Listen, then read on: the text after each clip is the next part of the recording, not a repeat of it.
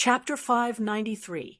Did he always see something inauspicious every time he raised his head and narrowed his eyes? Su Li's eyes were wide open as he stared at the rapidly approaching aircraft in the air outside the building, as well as the four dazzling missile jet streams that filled his nose with the smell of death.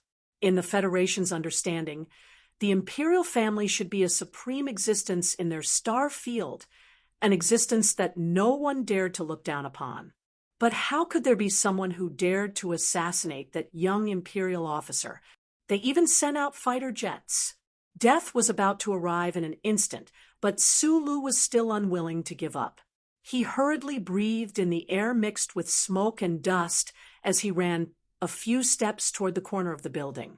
The beam structure of the building there should be able to increase the chances of survival after the building collapsed. Even if it only increased the chances of survival from 1 in 10,000 to 1 in 1,000, the chances were still higher. Whoosh, whoosh, whoosh, whoosh. Countless densely packed sounds rang out as hundreds of white streams of air rose from below the high-rise building where the restaurant was located. They quickly swept past the ring-shaped glass window and then abruptly turned, heading toward the four missiles. The Imperial Defensive Bomb Cluster formation, right before the explosion. Su Lu recognized these things. In a flash, a thought appeared in his mind. To have the qualifications to have these battlefield weapons protect the team, the identity of the young officer should not be far from what he had guessed. The rapidly rising dense bomb cluster successfully intercepted 3 extremely powerful missiles in the shortest amount of time, but missed the last one. The violent explosion, the dazzling flames, the flying debris, and the pungent smoke instantly occupied the entire restaurant. A huge hole was blown in the wall in front of the right. The wind from the outside whistled in and was licked by the burning flames. The temperature was boiling hot. The slender and elegant high-rise building shook like a young girl who had been slapped on the back of her head by a naughty boy. However, for the people inside the building, it was like they had experienced a terrifying earthquake. The floor shook violently, and no one could stand still and fell heavily to the ground. As for the soldiers of the Imperium who were close to the center of the explosion, many of them were blown out of the building by the airwaves before they could even make a sound, turning into black spots that rapidly fell from the sky.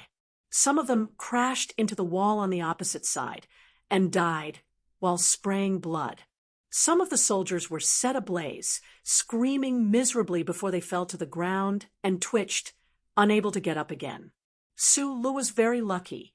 The missile that wasn't intercepted exploded very far away from his body. Other than the rubble that flew up from his brow bone, his body was unscathed. In the corner a few steps away from him, Huai Chaosher, who was surrounded by the soldiers of the Imperium and their alloy shields like a cocoon, was naturally not dead either. The soldiers in the corner quickly dispersed. Huai Chaosher stood up with a cold face. Half of his body was dyed red with blood. Combined with the ruthlessness that flashed across his cold face, it made people shudder. In the blink of an eye, the emotions on his face suddenly became abnormally heavy. It was unknown what he had thought of, but this young expert of the Imperium who had remained calm in the face of an assassination attempt, only angry and not frightened, also felt somewhat bewildered and at a loss. However, these emotions were only temporary. Huai Chaosher coldly glanced at Su Lu, who was not far away, walked over with large strides, grabbed him by the back of the neck, lifted him up, and threw him to a subordinate officer behind him. Then, he quickly left with the crowd. This was a shameful treatment, like catching a chicken. However, Su Lu knew very well that as a prisoner of the Federation, he could not expect to receive true respect. The so-called sightseeing and the so-called imperial cuisine were only because the other party had a request. Right now, the environment was dangerous. So how could the other party still care about psychological attacks? That special Imperium officer was heavily injured, but the movement of his hand reaching out and grabbing was still as strong as before. His palm wasn't large, but it was harder than steel. The blood that flowed down this person's arm turned his shoulder wet and sticky. The Imperium's soldiers protected Huai Chaoshi as quickly as possible, pushing and even dragging Su Lu to the bottom of the building. There were already more than 10 bulletproof military vehicles waiting by the side of the street. However, those who dared to carry out this crazy assassination had no intention of letting this group of people leave just like that. The Imperium soldiers in charge of security and surveillance had some ugly expressions on their faces. Just 3 blocks away, there was a mechanized unit approaching at high speed. At this very moment, a mechanized unit without any electronic communication verification represented absolute danger. Meanwhile, the surveillance confirmed that this unit's combat strength was at least greater than that of a reinforced battalion. There was absolutely no way these 100 or so soldiers could contend against them. "Sir, please leave first." The Imperium's military officer in charge of security gave Huai Chaoshi a military salute with a flushed face, and then loudly said to the surrounding soldiers, "Stop them on the spot. Immediately set up temporary fortifications." The Imperium soldiers responded in unison, quickly moving into action.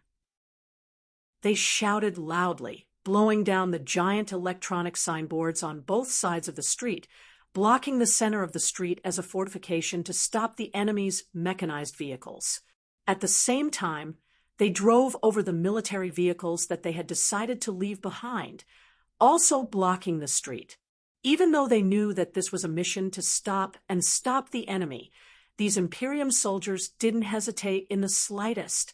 Their faces didn't show any fear, instead full of valiant fighting spirit.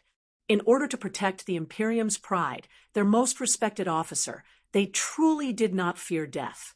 Huai Chaoshi nodded at his subordinates, turned around, and sat on the military vehicle. During this entire process, his face was still cold, not saying a single word. As a soldier, at this very moment, any sadness of parting was a waste of emotion and hypocrisy. Accompanied by the ear-piercing, grinding sound of wheels, several military vehicles quickly drove away. Su Lu looked at the young military officer in the front row, who could make countless Imperium soldiers willingly give up their lives. His brows furrowed slightly, and he coughed twice. He didn't understand where this person's grave and worried expression came from. This freakish expert, who didn't even frown when half of his body was covered in blood, what was he worried about at this time? It shouldn't be that he was worried about the pursuit from behind or the lives of his subordinates. People like him should have long since become indifferent to such things. Suddenly, concentrated gunfire and explosions rang out in the streets behind them. Su Lu turned back to look, only to see flames and smoke rising into the sky. In order to cover for Huai Chaoshi's departure, the Imperium soldiers engaged in fierce and even bloody battles with the enemy in the streets of Mulberry-Ji province. Over 100 soldiers gradually died in silence. Of the several military vehicles that drove away, only 2 were left behind to carry out a desperate suicide attack. Huai Chaoshi's group finally managed to temporarily shake off the pursuit of the enemy and arrived at the outskirts of a quiet residential area.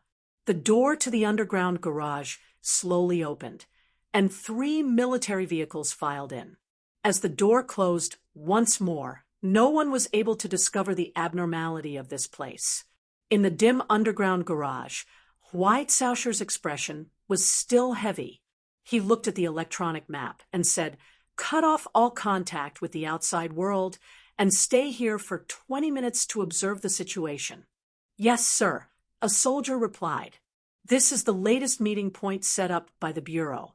As long as those traitors are unable to infiltrate the royal palace, they should not be able to find this place."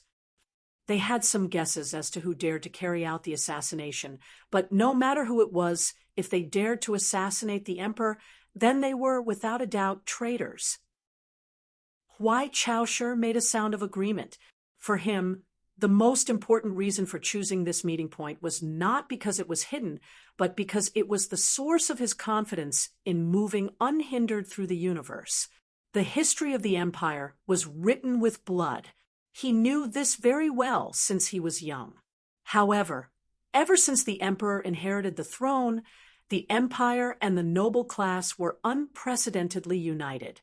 At least, it was on the surface. No one dared to challenge the dignity of the royal family, much less carry out such a crazy action. Who dared to assassinate him? Huai Caosher's expression was unusually heavy. Just as Su Lu had analyzed, he was not worried about his own safety.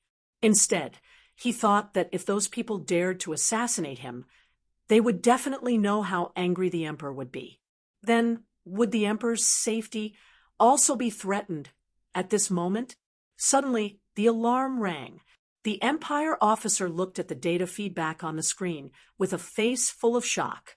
He said with extreme guilt, "The whistle left outside confirmed that the rebel army suddenly changed direction and is coming this way. Sir, this place should be exposed." As he spoke, the Empire officer's hand was on the gun at his waist. He swept his cold gaze over the people present, trying to find the traitor hiding among his own people. "Don't move." An officer at the front right suddenly took out a metal gun from behind him and shouted at the crowd, "Otherwise, I will immediately kill the emperor." The cold gun barrel trembled slightly as it aimed at Huai Chaosher. The officer's voice was also trembling. It was obvious how much pressure he was under at this moment. "Rossi, you traitor, put down the gun. Otherwise, I will kill you."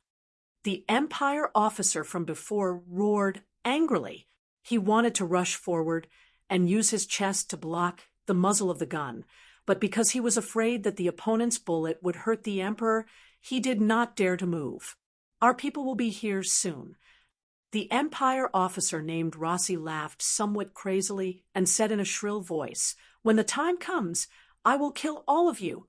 "Rossi, why is this? Have you forgotten the kindness that the emperor has shown you?" Huai Chaosher looked at this subordinate officer expressionlessly. He could no longer remember when this officer had entered the bureau to work and when he had become his direct subordinate. He did not listen to the angry questioning of his loyal subordinate. He did not even look at the trembling gun barrel. Instead, he took a step forward without any warning. Half of his body was covered in blood. It was as if he was stepping on the wind. In an instant, he moved forward 2 meters. He slapped down with his palm, bending the gun barrel and breaking the traitor's neck at the same time. With a crack, the traitor fell to the ground. His head was horribly tilted to the back. Su Lu, who was standing behind the crowd, narrowed his eyes. He was shocked. The emperor was seriously injured, but he was still so strong. "I finally wrote it. I can't do it anymore. Yes, I admit that the empire's words in the first chapter are circles and crosses. Also, I have something to be proud of. A friend of mine who reads a book, Mr. Smirk, told me a few days ago that he had done very well in the civil servant exam again." Why did I say again? That was because he seemed to have done very well in the previous 2 exams, but he was eliminated in the interview. Back to the main topic. He said that there was a question about who said the sentence of the starry sky of virtue. It was the sentence that I used in my introduction. He said that after reading my book, he would naturally know it was Kant. I said that even if he did not read my book, he should know it was Kant. He said that if he did not read my book, he would not know it was Kant. So, I am somewhat satisfied. I have helped my dear reader. If there are any comrades who are taking the civil servant exam in Hebei, and remember that it was written by Kant through my introduction, please remember to treat me to a meal. Chapter 594. The dark underground parking lot, the dangerous guns, and the escape. This kind of familiar environment made Su Lu feel a little uncomfortable. The internal strife of the Empire had nothing to do with him, a soldier of the Federation. Ever since he entered the underground parking lot, he had been standing silently at the back, watching everything unfold, trying his best to listen to the Empire's language, which was difficult to understand. Assassination, traitor. He felt that the conversation of these Empire people was very much like a clumsy script, but he had never thought that such a clumsy script would have such a seemingly natural, understated, and yet extremely sharp ending. The Empire soldiers looked at the traitor officer lying in a pool of blood with disdain, walked to the side of the underground parking lot, pulled open the cement wall camouflage outside, and then tore off a large piece of blue electronic dustproof cloth. With a whoosh, a new Empire mecha in black and green revealed its true appearance amidst the flying dust. Its armor glowed with a faint metallic luster, its body slender like a demon, and strange metal boxes hung from each of its joints. Su Lu narrowed his eyes, his pupils constricting. This was the peach miasma that had brought him to a dead end. Huai Chaosher coughed twice and silently boarded the mecha, while the rest of the Empire soldiers quickly dispersed. All the lights in the underground parking lot suddenly went out, and in the darkness, the low and powerful sound of multiple engines suddenly rang out, cutting through the silence and stifling atmosphere. Just before the rebel army surrounded the street, the peach miasma mecha broke through the door at high speed, turning into a ghostly shadow under the light of day. It crushed the cement road, knocked away the tanks in its path, and roared as it ran away. Its speed was swift, and its momentum was heroic. It did not look like it was fleeing at all, but leaving proudly, and then it threw itself into the sea of mulberry trees. Inside the dimly lit cockpit, only the green sea of mulberry trees on the monitor screen could soothe the nervous nerves and somewhat dry eyes. Those tender twigs and leaves fluttering in the wind flashed past the screen at high speed, gradually becoming countless green lines. It was possible to infer just how astonishing the speed of the mecha was at this moment. Su Lu slightly lowered his eyes, no longer looking at the picture of Shanghai on the light beam that lasted for almost half an hour. His eyes fell on the officer of the Imperium next to him cautiously. The person beside him had sustained significant injuries in the attack at the ring-shaped restaurant. Blood had dyed a large portion of his body red, but this person's expression did not change at all.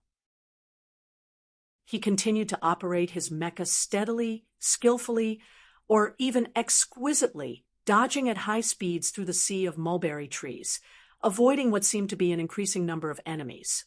Could it be that the Imperial family were all monsters with endless blood flowing through their bodies? This should be a nervous escape, but to Su Lu, he thought of himself as an outsider, so he had enough calmness to observe everything that was happening, especially this peach miasma mecha. This was the latest generation of mecha that the Empire had successfully developed. It walked the path of multi-joint microengine acceleration. It was different from the Federation's development of the new mecha, but it was very similar in essence. Su Lu had not expected that in such a tense moment, this young Imperial personage would actually bring him along. However, this just so happened to provide him with a rare opportunity to observe the Empire's new mecha up close. He used his eyes to observe all the devices in the cockpit of the mecha, doing his best to memorize everything he saw. Although the chances of him returning to the Federation alive were slim, if he had the chance to send back this first-hand information, it would definitely be of great help to the Federation. Other than the internal structure of the Empire's new mecha, he was more interested in the way this young Imperial officer beside him operated it. After a long period of silent observation, he confirmed that this person's method of operating the mecha was extremely similar to his, and Li Feng's. They were also using a device similar to the simulation system, directly transferring the power in their bodies into the internal sensors of the mecha. It was just that the other's device was clearly more compact, with only the connectors at the cuffs of the mecha visible. During their escape in the Mulberry Sea, This Imperial officer had operated the Peach Miasma Mecha to easily break through the enemy's encirclement. In several thrilling encounters, he had killed several enemy mecha like a tiger tearing rabbits apart. Su Lu had been watching his operation all this time, once again feeling the terror he had personally experienced on the battleship. In the process of breaking through the encirclement, this Imperial officer had displayed an unparalleled level of mecha control. This was especially true of the calm and sharp senses that radiated from his bones, as well as the exquisite micro-operations that danced between his fingers. What looked like the simplest input of commands, the most standard mecha movements, when combined at a certain frequency, would become so powerful, sometimes without waking up in the middle of the night, Su Lu would privately analyze himself and feel a little satisfied and proud. Other than his talent in mecha maintenance, what he was most proud of was his mecha operation skills. In just a few short years, even if he could not say that he was invincible in the military, at least no one had dared to challenge him. However, after the battle on the battleship today, he could not help but admit with some desolation that this Imperial officer beside him was indeed far more skilled than himself. Admitting that he was inferior to the other did not mean that he would always admit defeat.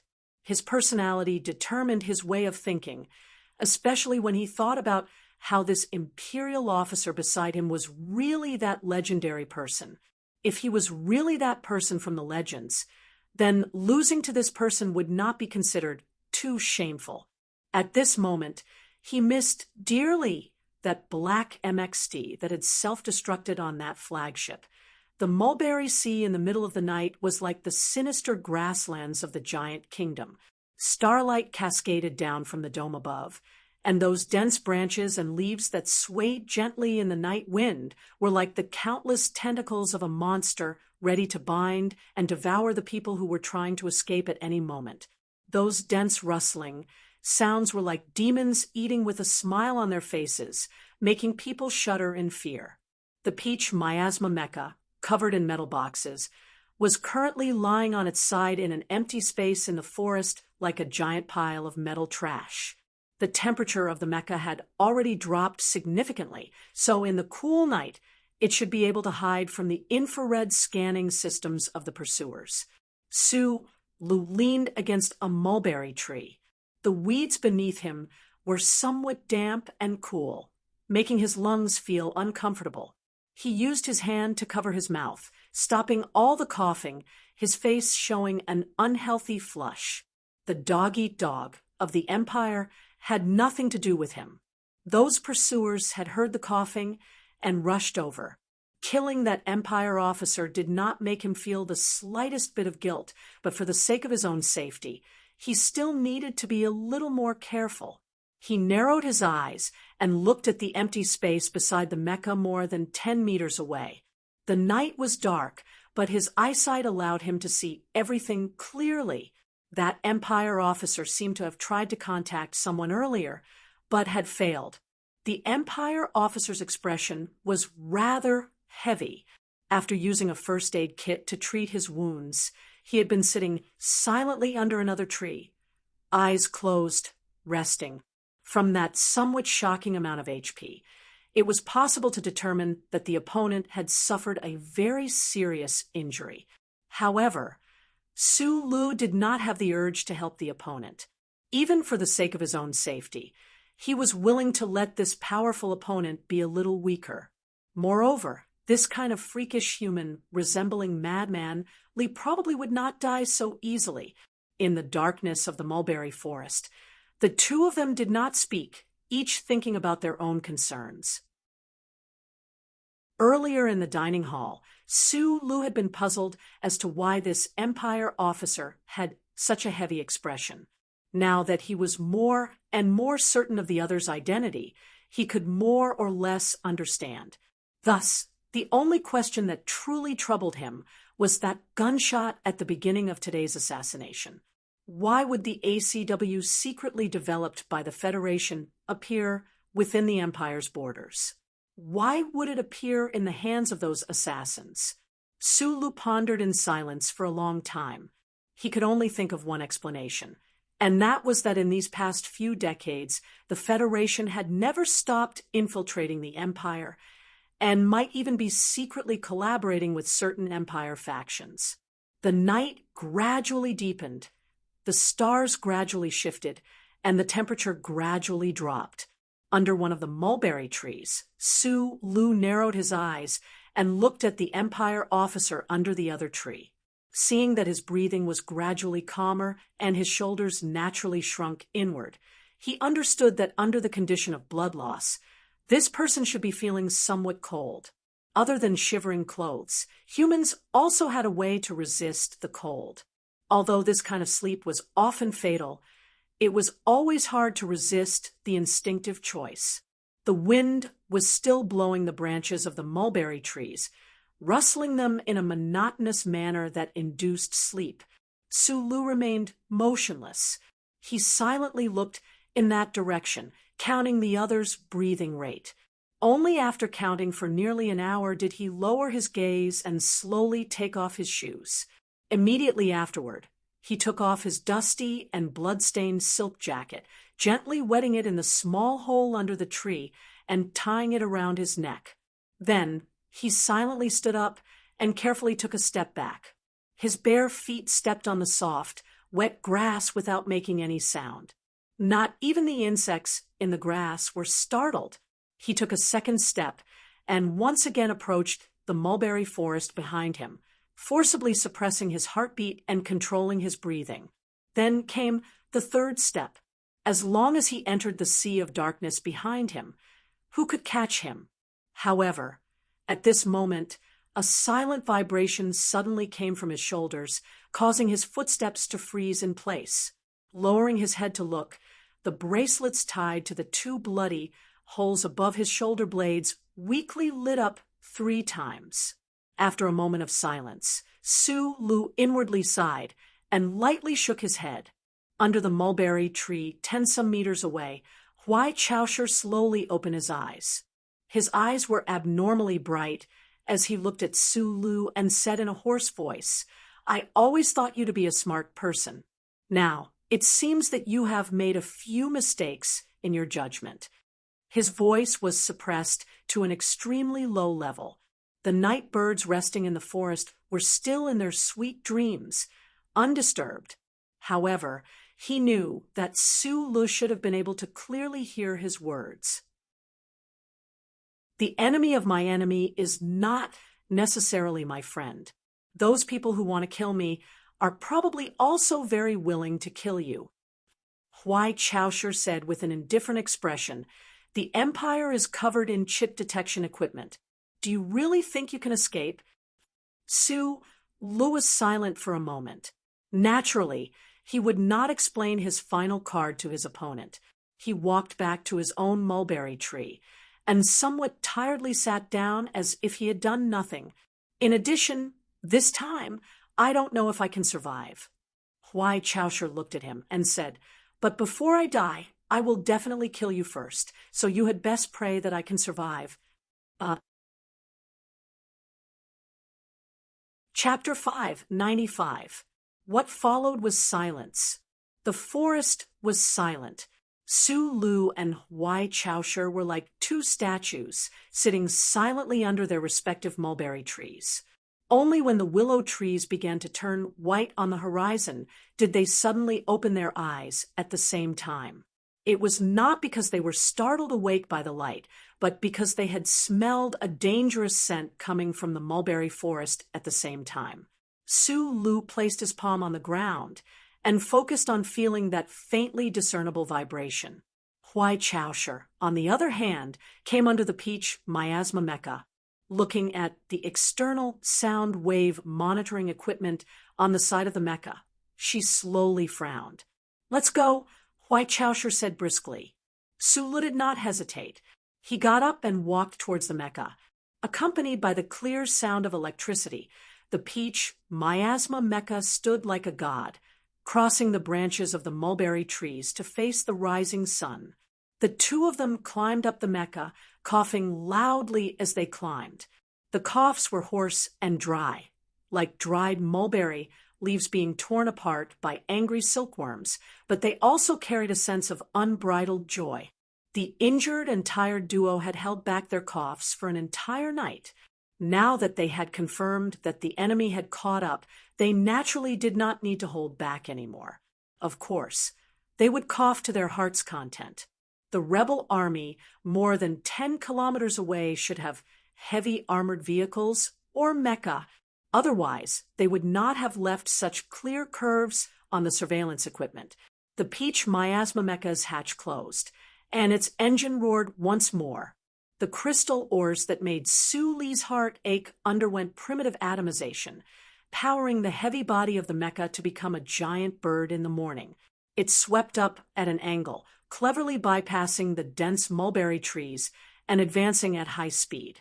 10 minutes later, a loud roar came from outside the mulberry forest that had regained its peace.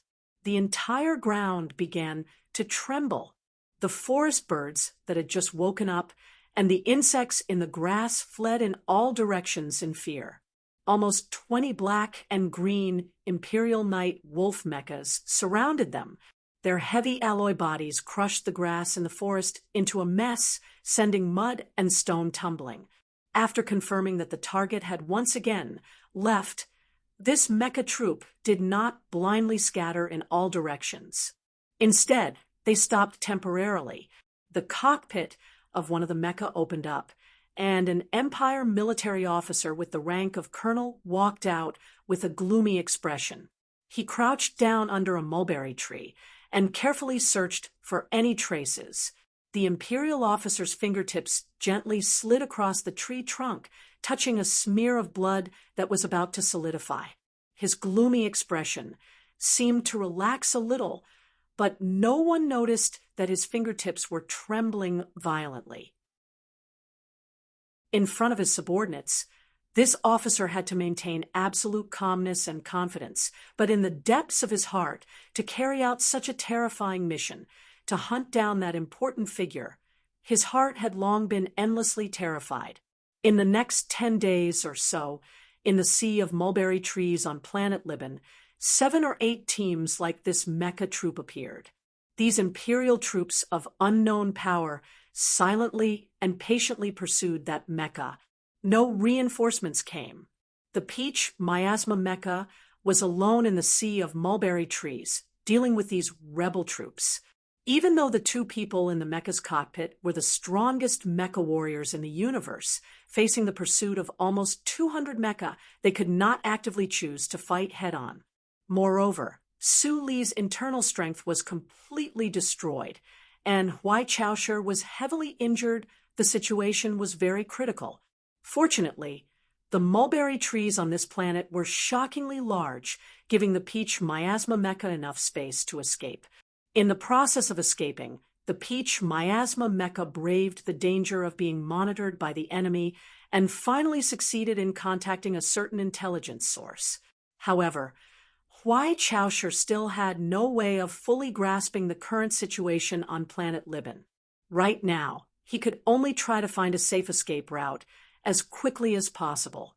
The Imperial Mecha Squad, conducting this pursuit, clearly knew who their target was. Even those soldiers who had not dared to believe their ears at first were able to confirm this fact after more than 10 mecha had fallen tragically at the hands of the Peach Miasma Mecha.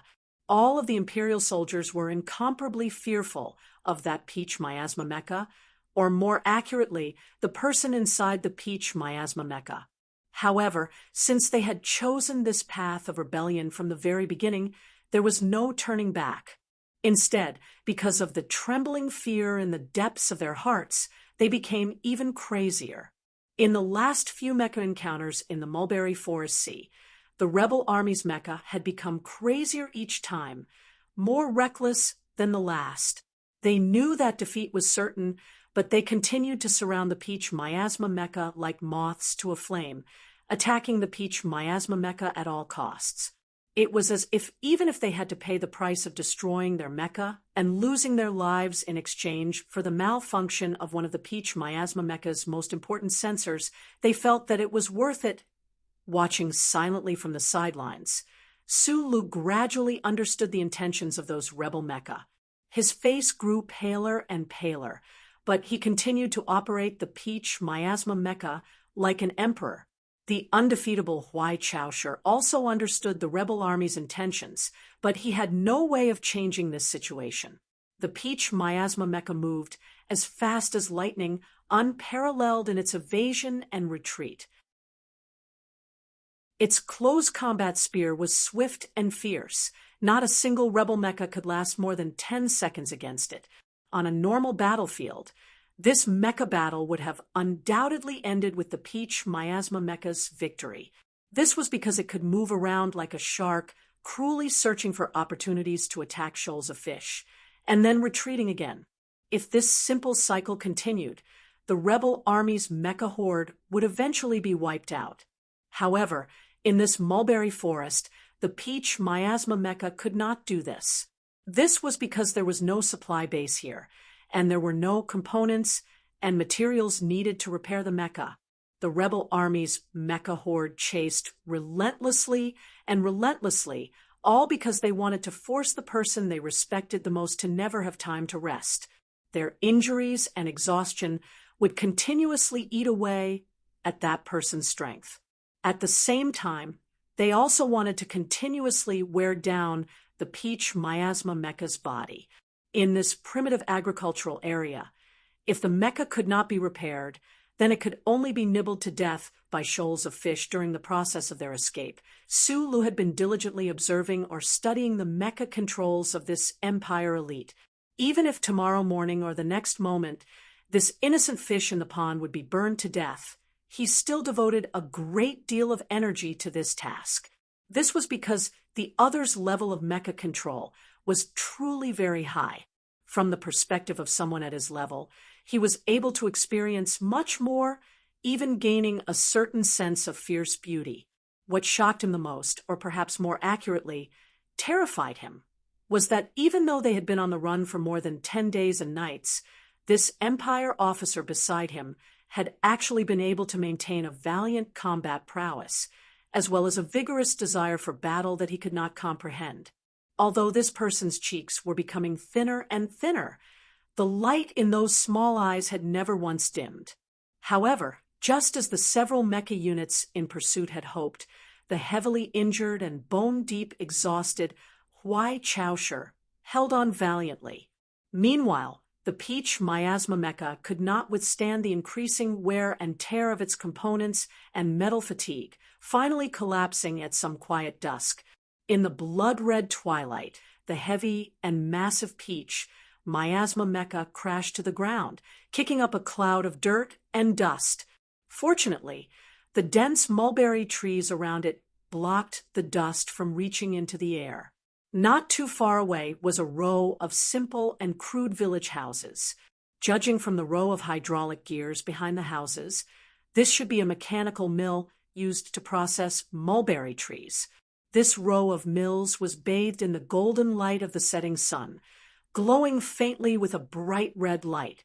The emergency hydraulic valves activated, and the Peach Miasma Mecha's cockpit opened up a little.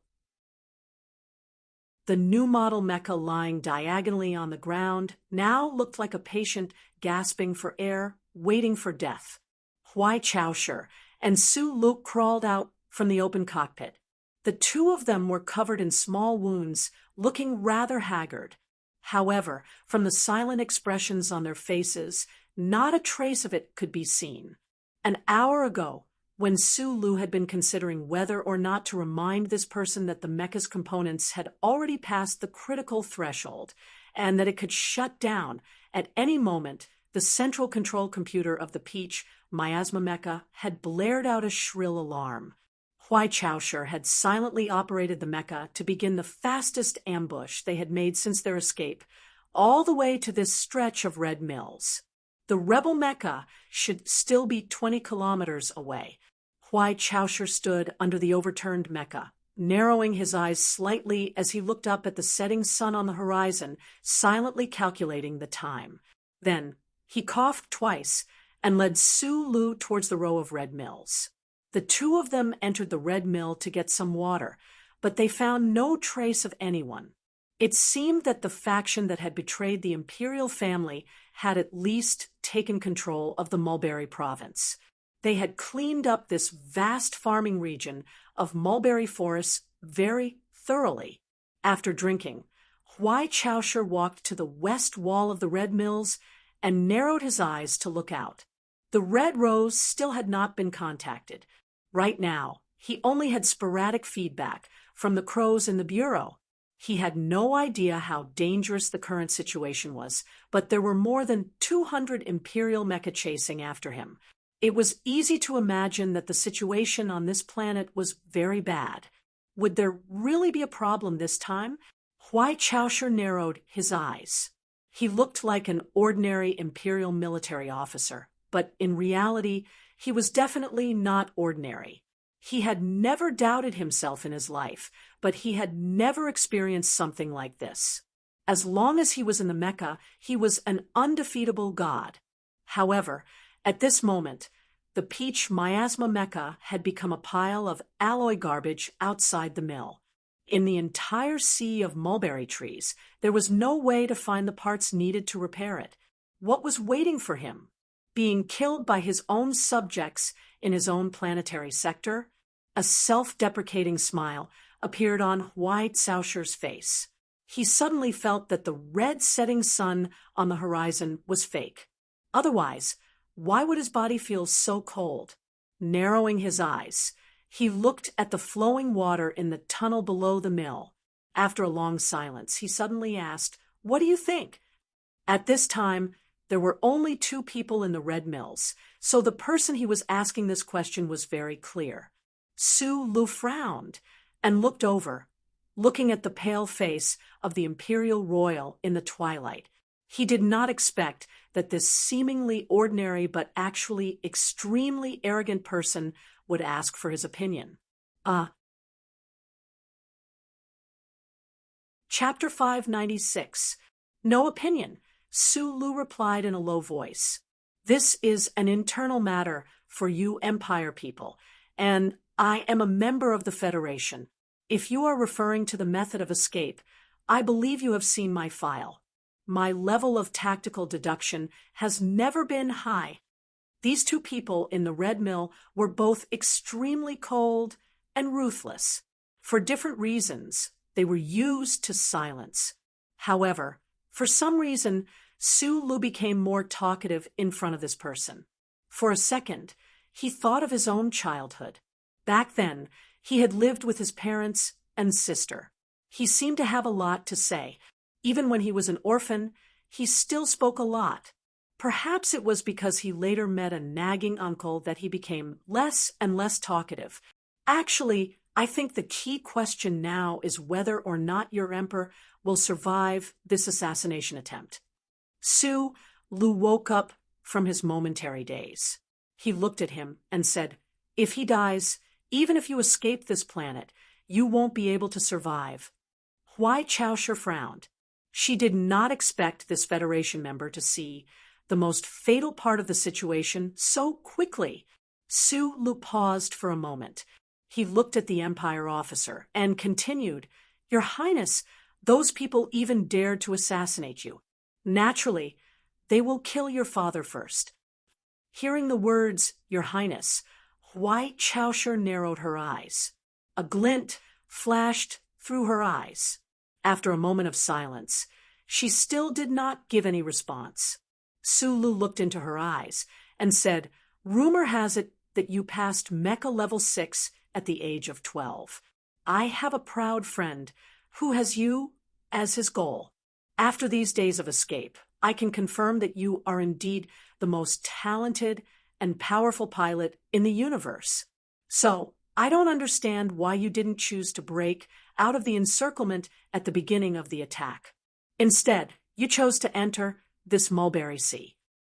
The proud friend he was referring to was Tai Ziyuan.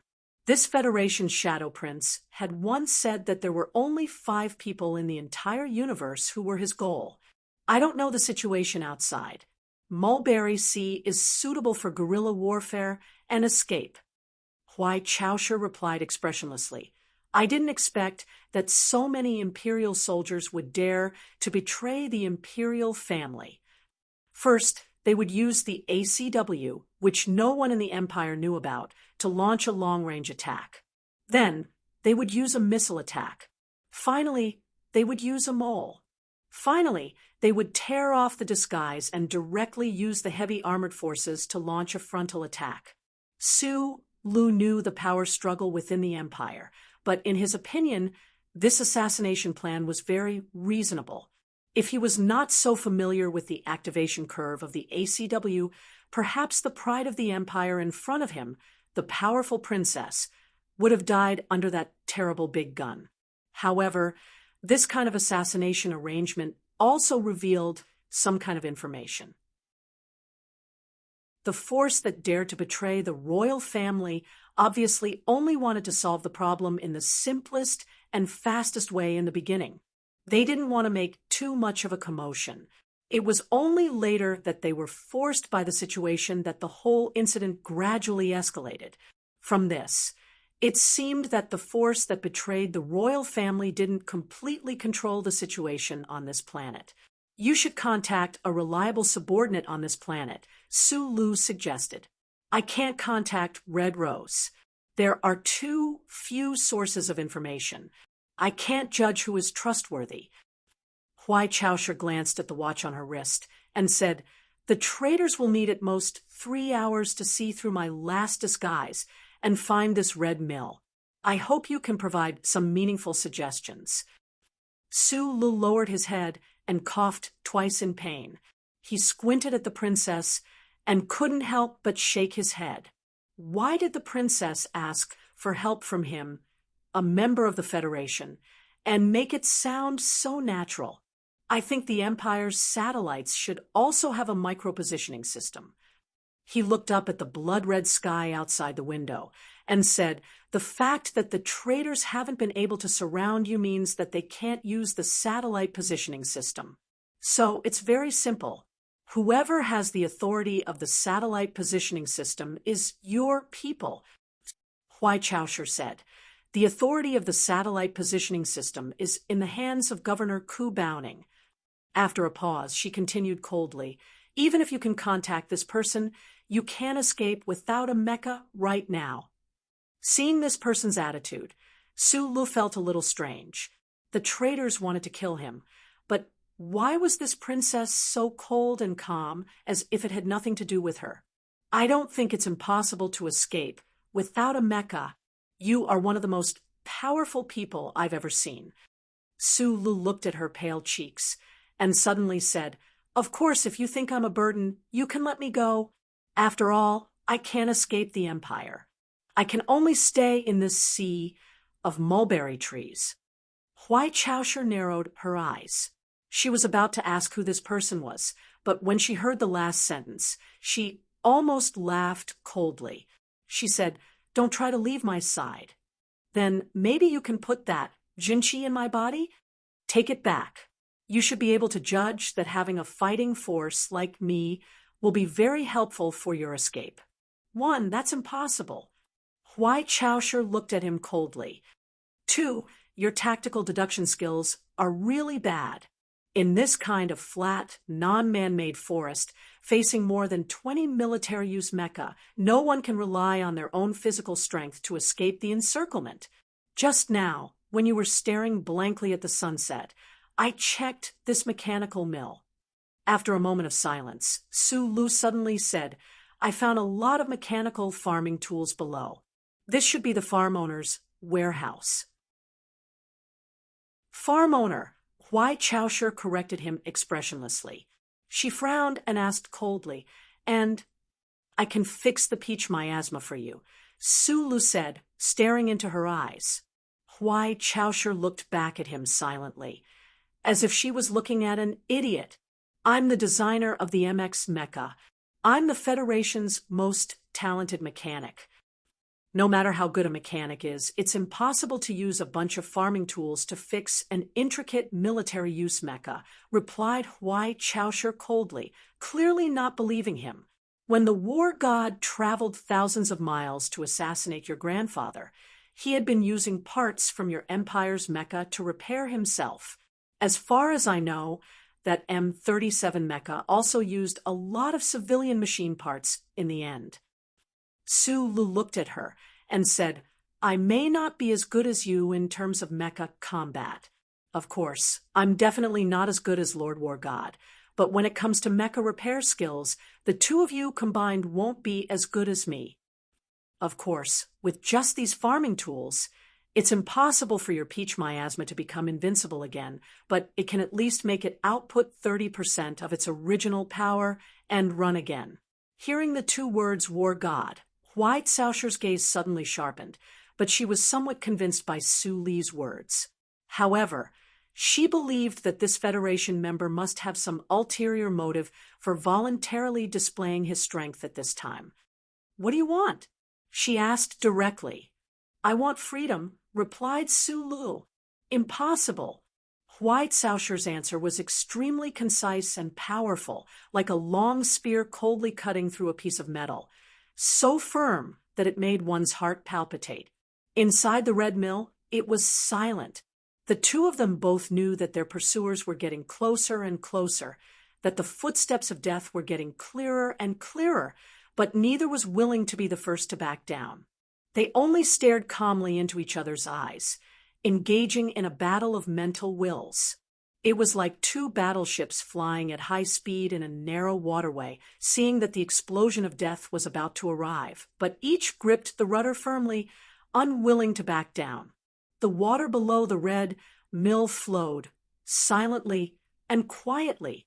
Suddenly, a leaf clamped between a mechanical gear fell down, lightly hitting the water with a soft thud, breaking the silence.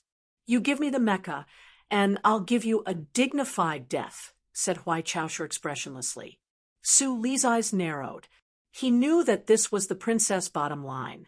If the other party was willing to keep her promise, then at the very least, he wouldn't have to worry that the Empire would use this method of humiliating him to strike a blow to the morale of the Federation's citizens, causing those friends he cared for and loved to grieve once more. He blinked lightly and said in a monotonous voice, I want the authority of the peach miasma. I want to see the internal blueprints. I want you to open them all to me. Repairing the mecha doesn't require full authority, said Huai Chaosher coldly. I insist, said Su Lu. Huai Caosher's eyes narrowed, her voice somewhat strange. You want to obtain the blueprints of the peach miasma so that you can escape back to the Federation in the future? You're very confident, even a little arrogant. As long as you have that doglet-like chip behind your neck, you won't be able to escape. Su Lu looked into her eyes and said, Whether or not I can escape is my business. I'll keep my eyes open and see just how you'll escape. Huai Chaosher expressionlessly gave him the secret key to the highest authority of the peach miasma mecha. 3 hours later, 60 to 70 Imperial Moon Wolf mechas crushed the surrounding mulberry trees, crushed the tranquility, and crushed the shadow cast by the Red Mill on the water. With a roar, they charged in from 3 directions, tightly surrounding this row of houses. Unlike the crazy pursuit of the past dozen days and nights, today, these Imperial rebel mechas finally surrounded their revered highness. However, they did not immediately launch an attack. Instead, they silently guarded the perimeter. The dirt on the metal belts gave off the smell of rotting leaves under the starlight. This assassination operation had been going on for so many days. The Rebel Mecha Squad had already confirmed that their Highness terrifying Peach Miasma Mecha's weapon system had been completely destroyed under their continuous and frenzied attacks. Moreover, in this vast Mulberry Sea agricultural area, there was no way to repair it. Colonel Na Song of the Imperial Military's Special Mecha Brigade walked down from his mecha with a complicated expression. He looked at the red mill not far away and hesitated to give the order to attack. After a long internal struggle, he walked alone toward the row of red mill houses. With a thud, he knelt on one knee and said in a trembling voice, "Your Highness, you are the pride of the Empire. We don't want to hurt you. As long as you are willing to leave with us, I will guarantee your safety on the honor of the military and the family." Chapter 597. In one of the most heavily guarded manors on the Libyan star, the light from the broken lamps, which imitated the starlight of the night sky, refracted and fluctuated inside the spacious building like flowing water, making the exquisite jade carving on the black sandalwood table seem as if it was about to come alive. The jade carving was of a spring silkworm. Below the white curve was a thin piece of jade that resembled a mulberry leaf. In contrast, the jade silkworm's body was round and cute, completely without the disgusting feeling that ordinary insects gave people. The mulberry tree and silkworm had an important symbolic meaning to this planet. So when this manor was being renovated, the most famous sculptor of the empire chose it as the object to carve, which won the appreciation of the manor owner and all the nobles. A young noble wearing a black silk coat gently stroked Jade Silkworm's body. His slightly gloomy face suddenly twitched as he coldly said, "His Majesty is already old and muddle-headed, but the Empire and the royal family have no reason to pay the price for his old and muddle-headed behavior. For decades, in the Zwitian Star region, no one dared to criticize the high and mighty Emperor like this. Those poor rebels on the remote planets may have angrily preached similar words in front of the fire, but their stinking heads had been piled on the ancient city wall, and their corpses were burned to ashes and thrown into the stinking puddles." After the young noble said this, he still appeared very calm. Looking at the night sky outside the manor, he raised his arm and said with a cold smile, "Look at this planet. The Emperor actually allowed those lowly people to eat together with us in the same school. What is he trying to do? Did he forget the noble bloodline of the royal family, forget the oath of the nobles? And this time's hunting plan?" A cold smile appeared on his face. The 3 technological breakthroughs of the Empire that are most likely to change the situation of the universe were actually used by him to kill a commander of the Federation. Think about the Westwoods Expeditionary Force 2 years ago that was destroyed because of his reckless orders. What kind of crazy emperor would do such a crazy thing? The luxuriously dressed, middle-aged man behind Jade Silkworm had been silent and did not answer these treasonous accusations. It was not until now that he raised his head and said with a frown, "The time travel hunting plan was drawn up by the military ministry. As for the destruction of the West Woods Expeditionary Force, I don't know what His Majesty thinks." The middle-aged man was Ku Bowning, an important minister of the Empire's famous liberal faction. He was also the governor of Libyan Star. Because of his ability and charming demeanor, this person had a very good reputation in the aristocratic circle. Moreover, he also had a strong appeal among the commoners of Libyan Star. However, in these dozen or so days and nights, Governor Kubowning had already found it difficult to maintain his composure. With a heavy expression, he stared at the young noble in front of him and said, "Speaking of madness, His Majesty ignored the staunch opposition of the Council of Elders and your father and made you a duke at such a young age. Is this not madness? But the young duke was actually covered in explosives and trapped me in the governor's mansion. Isn't that crazy? If you were really so loyal to His Majesty when I expressed my intentions, you should have chosen to summon the troops to kill me, even if it meant dying together with me." A trace of mockery appeared on the young duke's face. "But you hesitated. For His Majesty and that powerful prince, hesitation means betrayal.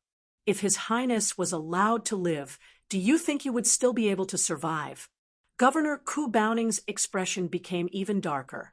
After a moment of silence, he said, "I really can't believe this was your father's intention. How could His Highness betray His Majesty because of these things?" No, Father's vigilance didn't last long. If it wasn't for the tragic death of County King Carlton, how could he have the courage to fight his brother? The young noble lowered his eyes slightly and said slowly, "I don't understand what you mean," Governor Kubauning said in a low voice. "How much did Uncle Carlton do for the Empire, for His Majesty?" The young noble said with a trace of emotion, "Back then, the entire Empire's West Star Line was dyed red by his troops.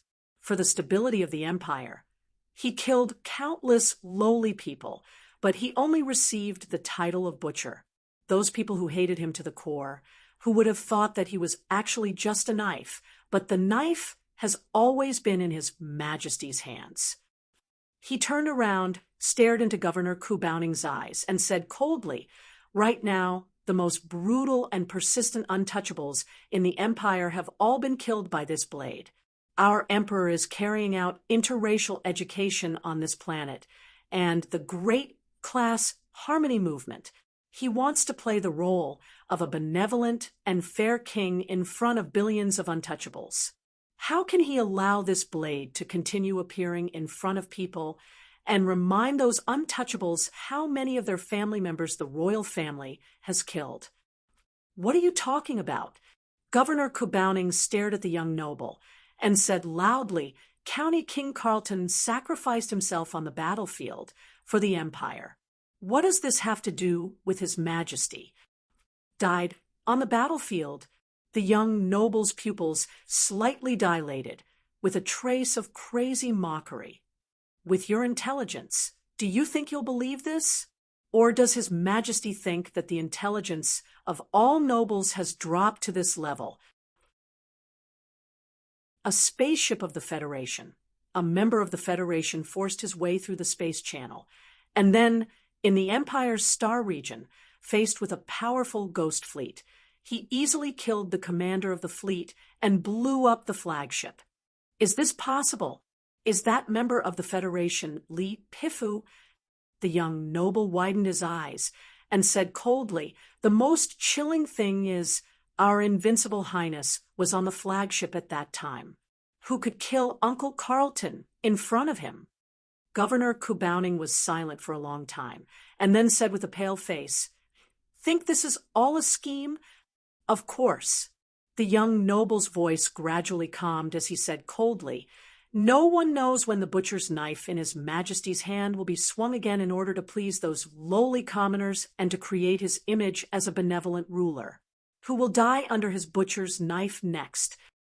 Father, me, and many people in Tianjin understood everything. We didn't want to sit and wait for death, so we had to stand up and face the battle. Although the flagship exploded in the end, and there weren't many videos left, there were many witnesses. The military also investigated and confirmed that there was no problem with County King Carlton's death, Governor Kubauning said with a frown. "With His Majesty's power, I'd believe it even if there were 4 million witnesses. As for Father's investigation, Her Highness controls the Intelligence Bureau, so she wouldn't let the military find anything." "You think Her Highness killed County King Carlton?" "Yes." "Watch your words. Your speculation is baseless," Governor Kubauning said sternly. "I won't allow you to insult Her Highness' character like this. Burning like the sun, warming the entire Empire, was Her Highness when she was young. She rarely appeared in front of people these years. Who knows what she's become? For a future empress, what kind of cruelty and viciousness wouldn't she do?" The young noble said coldly. Governor Kubauning took a few deep breaths to suppress the anger in his heart. He stared at the other and said, "What did you do to His Majesty?" The young noble didn't answer him. He stroked the smooth jade silkworm and stayed silent for a long time until a dark shadow appeared between his brows. He then raised his head proudly and said to himself, "Even if we can't do anything, as long as we kill the heir he appointed, I believe that the Empire can go back to the right path in the future. At this moment, the watch on his wrist vibrated slightly. He lowered his head to look, and a strange smile appeared on his lips. He said calmly, "Governor, let me tell you a piece of good news. You don't have to worry about me torturing you to get the satellite authority anymore, because Our Highness has been surrounded. The Red Mill was not dark in the night. Instead, it was eye-catching." When White Sausher's expressionless face appeared at the window of the Red Mill, it was even more eye-catching. It attracted a slight noise from the surrounding mechas. At this time, there were dozens of Imperial Moon Wolf mechas surrounding the Red Mill. These mechas only needed a simple sweep of their cannons to turn this row of crude mills and her into red powder. No matter how powerful she was, she could only welcome death. However, these Imperial soldiers who dared to betray His Majesty maintained a temporary silence. Through the screens in their mechas, they looked in that direction with complicated emotions. Because the person who appeared at the window of the Red Mill was the idol of all the Imperial soldiers. When she was still a young girl, she had already received the adoration and love of countless subjects, because she was Her Highness. Na Song, who sent you, the military, or your family, your sickly father, does he know that you participated in this treason? Huai Chaosher looked at the Imperial officer kneeling on one knee in front of the room and asked calmly, although she had not recovered from her injuries, if she wanted to, she could still kill this person or take him hostage at any time before the rebel mechas attacked. However, this was meaningless. These rebel mechas dared to take the risk of having their entire family executed to participate in this assassination. Naturally, they had already placed life and death outside of their scope of consideration. A calm conversation, maintaining the demeanor of a royal highness, could temporarily alleviate the tense situation. However, she knew that, as the noble officer in front of her said, if she did not surrender, the military mechas in front of the Red Mill would move. White Sausher's ears trembled slightly. She listened to the faint noise behind her that was covered by the sound of flowing water. She silently calculated the time, not knowing if she could delay until the Federation person completed his mission. "Your Highness, Father did not know. Please forgive our actions, because we only want the Empire to return to the right path." The Imperial noble officer named Na Song knelt on one knee and said loudly, "The Federation is already preparing to attack. We need a stronger leader. If your Highness is willing to accept what has happened and forgive the nobles who were forced to participate in this matter, I am willing to be your personal soldier and accompany you to win this war." After saying this, Na Song felt much more relaxed. He took a deep breath. Just as he was about to continue persuading, his pupils suddenly shrank, and he became nervous. The ground under his knee suddenly trembled slightly. Chapter 598. Truth? What truth? White Sausher's eyes suddenly narrowed. Soon after, she said lightly, "There is no truth. The nobles only know how to show greedy eyes in the dark night. How can they hurt His Majesty the Emperor?" Na Song didn't hear Her Highness answer. Clearly, his rapidly narrowing pupils had been tightly grasped by the scene in front of him. In the beginning, he didn't know where the nervousness in his heart came from.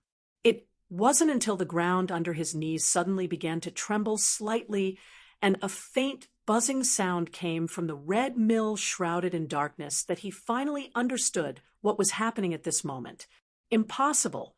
After more than 10 days of crazy and reckless mecha pursuit, Her Highness Peach, Miasma Mecha, couldn't possibly hold on. There were no military bases in this vast Mulberry Sea, no factories, and not even an automated assembly line. Before they surrounded the Red Mill, his mecha unit had carefully monitored for a period of time and confirmed that Her Highness Mecha had lost all mobility. In fact, Her Highness knew Mecca, which left a deep impression with countless metal boxes hanging from its joints, looked like a pile of metal trash. It had been lying quietly and helplessly on its side by the stream behind the Red Mill just now. It was like a pile of metal trash. Why did this pile of metal trash suddenly move? He was stunned in place, still in a kneeling position. He raised his head to look at the tall shadow in front of him. This shadow was as heavy as millions of tons of steel. His body suddenly stiffened. This was the last question the imperial officer Na Song asked before his life ended. In the middle of the night, in the Red Mill by the stream, the rebel army's Mecha stared in shock at the terrifying Mecha that looked like a demon. It woke up from its deathly stillness and returned from hell. It stood up at high speed with a loud roar and smashed through the shabby houses, causing dust and debris to fill the air. At this critical moment, when the situation suddenly changed, there was a moment when time stopped. In this short period of time, in the dim cockpit of the Peach Miasma Mecha filled with the smell of inferior engine oil, Su Li's eyes were abnormally bright. His gaze pierced through the light screen in front of him and stared at the back of the figure in front of the crumbling Red Mill. That person's back was a little thin. She, who usually gave people a feeling of invincibility, appeared so small and weak under the heavy metal mecha's feet. As long as he gave the command, the Peach Miasma Mecha would raise its gigantic mechanical legs and stomp the opponent into meat paste. The Federation's most powerful and dangerous enemy had suddenly become an ant that could be easily stepped on because of such an opportunity that was hard to replicate. This kind of temptation was hard to resist. The Peach Miasma Mecha had been repaired, and its power output was now at 37%. If he could kill this person in front of him in one blow, Su Lu had a 60% chance of avoiding the encirclement of these traitors and driving the Peach Miasma into the dark night. However, the person he wanted to kill the most had his back facing the Peach Miasma Mecha, but his hands were behind his back the entire time. A remote control device was emitting a faint light between the pair of hands that didn't seem to be strong, but rather delicate. With just a glance, Su Lu suddenly felt the two bloody holes above his shoulder blades begin to hurt. It was as if his blood and bones would explode in the next moment, turning him into a miserable corpse. The other party hadn't pressed the remote control, but just the thought of it made him feel cold. Even though they were surrounded by danger, Su Lu in the cockpit and Huai Chaosher in the shadows of the mecha still managed to make a bet in such a short amount of time. They were betting on who was faster, and the chips were each other's lives. Su Li's bright eyes abruptly dimmed. Expressionlessly, he suppressed that impulse. His right hand quickly entered the mimicry command and opened the hatch of the Peach Miasma Mecha. The Federation's mecha horde had reacted quickly enough. By the time they noticed the abnormality, the Moon Wolf Mecha, which had been in a state of alert all this time, began to howl and pounce forward. At the same time, the long-range weapons on its mechanical arms were ready to fire. However, they were still faster than that mecha and that person. The Peach Miasma Mecha burst out of the Red Mill, abruptly becoming a shadow. Huai Chaosher stood expressionlessly in front of the window. The window frame gradually shattered, the walls crumbling. The scene around her seemed to accelerate in time, and then rapidly crumble. She coldly looked at Na Song, who still hadn't managed to retract his stunned expression. Her feet pushed off the ground, and in a dense gust of air, her body quickly flew backwards. After more than 10 days and nights of pursuit, the large patches of blood-stained silk clothing were severely damaged. As she flew backwards, it scattered in all directions, like the ancient robes of a god fluttering in the starlight. The hatch of the Peach Miasma Mecha behind her had already opened. She was like a monarch returning to the throne that represented power, returning to her seat. The howling and sharp sounds of gunfire rang out. The mulberry trees in 3 directions in front of the red mill were viciously cut down by the sharp shrapnel. The white stubble jutted out sharply, splinters flying in all directions. Suddenly, the rebel mecha horde were attacked, and the muffled sound of gunfire was deafening. It was only then that the rebel soldiers in the mecha realized that although they had done a lot of preparation work, they still had no way of getting access to the data of the ammunition ratio of His Highness's mecha. It was even possible that the data of the ammunition they had was fake data deliberately sent out by His Highness's intelligence department. Because of this fatal error in intelligence, the rebel mecha horde had never imagined that Her Highness Peach Miasma Mecha would have such a shocking amount of ammunition. Instantly, a small opening appeared in the encirclement. Of course, the most fatal reason for this situation still puzzled them. This had nothing to do with intelligence. This Peach Miasma Mecha had clearly been severely damaged and could not be activated. Why did it have to be activated again at the most critical moment? Amidst the flying shrapnel, there was the ear-piercing sound of the heavy mecha stomping through the ground at high speed. After the Peach Miasma Mecha's sudden display of power, the rebel mecha, and even Su Lu, who was in the Peach Miasma cockpit, all thought that Huai Chaosher would choose to retreat quickly after this wave of fierce attacks. She would leap over the small stream behind the mill and throw herself into the darkness that could hide everything. Thus, the 10 mecha flanking the rebel mecha horde rushed towards the small stream. They knew of Her Highness near invincible mecha battle strength and the terrifying mobility of the Peach Miasma Mecha. If they didn't advance in advance, there was no way they could stop the other. However, contrary to everyone's expectations, Huai Chaosher, who had quickly taken over control of the Peach Miasma Mecha, valiantly chose an even more direct path. When the 2 flanking rebel mecha advanced towards the small stream at high speed, the Peach Miasma Mecha charged straight ahead. The red mill collapsed to the ground. The walls were reduced to dust under the concentrated attack of bullets. Under the starlight, the dust on the walls actually looked a little like the miasma formed by the dew on pink peach blossoms. The Peach Miasma Mecha whistled through the red miasma. The alloy body of the Peach Miasma Mecha was wrapped in wisps of dust. With a speed that the naked eye could not see clearly, it coldly attacked the rebel mecha horde in front of it. With a hiss, a 5-meter-long multi-layered forged alloy gun was pulled out of its case. It spun at high speed in the mechanical arms, dancing with the starlight and red dust. It was like a giant and terrifying peach blossom. The Peach Miasma was poisonous. The peach blossom petals could not be blocked. Upon contact, one would die. The rebel mechs that were blocking the path of the Peach Miasma mech all fell to the ground in a flash of red, their mechs exploding.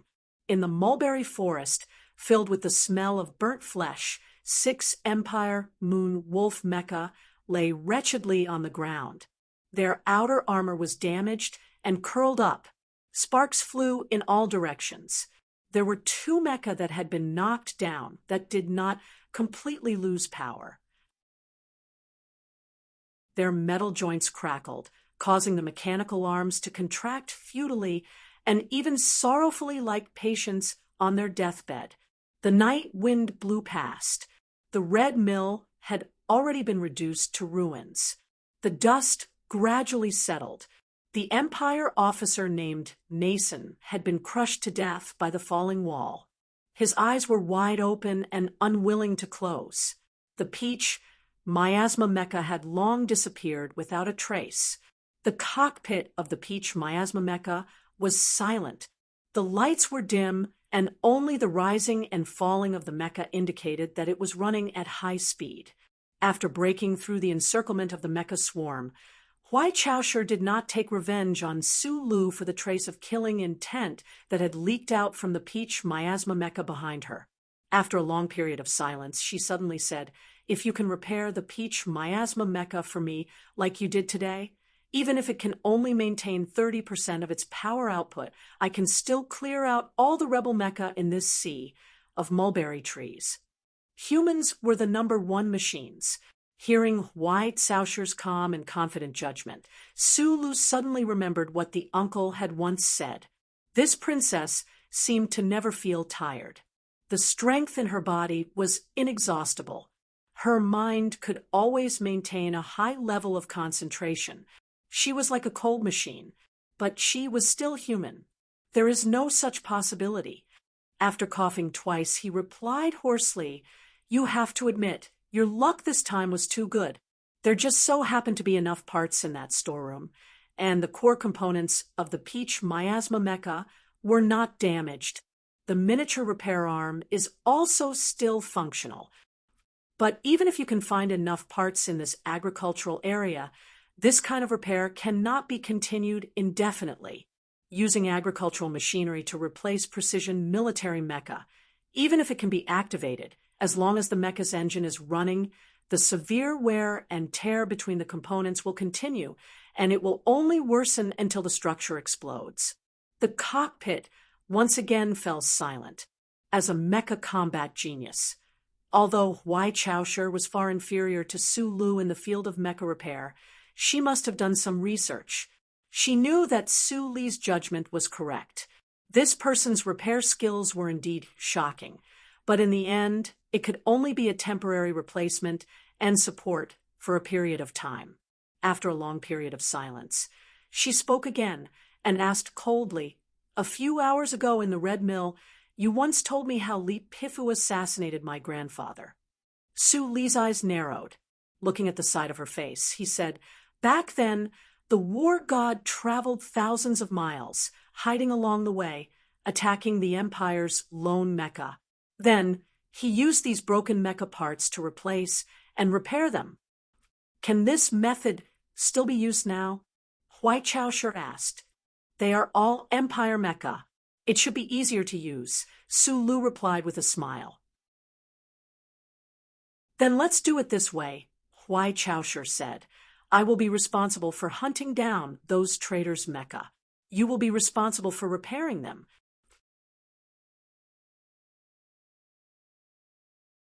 Chapter 599.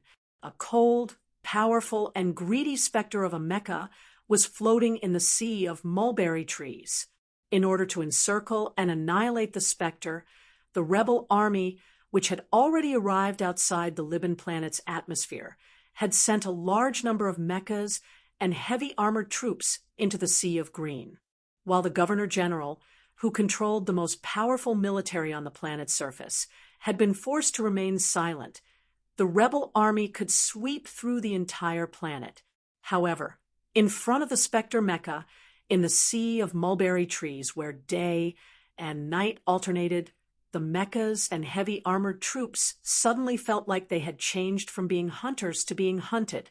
They were confused and panicked until their hearts were shaken, and they were secretly trembling in fear. Between dawn and dusk, the cold, rainy night, and the scorching sun at noon, the mechas and heavy armored troops of the rebel army seemed to be under attack all the time. The mulberry leaves swayed in the wind, dispersing the shadows. A few cunning rabbits fled in panic among the weeds. The mechas that were carrying out reconnaissance missions or were alone were instantly destroyed by the Spectre mecha. Then they were miserably torn apart into wreckage. It looked like their internal organs had been devoured by primitive barbarians who believed in demons. The main army of the rebel army had approached the Spectre mecha many times, but the Spectre mecha had used some unknown method to silently disappear from its original spot, leaving behind only the monotonous sea of mulberry trees, which was so dull that it made one's eyes go numb. It made a rustling sound, as if it was mocking the futility of these people. More and more mechas of the rebel army were destroyed in the encirclement. Not a single mecha could escape, or even withstand the sneak attack of the Spectre mecha for a few seconds. Once they encountered the Spectre mecha, they would die. This shadow, which was like a curse, shrouded the entire encirclement army. When they thought about the identity and legend of the person in the cockpit of the Spectre mecha, the rebels could not help but feel extremely tense. The mecha was called Peach Miasma, but its body was painted with the black hibiscus flower that represented the imperial family of the Empire. It moved like a specter through the dense, green mulberry forest. Most of the metal boxes hanging from the joints had been destroyed, and 70% of the original alloy armor had been destroyed. Instead, it had been replaced with armor that had been picked up from somewhere. There were still clear traces of the use of high-temperature cutting guns and welding guns on the armor plates. The outer armor, which looked like beggar's clothes, was sprayed with oil sputtering lines. Together with the damage marks left behind by the fierce battle, it looked like a painting of the Galaxy Sect, which was famous for its ugliness and fury. The Peach Miasma mecha, which had never contributed anything in terms of aesthetics, now looked more like a walking pile of metal garbage than ever before. The internal components of the mecha had already been repaired countless times. Who knew how many parts had been swapped out? Those temporary replacement parts were helplessly wearing themselves down, letting out a sad, low, grinding sound. The two slender mechanical legs, nearly 3 meters tall, were unable to ensure an absolutely precise dynamic balance because they had collected the spherical joints of two different mecha. Every time it moved forward at high speed, the Peach Miasma mecha would always tilt its body like a walking pile of metal trash. Suddenly, it looked a little like a poor crippled metal patient. To make this mech that looked like it would fall apart at any moment move, to the point where it was close to going on strike countless times, only to once again let out a low rumble, and even to the point where it could continue to fight for many days and nights in a row. To be able to do all this was naturally thanks to the mechanic jointly cultivated by the Federal Nutshell Company and Uncle Fonyu. The joys and sorrows of humans were not the same. The joys and sorrows of the people of the Federation and the people of the Empire were diametrically opposite. Fortunately, both sides had absolutely similar thinking patterns and the same baffling units of measurement and design concepts. Even the operation of the simple maintenance arm seemed to be the same. Even with White Sausher's translation, Sulu could not fully understand the technical parameters on the Imperial mecha's components. However, when his hands touched the cold handle of the maintenance arm and pressed the switch, he very quickly began to familiarize himself with all the machinery, or rather, everything related to metal. And he fixed it. He even used the limited components to modify a Rebel Army electronic mecha station that the Peach Miasma mecha had destroyed. Although he did not succeed in infiltrating the Rebel Army's command system, he greatly improved the Peach Miasma mecha's electronic shielding ability. In the instant he completed the modification, Sulu thought of that truly amazing electronics expert he had met. Thinking of Gu Shifeng's 10 plump fingers, he silently assessed that among the ranks of normal combat forces, the Empire's electronics technology level was far inferior to the Federation's.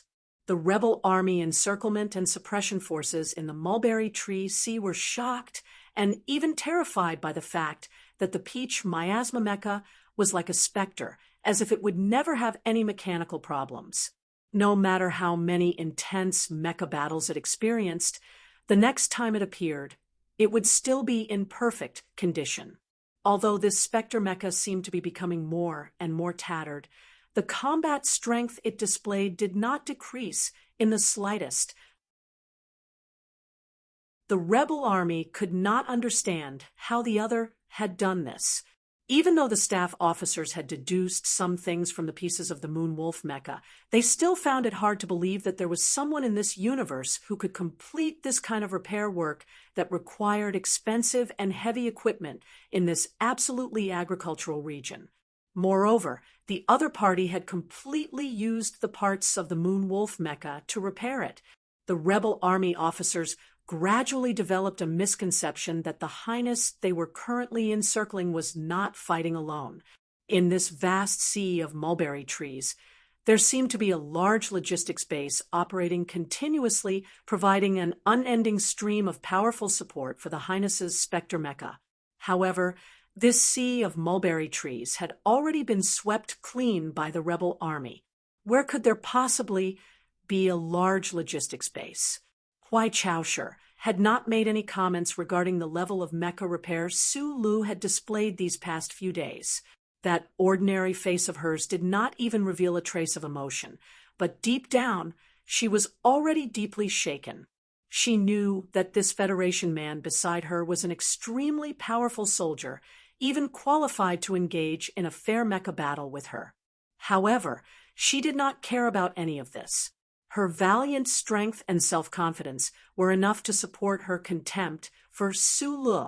However, seeing how the Peach Miasma Mecha had actually managed to hold out for so many days under this seemingly ordinary pair of hands, she could not help but feel admiration. Amidst the admiration was a strong sense of wariness. Amidst the wariness was confusion, the same confusion as those rebel army officers. The Federation's mecha research was not that far ahead of the Empire's. The level of the industry determined the level of operation. Huai Chaoshi could not understand how this person had managed to develop such inconceivable mecha repair skills. Could it be that this kind of thing also required talent? Watch the game, watch the game. That's all. I forgot to mention it yesterday, so I'll make up for it today. After reading what I've written these past few days, I feel quite good. Has my excitement threshold dropped? Haha. It's been a long time since I've done something narcissistic. Today, I've ruined my own character for Spain. Chapter 601. While Huai Chaoshi was secretly shocked by Su Li's mechanical skills, Su Li's heart was also filled with endless admiration and even fear for her. He had never seen such a person in his life. Other than focusing on mechanical repair work, Su Lu had always maintained a normal rest because his weak body was constantly on the alert. However, Huai Chaoshi, who was in charge of operating the Peach Miasma Mecha, not only had to escape the pursuit of the rebel forces, she also had to constantly launch sneak attacks on the enemy's mecha. She had no time to rest at all. During the many days of tense escape, Su Lu had never seen this highness be able to maintain a high level of concentration, even if she closed her eyes once. There was not even a trace of fatigue to be seen. The rebel forces outside Liban Star's atmosphere, after taking control of the Red Rose, continuously released troops into the sea of mulberry trees. It was like an endless wave, constantly slapping against the black reef, each wave higher than the last, each wave stronger than the last. However, Huai Chaoshi, who did not have the slightest time to rest, controlled the Peach Miasma Mecha to calmly and almost indifferently withstand all of these attacks. Humans are the first order of machines. Su Li's heart once again rang out with the uncle's words. The more time he spent with them, the more shocked he became. So there really was an existence like steel in this world.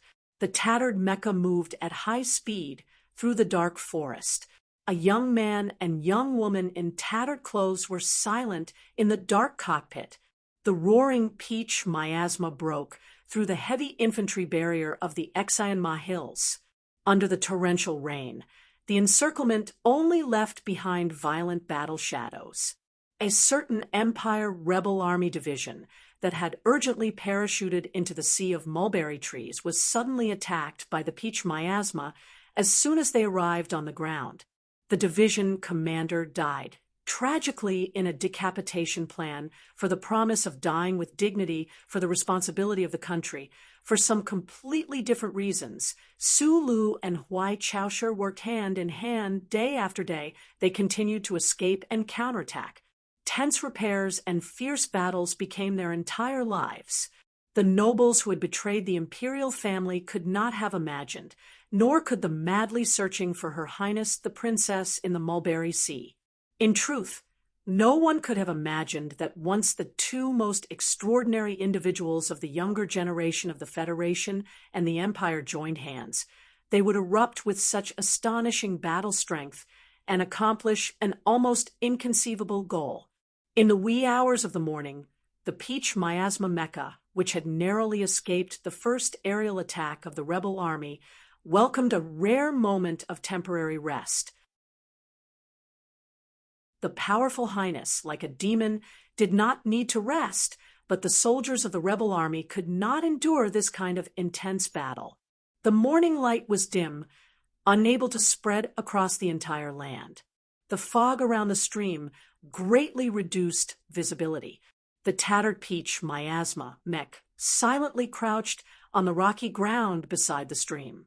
Su-Lu crouched beside the stream and splashed a handful of stream water on his stubbled face.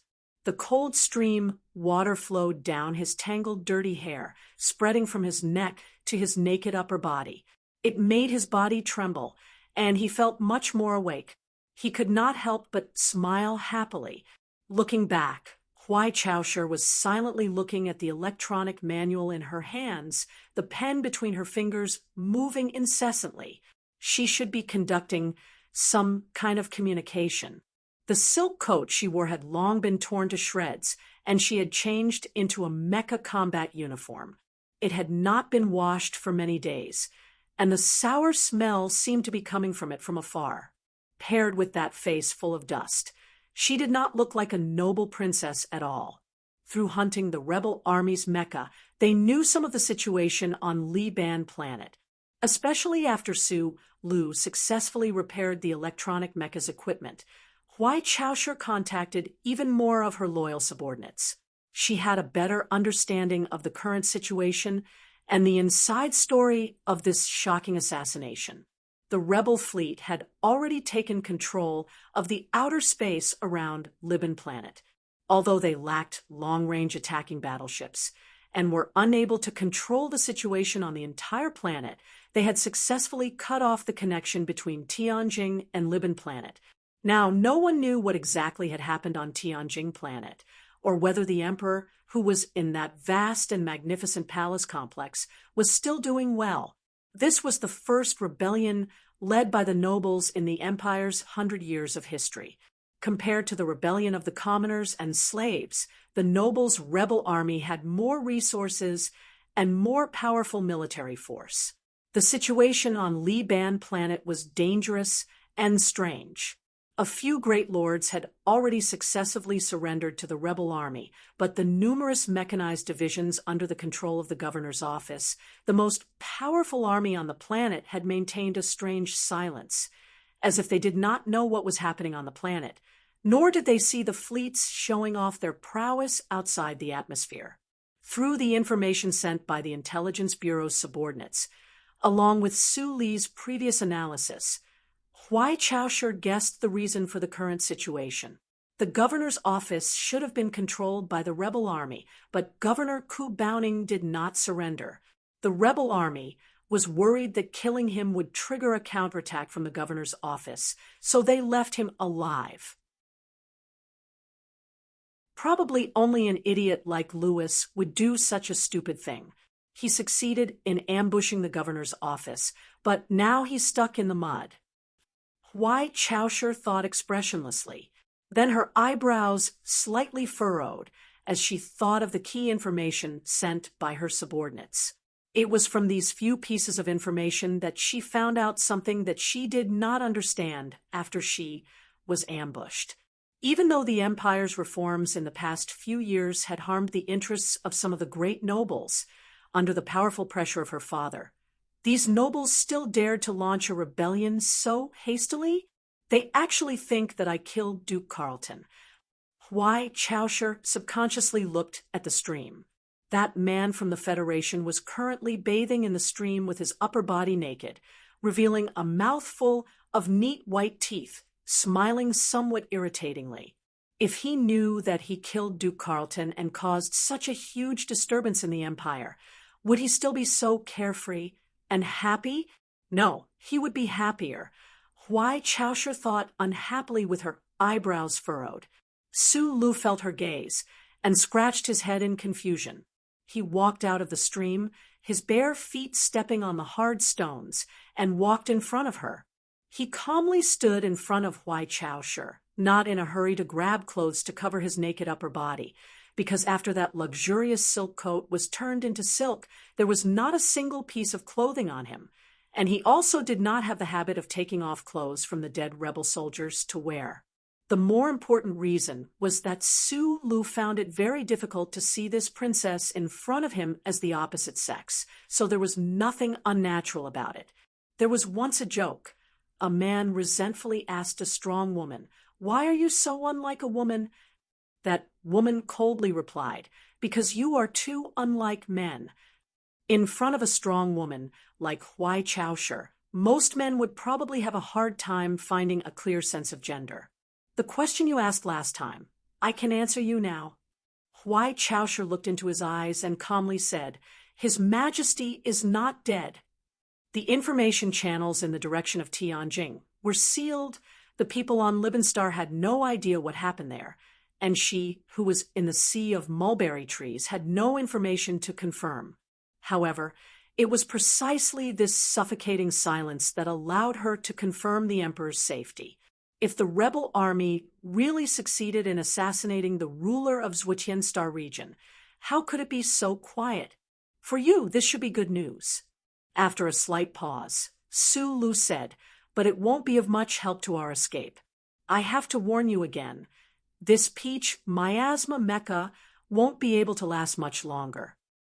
There is already a problem with the central wiring of the multi-engine storage room. I am a mechanic, not a magician. Once this type of core component is damaged, apart from replacing it, there is no other way. The problem is that we don't have any large-scale equipment that can be disassembled. Even if we do, in the entire sea of mulberry trees, there is no trace of any new wolf Fang mecha." He spread out his hands, stared into her eyes, and asked seriously, "How many more days do we have to flee in this damned sea of mulberry trees before your people can come to our rescue?" Huai Chaosher was silent for a long time. She didn't directly answer this question, only saying, "The longer, the better." Su Li's eyes narrowed, and he frowned. "You want to delay a little longer?" Huai Chaosher smiled slightly. As long as the Emperor wasn't dead, the rebel army wouldn't be able to completely control the situation. As long as the situation on Tianjing planet stabilized, the powerful royal fleet would be able to easily solve the problems on Li Ban planet like a knife cutting through paper. Huai Chaosher had persevered in this treacherous sea of mulberry trees with extraordinary perseverance. Even though her subordinates had already prepared to help her escape 3 days ago, she still didn't leave. She was stalling for time. Only if she was alive and proved to the governor's office that she was still alive through battle would Governor Ku Baoning continue to persevere. "So that's how it is."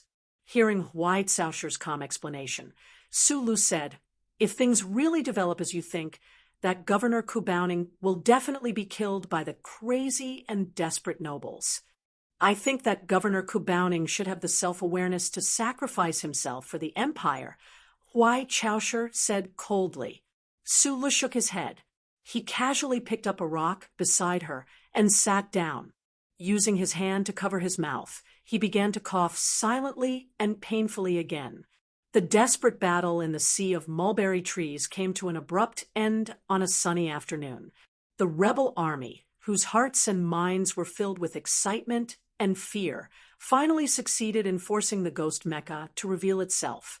Under the encirclement of countless heavy weapons, the tattered peach miasma mecha was like a frightened metal statue, silently stopping in the middle of a farm. However, there was no one inside the peach miasma mecha. The spy from the Royal Intelligence Bureau who had infiltrated the rebel army at the cost of his life had successfully lured a small gap into the rebel army's encirclement. After receiving the latest information, Huai Chaoshe resolutely abandoned the Mecca she relied on to shock the universe and sweep through the wilderness.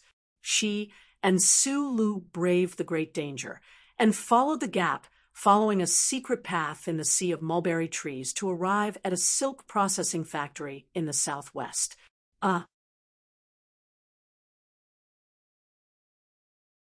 Chapter 602. An official of the Imperial Royal Intelligence Agency, disguised as a foreign trader in a silk processing factory, or more accurately, a foreign trader in a silk processing factory who worked for the Imperial Royal Intelligence Agency, received two extremely skinny young men in tattered clothes at the sewers outside the walls of an unassuming silk processing factory. The merchant didn't dare to look directly at these two targets of his, nor did he dare to discuss them in his heart. He only dared to lower his head and respectfully lead them past the walls, arriving at a small, dark, and remote room. Only then did he dare to raise his hand to wipe the sweat off his forehead. He then turned around and knelt down. In a trembling voice, he said, "Your Highness, we have failed in our work, causing Your Highness to be in danger for so many days. We truly deserve to die." Huai Chaoshe didn't recognize this merchant. She hadn't been in charge of the Imperial Royal Intelligence Agency for long, and hadn't even seen all of the officials in charge of the various prefectural planets, let alone this merchant, who was only an unassuming fourth-rank liaison officer on Li Ban's star. They hadn't been able to discover the plot of the noble's betrayal in advance, and they hadn't been able to warn them in advance, causing Her Highness to be surrounded by the rebel army. This was the Imperial Royal Intelligence Agency's greatest humiliation, as well as its greatest fear. If Her Highness had really been harmed in this rebellion, the grief of His Majesty and the anger of the populace would probably cause thousands of officials to lose their jobs, or even die. We'll investigate the responsibility later. What are the next arrangements? Huai Chaoshe didn't give any warm words of encouragement to her subordinates in this tense moment. She said in an extremely cold voice, "Has there been any news from Tianjing planet?" The information channel should have already been opened. The merchant wiped the cold sweat off his forehead again. "But this subordinate's rank is too low, so I'm unable to access the information." Huai Chaoshe clearly wasn't satisfied with this answer. The merchant continued respectfully. "The Liban branch office has drawn up 17 escape routes around the Mulberry Sea. All the preparations outside have already been made to receive Her Highness as she leaves. The problem now is how to withdraw from these routes." "Haven't the rebels been moved away?" Huai Chaoshe asked with a frown. "All the factories in Mulberry Sea are under the control of the rebel army, especially the commercial routes and air routes. The control is very strict. I used some methods to get into this place, but this basic silk workshop is still 7 kilometers away from the next meeting point." The merchant looked at her feet in fear and said, "Most of the rebel army's mobile troops have been sent away by the wrong information, but there is still a heavy infantry battalion on this 7-kilometer road." Su Lu had been listening attentively to the conversation between Huai Chaoshe and the Imperial Intelligence officer. He noticed that the officer's tongue was always curled when he spoke. It was somewhat pleasant to hear, but his trembling voice made him seem particularly fearful. His proficiency in the language of the Empire was rather mediocre, so it was not easy for him to understand the heavily accented sentences. Only then did he realize that he was still in danger. "What do we do next?" he asked. Huai Chaoshe replied calmly, "Of course we're going to break through. That's a heavy infantry battalion, and we don't have mechas."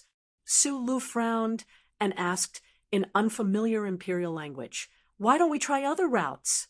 "Because we don't have time." Huai Chaoshe turned her head and looked at him indifferently. Su Lu shrugged and did not express any more opinions. But when the merchant saw this scene, he was somewhat shocked.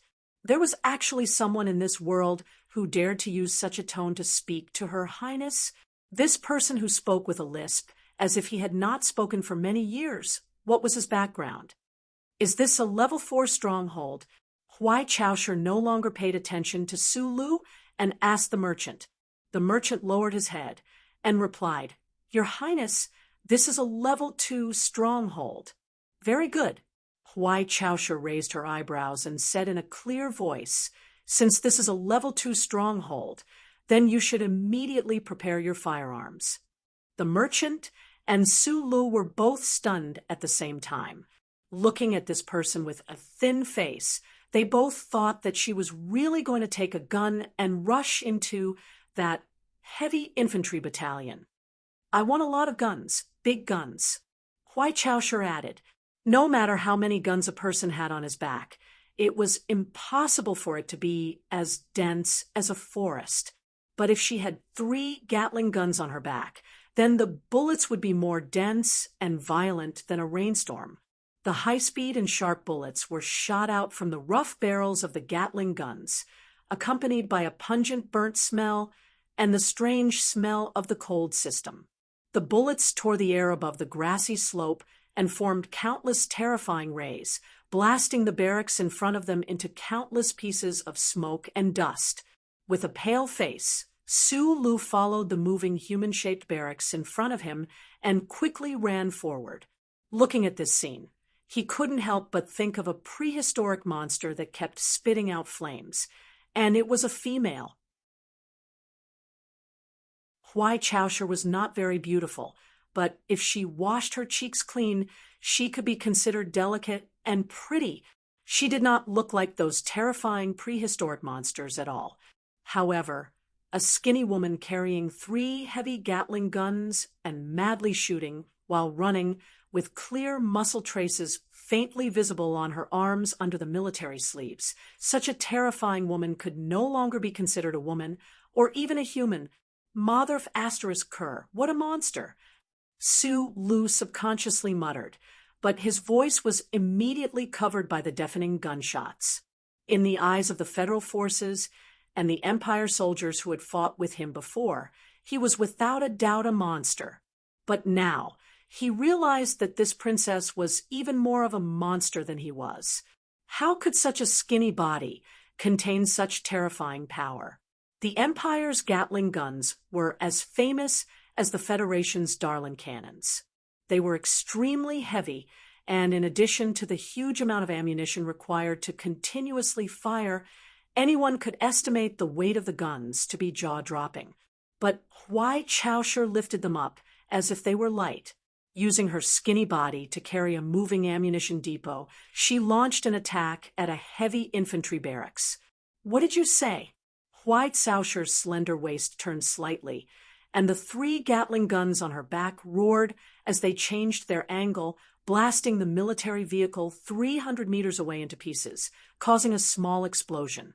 I said, "I have muscles too," Su Lu replied loudly with some anger. At this moment, he thought of Xiong Linquan, the Xiong Linquan who was as strong as an overlord, but could only carry 1 Darlin cannon. The 3 heavy Terran heavy machine guns were thrown into the pond, creating a huge wave. The fishes in the pond fled in all directions in fear. When the hot gun barrels came into contact with the slightly cold pond water, a sizzling sound was heard, and a few puffs of white smoke rose. A few intelligence officers disguised as workers nervously removed the empty magazines from Huai Chaosher's body, but they almost hit their own feet. After successfully breaking through. No, it should be said that they unreasonably destroyed the outermost line of defense of the rebel army in Mulberry Sea. Huai Chaosher and Su Lu followed the intelligence officers who had been waiting for a long time on a single-track freight train and arrived at the next rendezvous point as quickly as possible. They boarded a small interplanetary spaceship.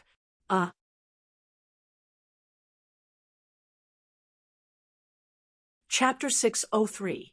Beep, beep, beep, beep. Along with the piercing sound of the alarm, a startling red symbol appeared on the screen beside the cabin door. It was similar to a bug animation, alerting the people in the spaceship that the surveillance system had discovered a chip, a chip behind the neck of a Federation member. The Imperial Intelligence Bureau officers disguised as silk smugglers reacted quickly. In a fraction of a second, they pulled out the guns at their waists, blocking Huai Chaoshi and Wang Zhong behind them. The black muzzles of the guns aimed in all directions, while the communication system on their wrists rang with the sounds of data analysis and tracking.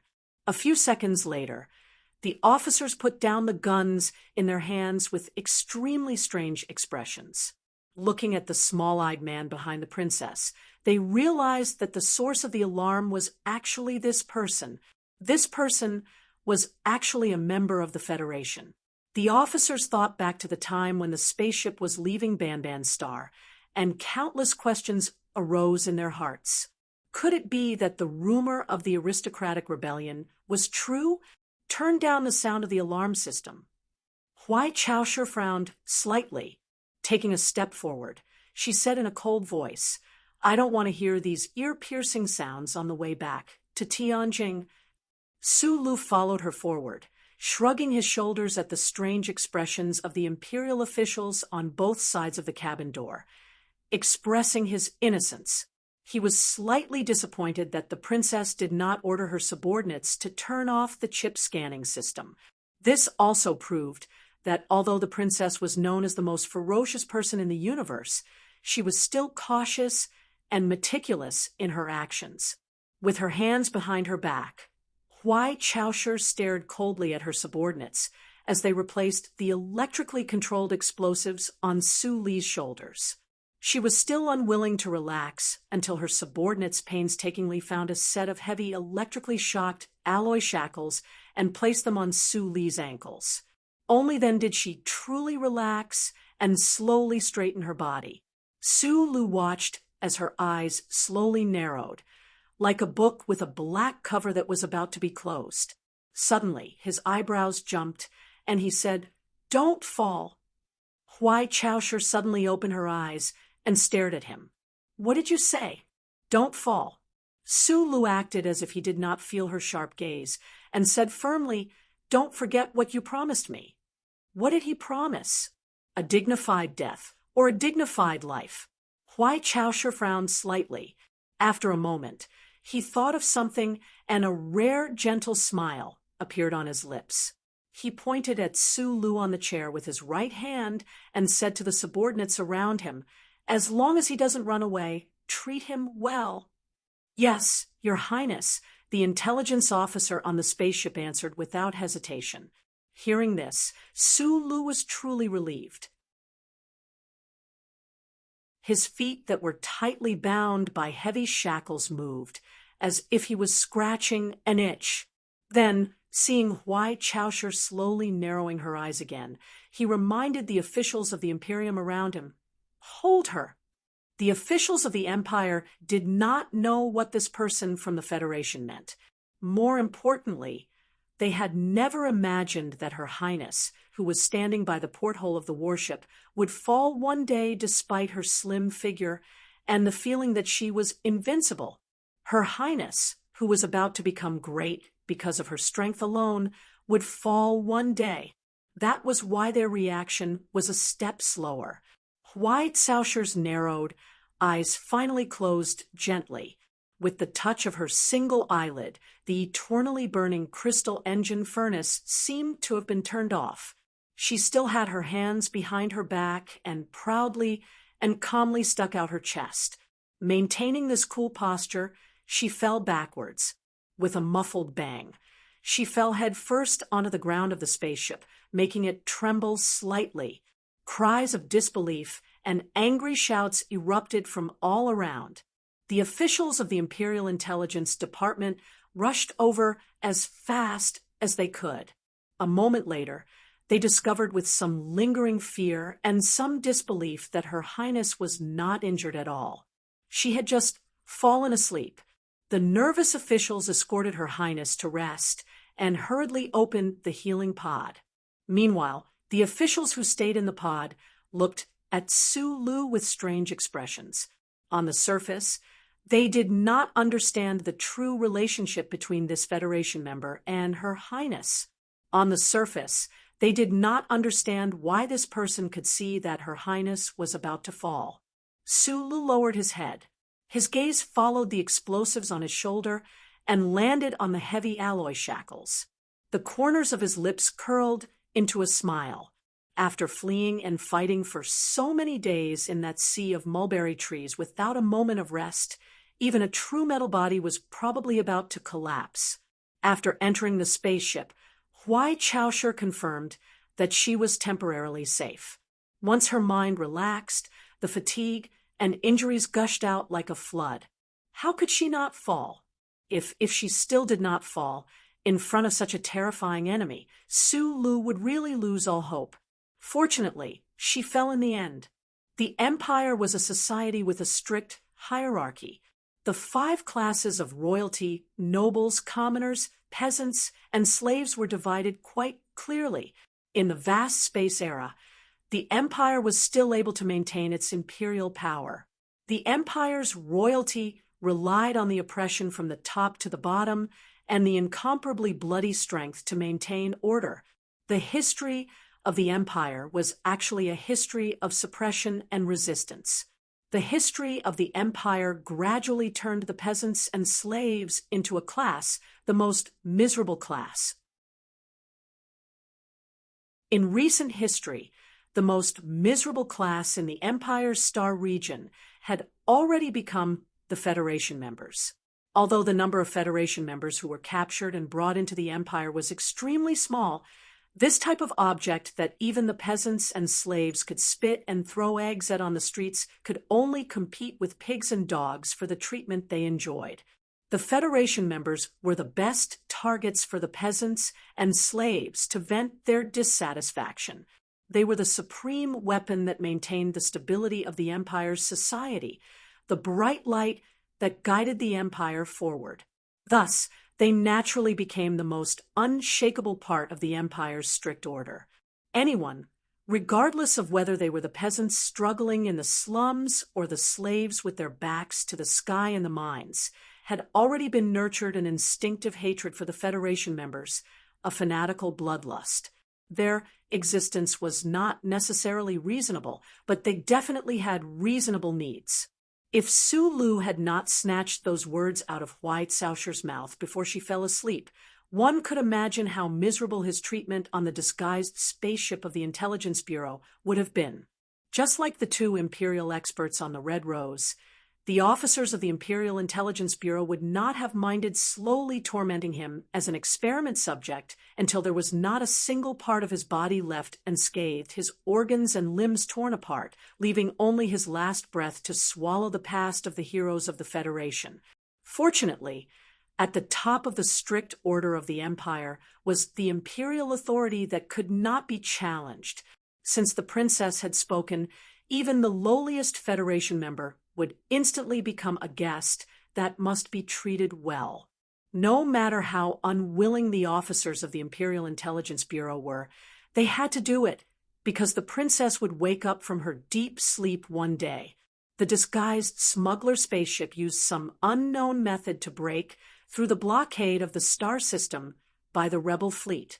It traveled long and far in the dark and silent space, following the top-secret smuggling route shared by the Silk smugglers and the Imperial Intelligence Bureau, getting further and further away from the turbulent planet. In these days, the standard meals in space, the delicious hand-ground coffee of the Empire, the language of the Empire became clearer and clearer, the novels of the Empire that were used to pass the time, and the sentences in the novels that were difficult to understand gradually became easier to understand. This was Su Li's life on the spaceship.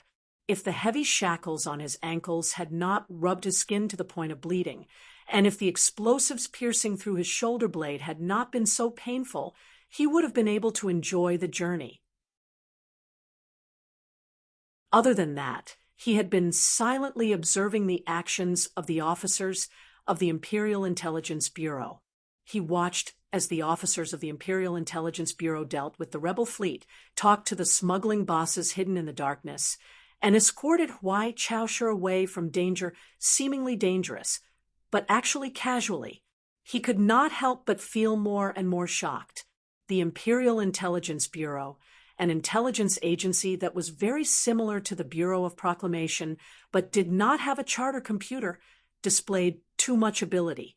The intelligence of countless spies was like the information feedback of the Federation's ubiquitous chips.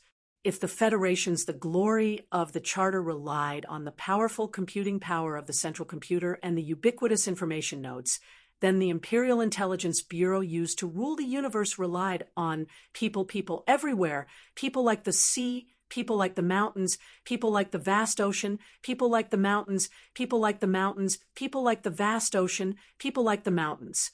11 days had passed in the Empire's standard time, and Sulu was once again deeply shocked by the scene that appeared on the screen. Covering the sky and covering the sun was not enough to describe the fleet in space ahead. In fact, when this fleet of hundreds of Empire's battleships suddenly appeared in front of the interstellar passage, the entire universe seemed to be swallowed up by the densely packed fleet of battleships. The black hibiscus logo on the front of these battleships was so eye-catching that it made people shudder. The terrifying Empire's royal fleet finally left the space base outside of Tianjin planet. They brushed past the lone Imperial Intelligence Bureau's spaceship, leaving behind 10 battleships as protection, while the rest of the battleships all rushed towards Li-Ban planet. A few days later, images of space around Li-Ban planet appeared on the screen. Countless silent explosions and dazzling fireworks bloomed one after another in that area of space.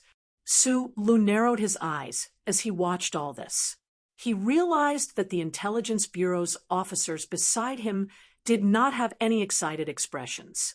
Perhaps in the eyes of these officers, who were extremely loyal to the imperial family, this aristocratic rebellion was a joke.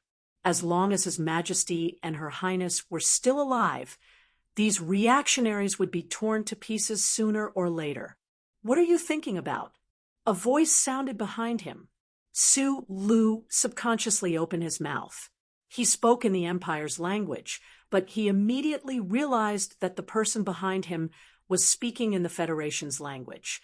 On this spaceship, there was only one person who spoke to him in the Federation's language. He turned his head and looked at the ordinary face that no one dared to underestimate. He smiled and said, "You're awake?" "Yes." Huai Chaosher carried a cup of coffee and walked to the side of the chair. She looked at the balls of flames on the screen and said, "It seems like there is something wrong with your mood. Li-Ban planet is a sea of fire. I don't know how many people will die. Can that governor survive?" "I just received bad news. Governor Kubowning has already died for his country." After a moment of silence, Sulu said, "I thought of that officer who surrounded us in the sea of mulberry trees that day. Although I can't completely understand your conversation, I still feel pity for him. Your aristocrats seem to like posturing, but they don't understand that posturing can always easily lead to death." Huai Chaosher put down the cup of coffee and said, "You don't understand." "I really don't understand.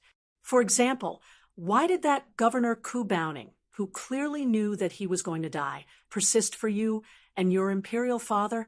Your president is a puppet of vote politics, but over here, His Majesty is the Empire.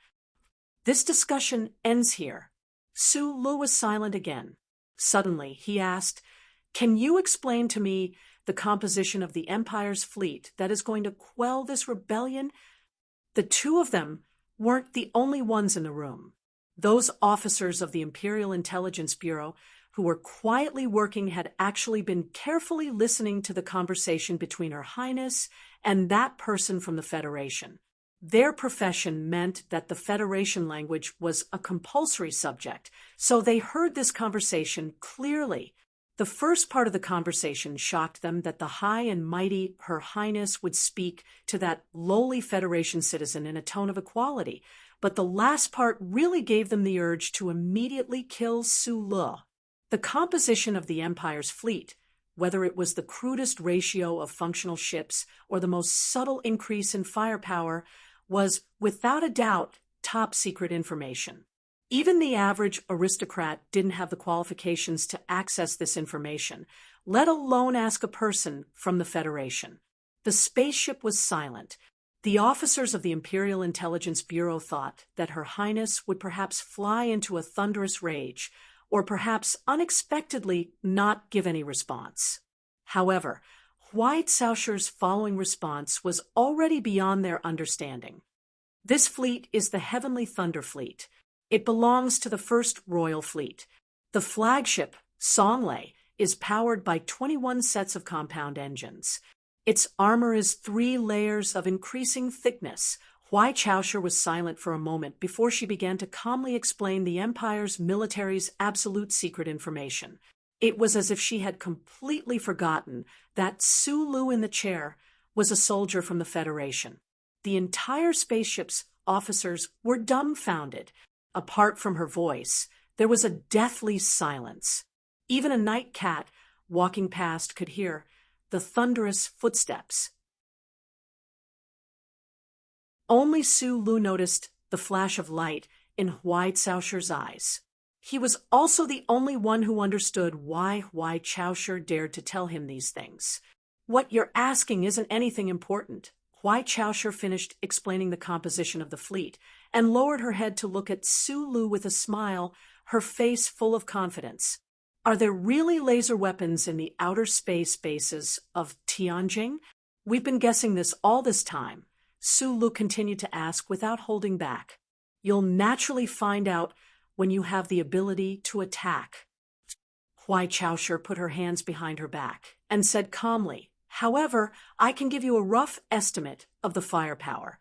According to the defensive capabilities of your fleet, they should be able to hold on for more than 17 seconds. What about the Wolf-Fong mecha? Although the microengines in the 47 spherical joints can avoid the interference of the electronic turbulence in the containment chamber, how can they achieve synchronization? The quiet, smuggling spaceship headed towards Tianjin planet. The voices of 2 youths who appeared ordinary on the outside but were, in fact, prouder and more confident than anyone else, rang out in the quiet cabin. This conversation lasted for an unknown period of time. They talked about the Empire's military deployment, Tianjin planet's culture, the most famous food among the Empire's people, and the most direct answers to the most direct questions. Between the questions and answers, there was an atmosphere like that of a sword brewing. In the sea of mulberry trees, Sulu and White-Sausher had already discussed this. This was just pushing the discussion one step further. You say that you want to escape, but you're just asking for trouble. She knew that he would definitely want to escape.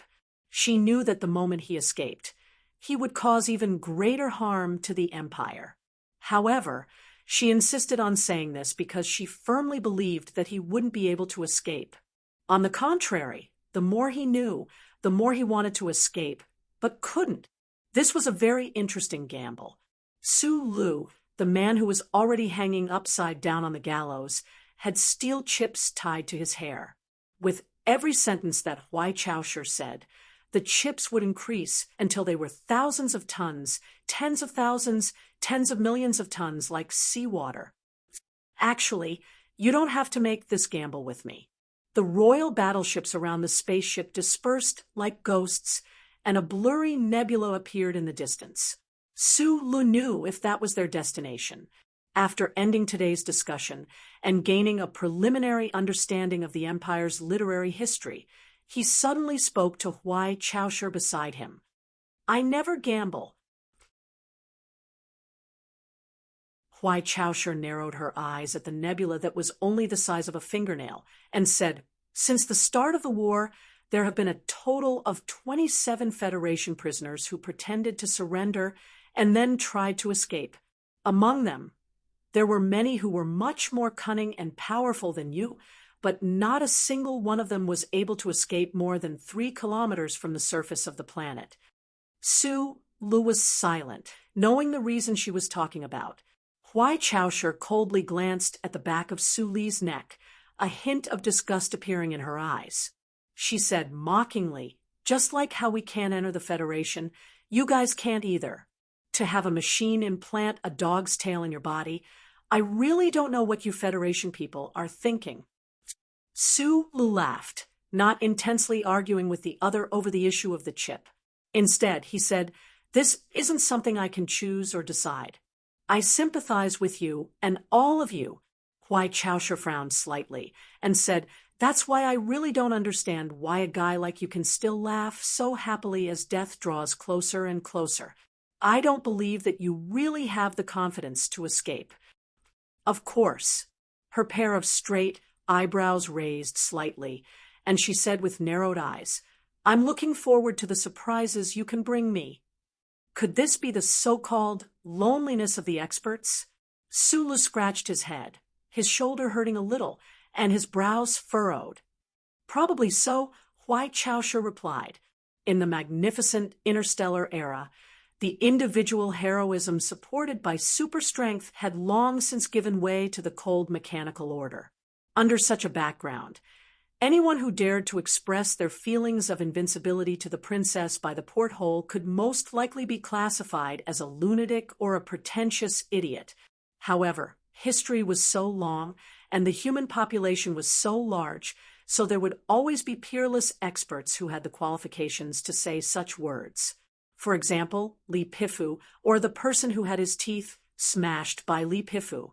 For example, him, her, and him. "I'll do my best."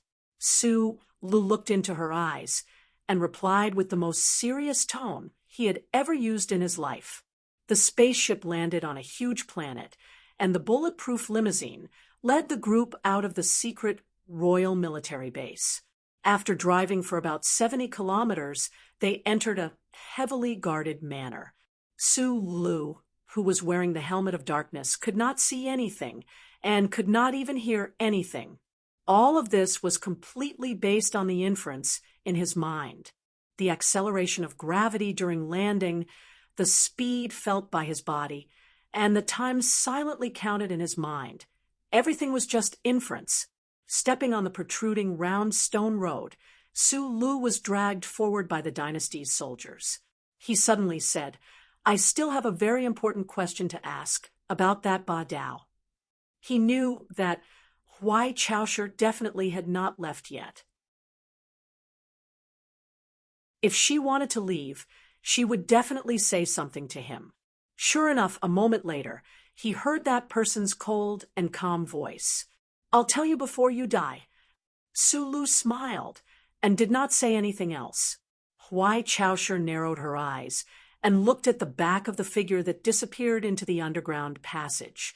For some reason, she felt a little strange in her heart, not because of this bet that she thought she would definitely win, but because of something else. On the way back to the core of the Empire on the Wild Rose, she needed to know Sulu's secret at all costs. However, after receiving a complete analysis of the information, she immediately withdrew the idea of chopping off this person's arm. This was because she firmly believed that with this person's seemingly dull but actually firm temperament, once faced with such a situation, he would definitely choose to commit suicide without hesitation. At that time, she did not want him to die too early, die too quickly, but the current situation of the Empire did not allow him to commit suicide. He could only commit suicide because the royal family still had to give a clear explanation and account to those neutral nobles. Sulu was no stranger to the dark and silent prison cell. He had once endured an entire half-year in such an environment where he would die in solitude. The Fox Fortress was once as intimate as his second home, but at that time, he had the old thing playing asterisk, asterisk, asterisk, asterisk, asterisk, asterisk, asterisk. What could he have now? He could only constantly think, secretly experimenting, and gently stroking the metal bracelet on his left wrist. His life in the black prison did not last long. He welcomed the high-ranking judge of the Empire's judicial organization and the merciless executioner. After seriously listening to the Empire's sentence with a Tianjin accent, Sulu finally understood that he would be executed in public at the entrance of the palace tomorrow. He furrowed his itchy brows, scratched his itchy hair, and rubbed his itchy instep. The electronic devices on his shoulder blades and the heavy shackles on his ankles clanged, making him feel a little uneasy. "Where is the dignity you promised?" He looked at the darkness outside the black prison and asked very seriously. No torture, no death by 1,000 cuts, no humiliation, dying by a metal bullet. For a soldier, is this not dignity? Huai Chaosher appeared at the entrance of the black prison and spoke coldly with her hands behind her back. "I don't understand why you have to do such an unnecessary trial. However, my empire's words are correct. You seem to have said that I am Li Pifu's illegitimate son." Su Lu stared at her, who was standing by the door. "For people of the Federation, isn't it an honor to die with such an identity?" "Of course not." Su Lu shook his head and said, "I have a name, a father, a mother, a sister, a teacher, and friends. I don't have such a hobby." Huai Chaosher was silent for a moment before saying, "Before the execution, I will tell you about Ba Dao." After saying this, she silently turned around and prepared to leave with her hands behind her back. "It's a pity that I won't have the chance to hear the secret I want to know the most." Sulu looked at her back and grinned. His white teeth were as bright as his eyes at this moment. Huai Chaosher's pupils constricted rapidly. Her body whistled through the air as she flew backwards. Her finger went straight for Su Li's chest. However, when the fingertip was still a few centimeters away from his chest, the smiling, small-eyed man suddenly spat out a mouthful of black blood and then fell straight down. "Yesterday, I went from Mudanjiang to Harbin. Then, I didn't have a ticket back to Daqing. In the end, I bought a soft sleeper. The train attendant laughed like crazy. I'll find a day to talk about what I've been busy with these past few days."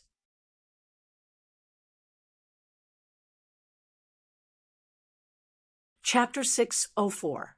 If a person wanted to kill themselves, they could choose countless ways.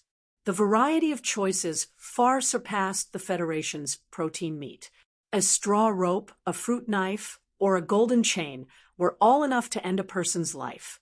Even if one didn't have a straw rope, one could still pick up a rusty nail without a fruit knife or a piece of metal without a golden chain. Moreover, this world was full of tall buildings, low buildings, deep pits, and shallow pits. The height and depth of the trees were enough to kill. Even if one's luck was so bad that they couldn't find anything at the moment of death, one would still have a tongue. Biting one's tongue to commit suicide might be too much of a grudge, but in the face of death, all methods were equal. Therefore, suicide was not a difficult matter. Huai Chaosher was a dazzling red sun high up in the empire when she was young. After puberty, she hid her splendor and walked between the imperial palace and the military department. In recent years, she silently presided over the work of the Royal Intelligence Agency in secret. She had seen the surging waves and swallowed mountains and rivers, seen the filthy, vicious, and cruel darkness. As always, her heart was as strong as her body. For such a person, something as simple as suicide should not have caused her too much trouble. However, when she saw the scene of Su Lu vomiting black blood and falling straight to the ground, her valiant heart could not help but palpitate a little, because the timing was wrong. After carefully studying all the information about Su Lu, Huai Chaosher had never doubted that this person had the courage to kill her. However, why would he so resolutely choose to end her life before the last moment? You should still have many questions that need answers. Why are you willing to commit suicide? She looked at the Federation man, surrounded by medical personnel, and narrowed her eyes. "Your Highness," the Imperial Medical Officer reported in a low voice, "according to the results of the examination just now, his lung hematoma is very serious. His respiratory failure is severe. If he is needed alive, we must immediately send him to the ground for rescue. Then what are you hesitating for? Huai Chaosher frowned at the medical officer and said, what is needed on the execution ground is a living Federation war hero, not a corpse. But the problem now is that even if we are lucky enough to save this person, he won't be able to stand up again. The medic wiped the sweat on his forehead. His medical team was equipped with enough examination equipment, so he knew very well how serious the injuries of this Federation captive were, and how strange they were. The nerve bundles in his body are perfectly fine, and there is no problem with the nerve hub under the double fiber bond. But for some reason, his nerve connection seems to have lost its function, like it has been broken. We cannot find the problem, so there is no way to fix it. What's the best outcome? Huai Chaosher lowered her eyes and asked. Paralyzed, the medic replied in a low voice. Huai Chaosher was silent for a moment, then walked to the bedside. The busy Imperial military doctors hurriedly made way for her. Hearing the beeping sounds of the instruments, she slowly put her hands behind her back. Looking at the dying Su Lu, her straight eyebrows slightly furrowed. Suddenly, her fingers shot out like lightning and forcefully tapped Su Li's chest. With a muffled thud, the severely unconscious Su Lu didn't react at all. You actually ignored my warning and tried to reconnect the broken meridians. You really aren't afraid of death. You really have guts. Huai Chaosher retracted her fingers and lightly rubbed them, confirming that the medic's judgment was correct. This small-eyed man in front of her probably wouldn't stand up again in this lifetime.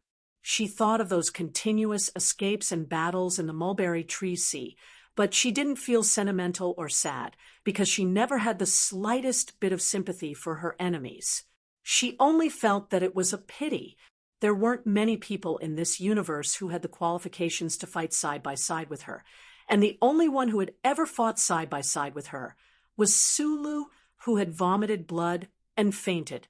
The cooperation between the world's #1 mech fighter and the world's #1 mech mechanic was such a breathtaking and satisfying battle scene. From today onwards, there probably wouldn't be another. Send him to the first Imperial Hospital and transfer him to the Royal Special Forces to guard him. Huai Chaosher closed her eyes and thought for a moment, then made a decision. Try to save him. The first noble rebellion in the Empire in 100 years started from the shock and suspicion of the royal family, and this feeling also started from the strange death of County King Carlton. Now, this rebellion was about to disappear, but to completely eliminate the fear and suspicion of the huge noble class, especially the neutral noble class, the royal family really needed a living Su Lu and then let him die for everyone to see.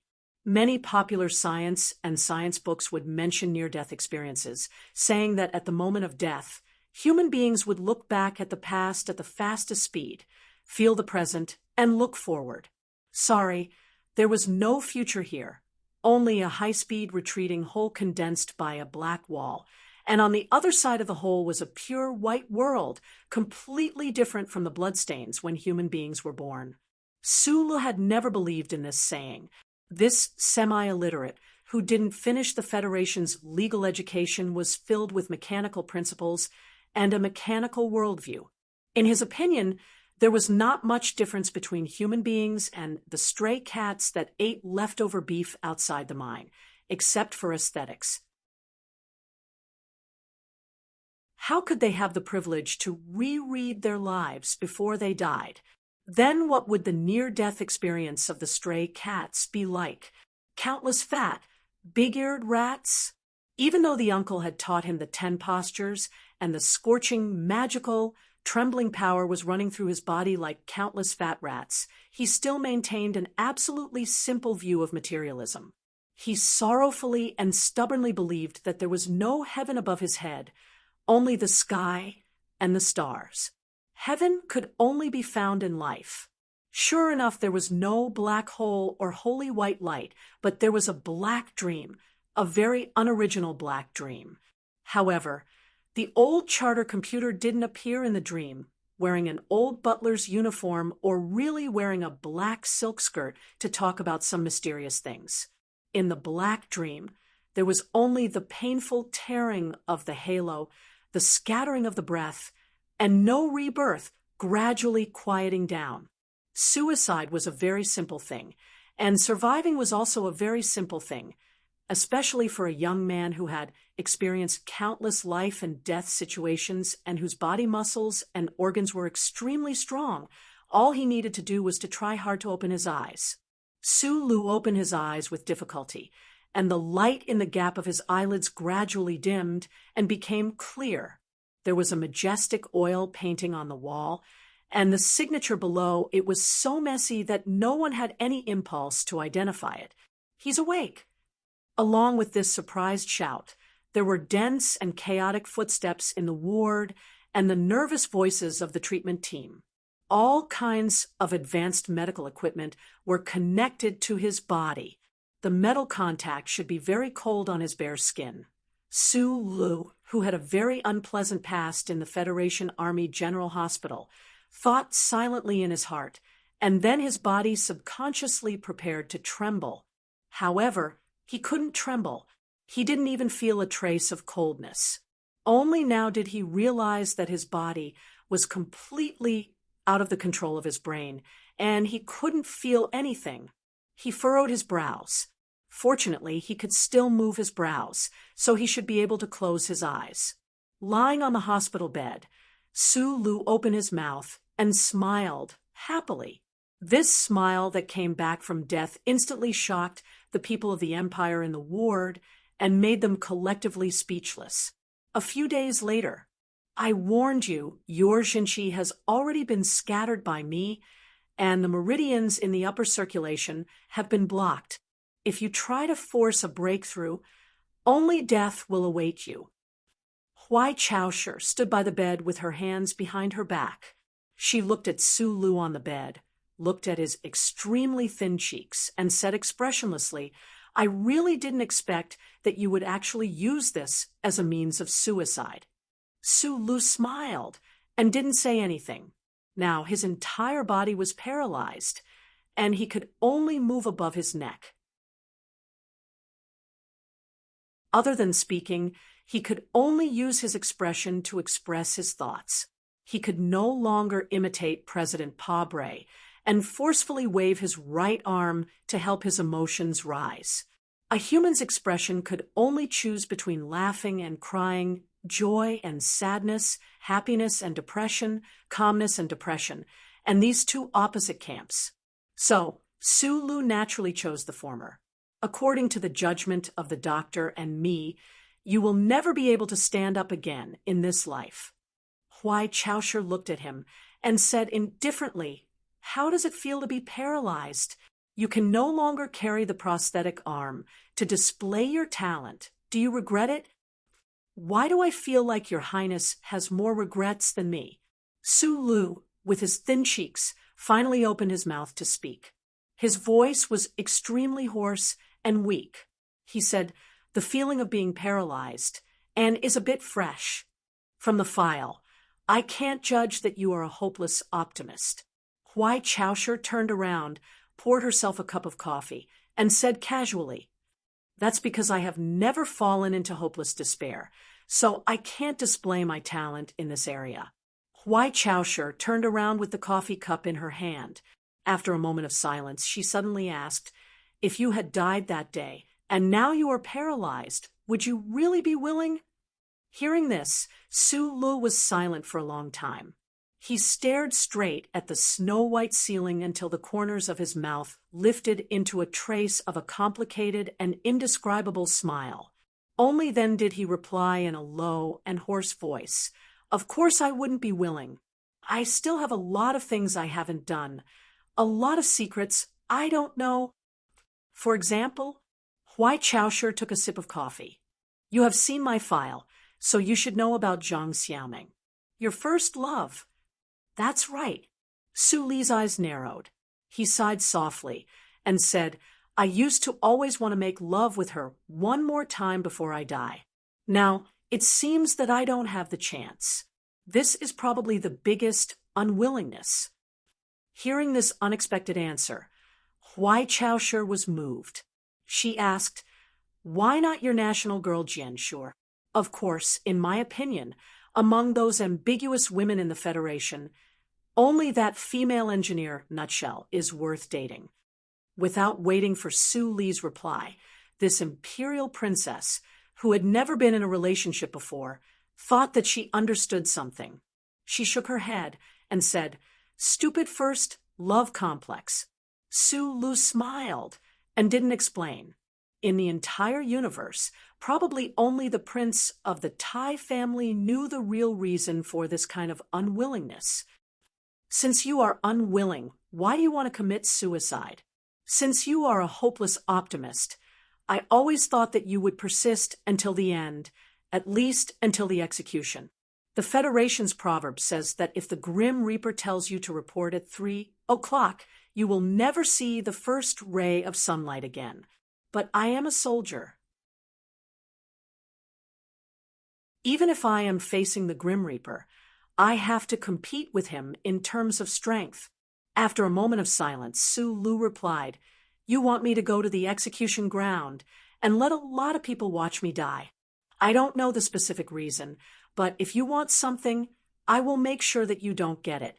At least I can choose the method of death and the time of death. Until the moment of death, soldiers should fight. Suicide is actually a kind of battle.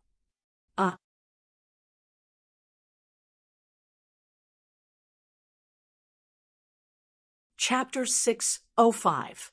The 3 sentences were like 3 hard stones that jumped out of the air, smashed into the ground, and then bounced up. Even if they eventually shattered, they refused to be deformed in the slightest. Their valiance and stubbornness were hard to describe. Huai Chaoshi was silent for a moment. She, who was confident and arrogant under her ordinary face, did not care about the impassioned Su Lu on the sickbed at all. However, when she heard the 3 stiff sentences, she could not help but feel a sense of vigilance. If the soldiers of the Federation were all tough people like this, the war that was about to come might not be easy to fight. "I promised you that I would let you die with dignity." She put down the coffee cup in her hand, looked at his unusually thin face, and said slowly, "Since you believe that this way of dying is not dignified, and have decided on another way yourself, I can only accept it. If a completely paralyzed captive cannot provide the corresponding benefits for the Empire will naturally not keep you for nothing. I can't say that I look forward to the arrival of that day, because there is no one who is not afraid of death. However, since that day is bound to come, there is actually not much meaning to what you are saying." Far away from his home galaxy, alone in the depths of the Empire's enemy territory, Su Lu, whose life and death were unpredictable or perhaps destined to die, seemed to have found some of the shadow of the orphan on the clock tower street back, then in his last moments. He raised his eyebrows, looked at Huai Chaoshi with a rather playful smile, and said, "However, it seems that you have won that bet. The bet between you and me was not fair from the beginning." Huai Chaoshi replied. Then she took out a small booklet and asked, "This is what we found on you when we captured you. Can you explain it?" Su Lu glanced at the old booklet, and his thoughts instantly returned to the planet full of ice and snow before the new year, like a movie. After being captured and brought to the Empire's Tianjing planet, he had never seen the sky above the enemy's headquarters. He had only seen the endless darkness and the snow-white ceiling of the ward. The people around him were all enemies, and the air was filled with the smell of a foreign land. He missed the past more than any other moment in his life. The subordinates of the 7th Division, the small team of the Nutshell Engineering Department, the mecha group that silently advanced in the snow. He even missed the monster Iron 7th Division trained by Du Shaoqing, the Highland Valley at 3,320 meters, the glacier forest at 5,460 meters, the road lost in the snow, and the deep pits beside the road, the corpses of countless Federation civilians in the pits, the diary of an Empire officer, and the gray eyes of a little Federation girl that couldn't close. I believe you have already read this booklet. Sulu replied, "This officer named Arthur was executed by your own people because he was unwilling to carry out the Expeditionary Army's order to kill. I have to say, he's the first person from the Empire that I wouldn't describe as a beast." Huai Chaoshi narrowed her eyes, and the coldness gradually grew, but she didn't say anything. Sulu didn't seem to feel that pair of cold eyes at all. He continued to frown and said, "You asked me earlier about my unwillingness. In fact, I really do have a lot of unwillingness." He calmly looked into Huai Caoshi's eyes and said, "You are the butchers of the universe. It's a great regret that I can't completely destroy you." Huai Caoshi was silent for a moment, then shook her head and said with slight mockery, "I thought that after taking you to Liban to read our textbooks, you would have a relatively objective and clear understanding of history. I didn't expect you to still be a piece of trash that was brainwashed by the Federation. Don't you think it's a bit ridiculous for the Empire's princess to say the words brainwashing to a Federation citizen? Or do you think that the role of the Imperial Expeditionary Force's Royal Supervision Group is only to direct the chorus?" Sulu refuted without any trace of politeness. "This is war," Huai Caoshi coldly said. "There has never been a just war in the history of the universe, especially when this war is between the Empire and the Federation. You have even less of a moral chip to take out. War is naturally only war. George Carlin has said this many times." Sulu stared into her eyes and said, "But war is definitely not about slaughtering civilians. Your Federation's army isn't all a model of morality like you." The mockery on Huai Caoshi's lips grew even stronger. If you flip through the history of the Empire's resistance against invasion, you can find countless examples that show that your comrades are actually no different from wild beasts. Sulu was silent for a very long time. Then he slowly replied, "What's wrong is wrong. This has nothing to do with who's wrong or which camp they belong to. If you encountered this kind of situation in the army, how would you deal with it?" Huai Caoshi looked at him like she was looking at an idiot. "I don't know." Sulu replied very honestly. "But don't misunderstand. I'm playing the role of a moral pretentious prick right now. I've always lived according to my habits. Whether it was assassinating Macklin or fighting you on the front lines of the West Woods, I simply thought that these things should be done. So I did it. Prince Macklin is the most outstanding member of the royal family in the history of the Empire. And he is also my uncle," Huai Caoshi said calmly. "Thank you," Sulu said very seriously. With these two simple sentences, he understood the true identity of the seed of the Empire who had died under his pen. He also understood that for him to have killed Macklin with his own hands to have a relatively dignified death, this princess by his bedside must have put in a lot of effort. Huai Caoshi gently placed the diary of the Empire's military officer on the table, then looked at the old diary cover in silence for a long time. Perhaps she was imagining everything that had happened in the West Woods that year in her mind. The temperature in the ward is not bad. She woke up from her thoughts and looked at the beads of sweat on Su Li's forehead. She said calmly, "Do you feel very hot?" At this moment, beads of sweat the size of soybeans were continuously pouring out from the roots of Su Li's hair, and then dripping down from the corners of his eyebrows, instantly wetting the entire pillow. His thin cheeks were abnormally pale, and his tightly pursed thin lips were trembling nonstop, but the smile in his eyes was still so natural. "Not hot." Su Li's voice became more and more hoarse. Huai Caoshi finally could not help but frown and shake her head. She said, "Why hold it in?" After saying this, she turned and left the ward. Just as the ward door closed, Su Li's spirit suddenly relaxed. Although his paralyzed body could not show anything, the sweat pouring out of his thick black hair suddenly increased. His brows were tightly furrowed, and there was no longer any smile on his face. His lips were painfully pulled open, revealing a mouth full of white teeth. Blood continuously seeped out of his gums, making him look extremely wretched. Ever since he woke up from his near-death coma, he had been enduring immense pain.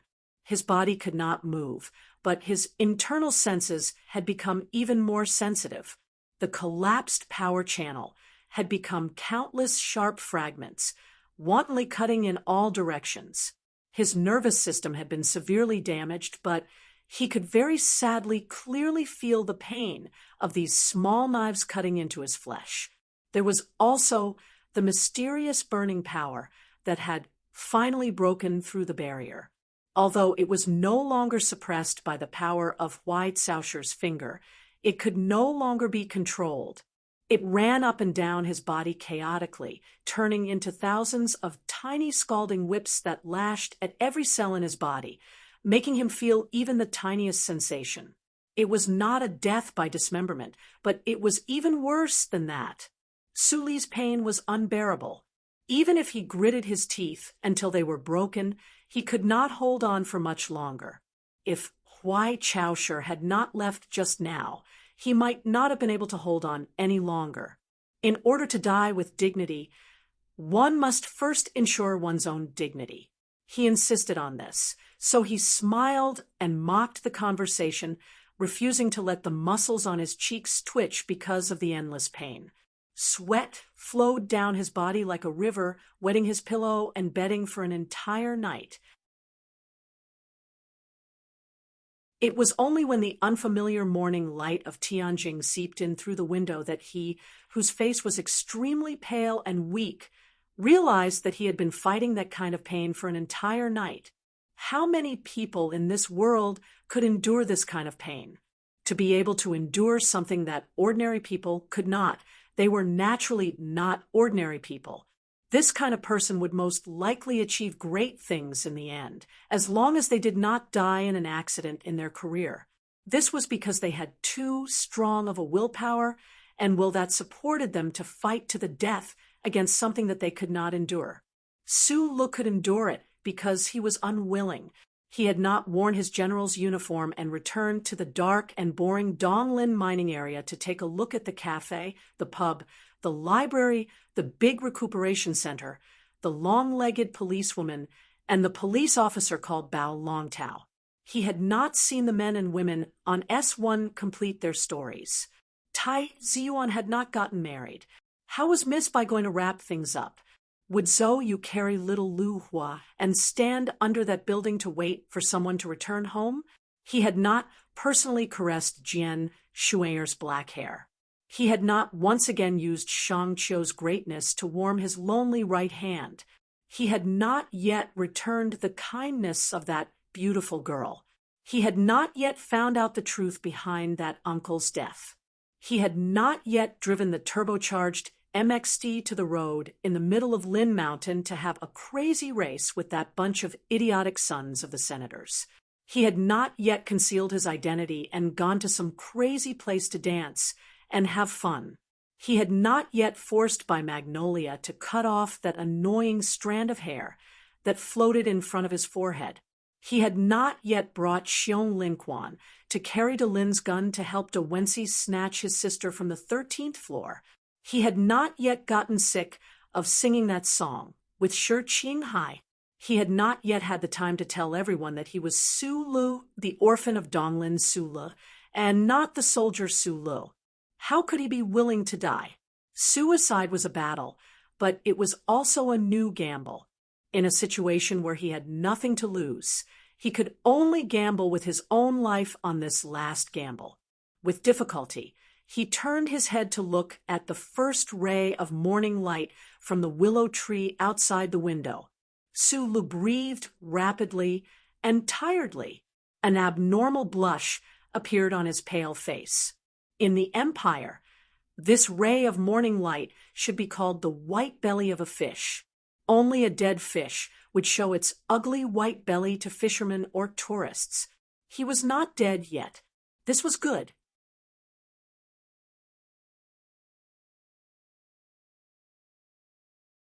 Chapter 606. The maple trees outside the window were moving, and the wind was blowing through the treetops. The morning light shone in through the window and onto the hospital bed. The nervous system in his body was fine, but the complicated and elusive energy channels that flowed around the nerves were broken. The injury, which was indescribable, had successfully interfered with the transmission of information from the nerves. As a result, there was an additional paralyzed and weak patient on the hospital bed. The ants that rose in the morning under the old trees, the birds that sang in the breeze, the cracks in the sturdy building walls, and the people who were watching from behind the walls. Everything on Tianjing planet seemed to be moving except for the frail and weak body on the hospital bed.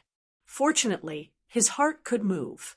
As long as his heart could move, it was fine. As the thoughts in the deepest part of his mind revolved, the paralyzed body on the hospital bed seemed to move in a space that was connected to reality, yet was completely separated from it, raising his knees, extending his arms, twisting his waist, lowering his hips, bending his elbows. The 10 strange postures that were imprinted in his mind were slowly displayed one by one. The familiar burning and trembling sensation finally appeared once again. Although it only appeared in his mind, it still made him feel extremely relieved. The barrier that Huai Chaosher had struck into his body with a strange method was shattered because he had gambled with his life. The burning power that had been blocked for many days was like a flood that had suddenly been freed. It fiercely surged out, smashing the dam and scattering to every corner of his body without any sense of direction. Then it transformed into sharp knives and thin whips that whipped and cut his sensitive areas, bringing him endless pain. However, at this moment, following the postures in his mind, the speed at which the flood spread around his body seemed to have slowed down a little. The sharp knives that were cutting everywhere seemed to have become a little blunt, and the thin whips that were whipping randomly seemed to have become a little shorter by an inch. Although this change was extremely subtle, it was extremely clear to Su Lu, who had to constantly resist the unbearable pain. He didn't know how all of this had happened, but he knew that changes were ultimately good things. However, it seemed that the scattered fragments of power had some kind of innate resistance to this kind of request. Every time he tried to pull back the fragments of power that were far away from the fixed channel, his spirit would be greatly depleted. Moreover, it was like holding a sharp blade with one's bare hands. It was so painful that it was dripping with blood, incessantly and vividly, to the extent that it was unbearable. Su Lu, who was lying on the hospital bed, was well aware of this principle. He closed his eyes tightly and cautiously experienced this feeling. He valiantly and resolutely endured the more and more terrible pain. This pain made his pair of dark eyebrows deeply furrow, like an idiot thinking about a philosophical problem. Beads of sweat the size of soybeans converged into a river and flowed down, instantly drenching the clothes and sheets. After an unknown amount of time, Su Lu finally opened his eyes. His eyes, which were usually sincere, amiable, and bright when he was in the Federation, were now filled with endless exhaustion. There was even a trace of fear and regret that was rarely seen in him. This kind of pain was too terrible. It wasn't like using a bare hand to hold a sharp blade. To be more precise, it was like a newborn baby's delicate hand holding a sharp blade that had been burned red. Every time his mind came into contact with the scattered power in his body, it would produce a similar feeling. During this process, how many times had he come into contact with this kind of thing? Again, How many people in the world could endure this kind of pain? He was the most persevering Donglin Stone of the younger generation. However, under this round of increasingly painful torture, the moss on the stone's surface had already peeled off, and cracks had already appeared on the stone's surface. It was about to collapse and scatter. Under the influence of his will, the scattered burning fragments in his weak body gradually slowed down the speed at which they spread. It was like the universe in the later stages of the Big Bang, suddenly ushering in a long period of peace. However, this kind of change was, after all, minute. Su Lu didn't know how many more times he had to endure this kind of pain before he could achieve his goal. He didn't even know why he was doing this. Why was his will able to gather the scattered power? Or was this just his own hallucination under the pain? As an engineer officer, who had received a materialistic education from a young age, and whose dream was to become a mechanic officer, this was indeed a very big problem. During Sang Shuhai's escape, Huai Chaosher, in order to ensure that this Federation mechanic genius could maintain his ability to move and keep up with her pace and pace, had once seriously warned him not to attempt to break through the Jinchi restriction she had planted in his fingertips. Reality proved that this warning was true. However, Su Lu had no other choice. The next day, he was to be executed in front of the royal palace. He had to take this risk. If he didn't succeed, he would become a ghost. At the very least, he would become a ghost with dignity, a combat ghost who made it difficult for the Empire's people's political ideas to be realized. If he succeeded, once he recovered the mysterious power in his body, then he would have a much better chance of escaping the Empire's control. He had no choice but to throw himself into this gamble, and he had to throw himself into it completely.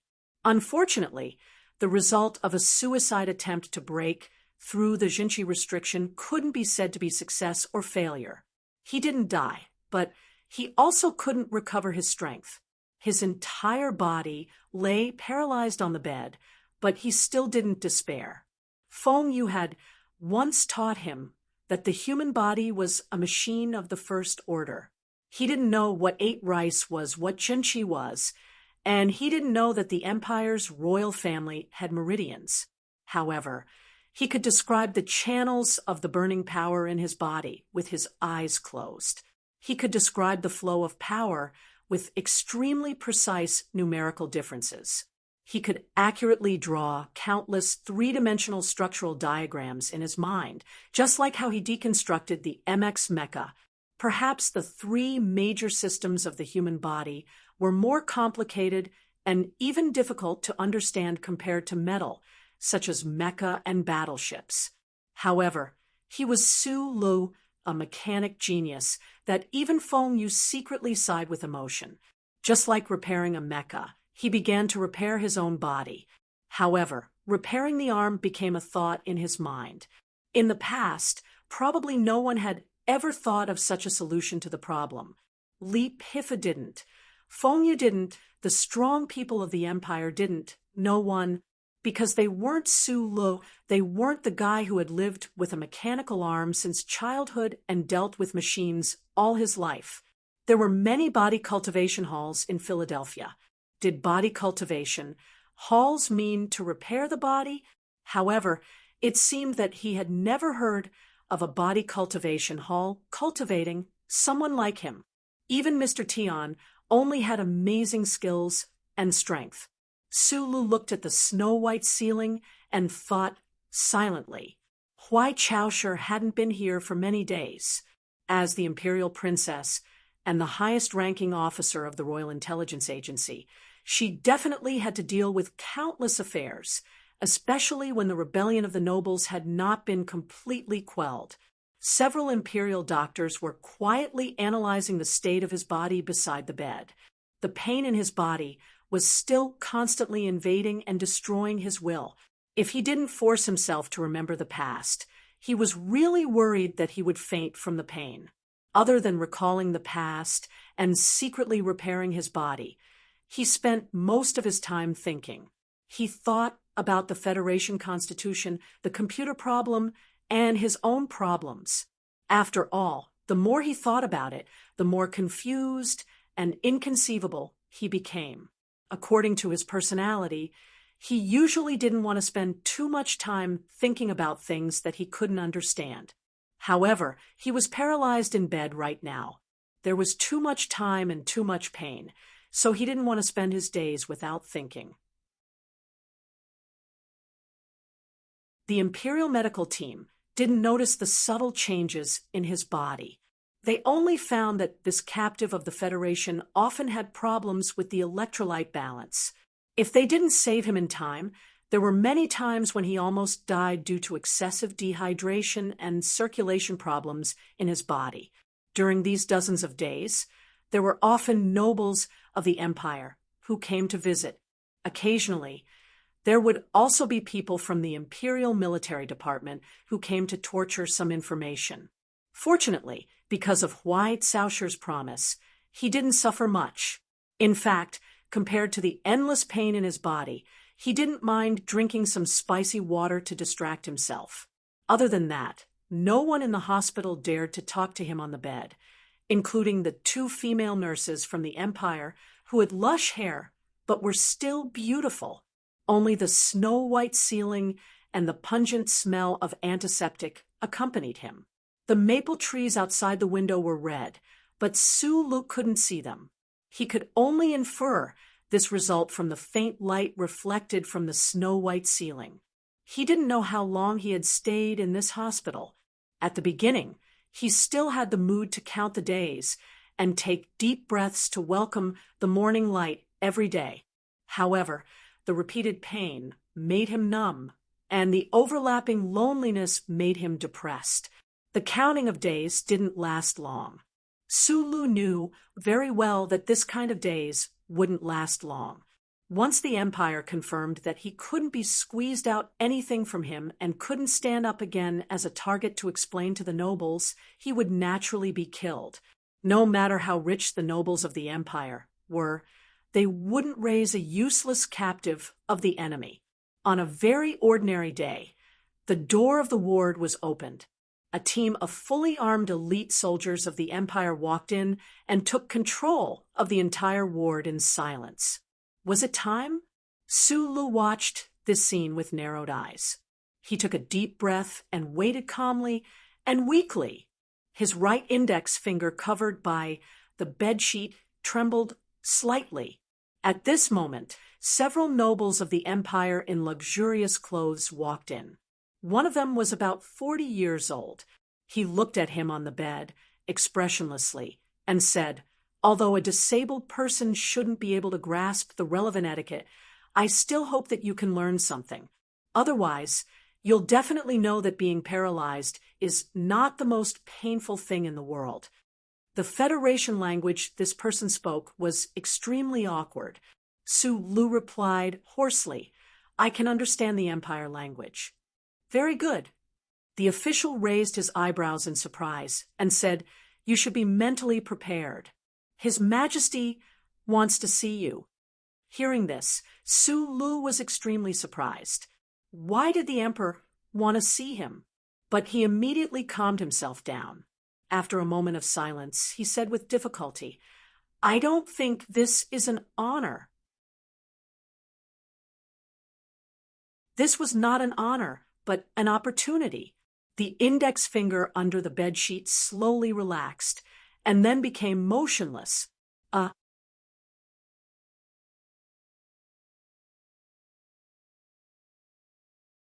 Chapter 607. It was around autumn. Red and yellow leaves covered the streets and alleys of Tianjin Planet. For light green jet cylinders flew past the treetops at a low altitude, like the tip of a pen brushing past the bright colors. Then, they landed at an airport outside the center of the capital city. The group changed to military vehicles and headed toward the center of the city along the spacious high-grade roads that extended in all directions like a spider web. They arrived at their destination in the afternoon. The majestic and cold side door of the palace slowly opened, and a group of guards wearing royal military uniforms walked out. They silently took a moving, self-restraining bed from the fleet and headed into the depths of the palace. The white restraints were like spider silk, tightly binding the thin, weak, and paralyzed young foreigner on the moving bed, making him look like an insect that was about to be sucked to death. Along the way, the Empire's people didn't use equipment to control Su Li's vision and hearing. He was finally able to take a look at this city that only existed in the imagination of the Federation people, the Empire's capital city of Tianjin Planet. The vast maple forest on the outskirts of the city, the extraordinarily wide highways, and the unique architecture all brought him a great shock. It must be known that although the Federation had paid a great price to obtain an image of this huge city, very few people were able to see it with their own eyes. However, all the Federation people who had seen the capital city of Tianjin Planet should be dead, right? Su Lu was very clear that no matter what the Emperor's intentions were for summoning him, death was already very close to his body. Being able to see the Empire's capital city before his death and feel the atmosphere that the Federation people would rarely experience in their entire lives, according to his inherent nature, his eyes should emit a greedy and emotional glow. However, there was only calmness in this pair of small eyes today. Even though his heart was shaken when he saw this majestic palace that was known as the most magnificent human building in the universe, he controlled his facial expression extremely well. The Empire's soldiers who were pushing the bed into the depths of the palace noticed the calmness of this Federation captive and couldn't help but have a strange feeling. Su Lu narrowed his eyes and looked at the huge cylindrical alloy building that pierced through the clouds in the distance. He guessed that it was probably the palace where the Emperor lived in the rumors. He was shocked again, but the expression on his face became colder and colder. How many truly important moments in a person's life could there be? Marriage, childbirth, funeral. Today, he, a soldier of the Federation, was going to meet the Federation's greatest enemy, the warmongering, arrogant, and cruel Emperor of the Empire. If he didn't pretend now, when would he? At this moment, he missed the wide sunglasses that Zhou Yu had given him. He felt that he should be Du Shaoqing, riding the maglev elevator that had long been forced to eliminate by the Federation's Energy Management Committee because of its huge energy consumption. It did not take long for them to reach the sky from the ground of the palace that was full of flowers, trees, and surveillance equipment. It was really the heavens. The sun in the distance moved slowly toward the horizon. The clouds just had a hint of sunset aura. Golden light rose, red, and people seemed to be floating outside the building. It gave people a feeling that they were within reach. Those who lived here day and night, no matter how firm and steady their minds were, would still be moved higher and higher by the distance from the ground and the drifting clouds around them. They would become more and more indifferent. They would become more and more used to looking down on the common people and take it as a lifelong pleasure. With a hint of criticism, the tightly bound Su Lu turned his neck with difficulty and retracted his gaze from the clouds outside the palace. He narrowed his eyes and looked into the darkness in front of him, looking at the back figure in the depths of the darkness. That figure belonged to a middle-aged man. He wore a robe and sat on a soft couch. He held a golden sword in his hand and did not look back. A screen blocked in front of the soft couch. There were golden sunflowers painted on it. At this time, the sunset outside the building reflected the golden light, making the screen seem like it was going to burn. The sunflowers seemed like they were going to come to life. However, all of the dim light fell on the middle-aged man's back and became dim.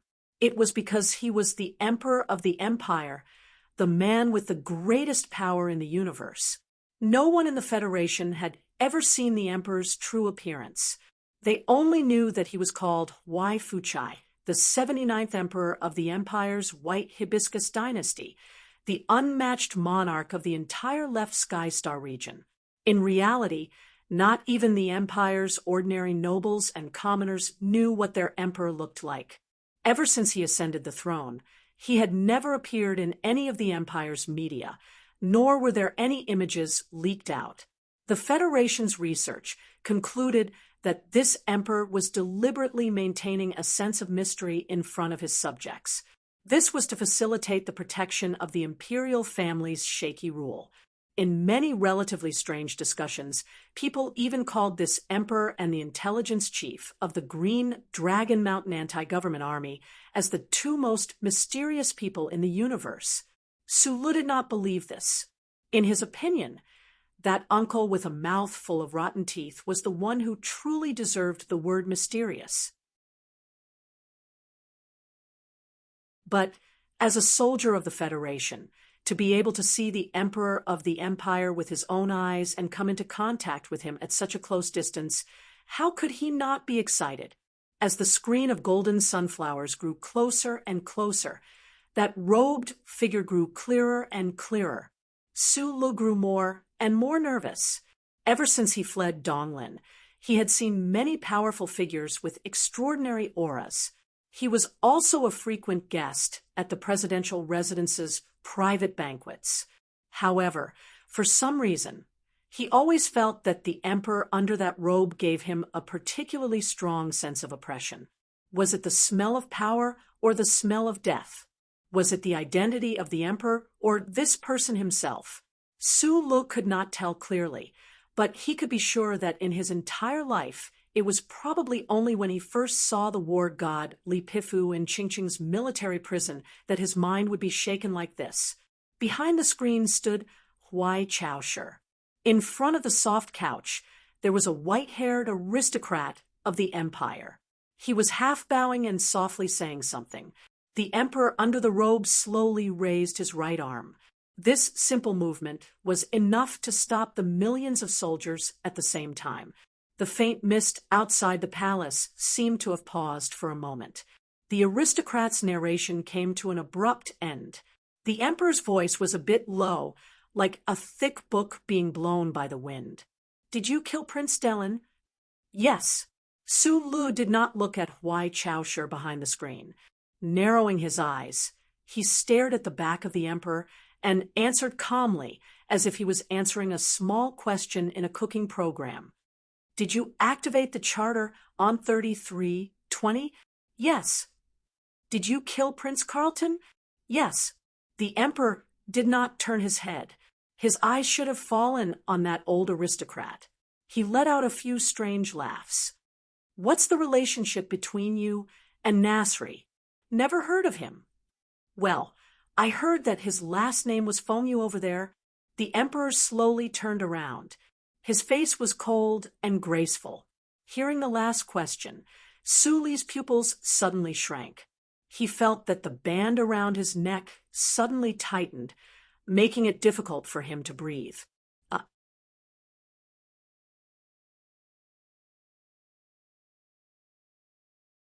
Chapter 608. Sulu had always thought that other than the few people in the Lees of Philadelphia, no one in this world knew about the relationship between him and Fengyu. Who would have thought that in the empire countless light years away from his homeland, the emperor in front of him could reveal so many secrets with just one sentence? Huai Chaoshi, who was standing beside the golden sunflower screen, and the white-haired aristocrat in front of the soft couch had a bigger reaction than him. After hearing the name Nasri, Huai Chaoshi, who had always been calm, raised her head in shock. The aristocrat's eyebrows were raised extremely high, and then quickly fell. The empire's military minister, Prince Barou, was the emperor's brother. The disputes between the royal family and Master Fan's manor were not secrets to him. He knew very well what the name Nasri meant to the emperor. While he was shocked by the relationship between this Federation soldier and Nasri, he also thought sadly that since the emperor let him hear these things, he had probably already made a decision in his heart. Emperor Huai Fuchai slowly stood up, his long robe pouring down like flowing clouds. He ignored the shock of the three people in the room and looked at Prince Barreau expressionlessly. I originally didn't need to explain Keaton's death to you, but I didn't think that you would be so stupid. You all always said that no one in this world could kill Keaton under such circumstances. So his death must be my scheme, White Sousher's decision.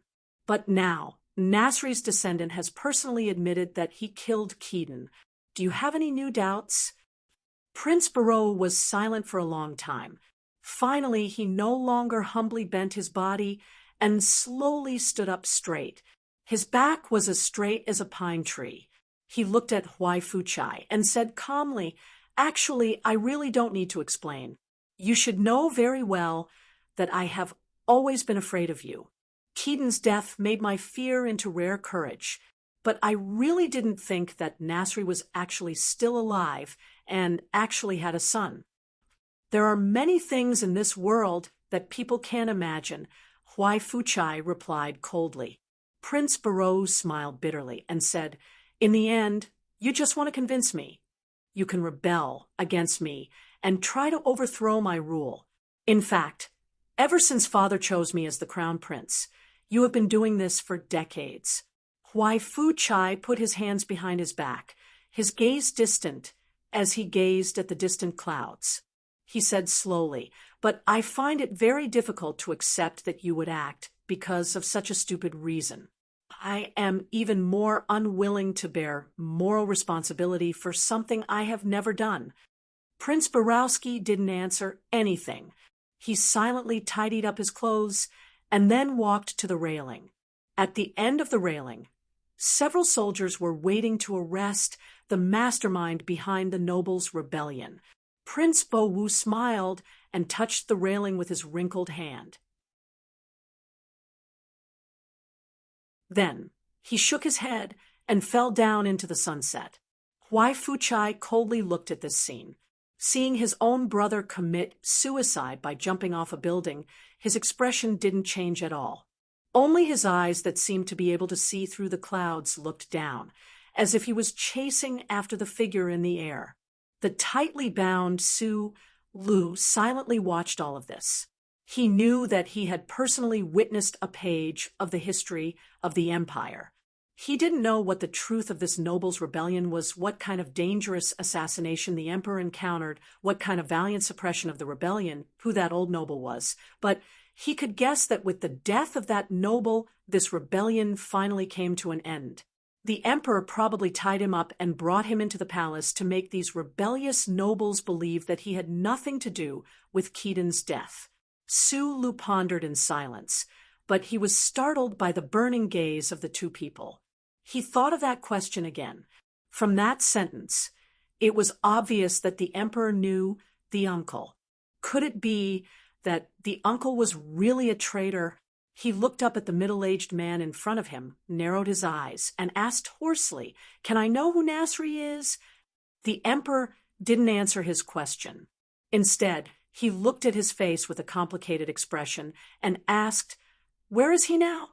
"He's already dead," Su Lu replied. The emperor was silent for a long time. He waved his sleeve as if to drive away an extremely unpleasant memory and a green fly. He said, "This kind of person should have died long ago." "How do you know my relationship with him?" Su Lu suddenly thought of a very fatal problem. If the imperial family knew Feng Yu's ability very well and knew that he had the means to take out the chip behind his neck, then how could they not guard against his escape? "Li Pifu, this kind of person will not have an illegitimate child," Huai Fuchai said indifferently. "And you are also a person of the Federation who knows 8 rice, so you are naturally Nasri's son." Thinking of the conversation between the emperor and the nobleman, Su Lu felt more and more strange. Why did the people of the empire insist that he was Feng Yu's son and not a student? Could it be that, as Huai Chaosher had once said, this strange thing called 8 rice shinchi was really a boring existence of blood theory? This is a very simple inference. What is very interesting is that in the entire universe, there are probably only a few people who can infer it. Huai Fuchai's face was cold and did not appear to be interested. Now my question is, since he is dead, who should I vent the anger that has been accumulating for more than 20 years? A wind came from outside the building. Not fierce, not gentle, just cold. Such was the atmosphere of the scene. Standing by the screen, Huai Chaosher, who had been silent all this time, suddenly raised his head and looked at his father. It seemed that he wanted to say something, but in the end, his lips were tightly pressed together, and he did not say a word. I don't know what happened back then. Su Lu did not explain to the other the true relationship between himself and Feng Yu. He looked at the emperor and narrowed his eyes. As for what you think, it does not have much to do with me. Right now, I am only one of your captives. Huai Fuchai held his hands behind his back and stood silently for a long time, as if he did not hear what he was saying. Then he slowly lowered his body and picked up the old rattan at his feet. The rattan was held tightly, and there were faint traces of old black blood on it. The rattan fell heavily.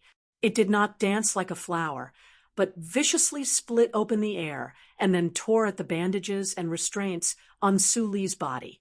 It tore at his flesh, carrying endless resentment and anger, venting the hatred of a monarch that came from who knew where.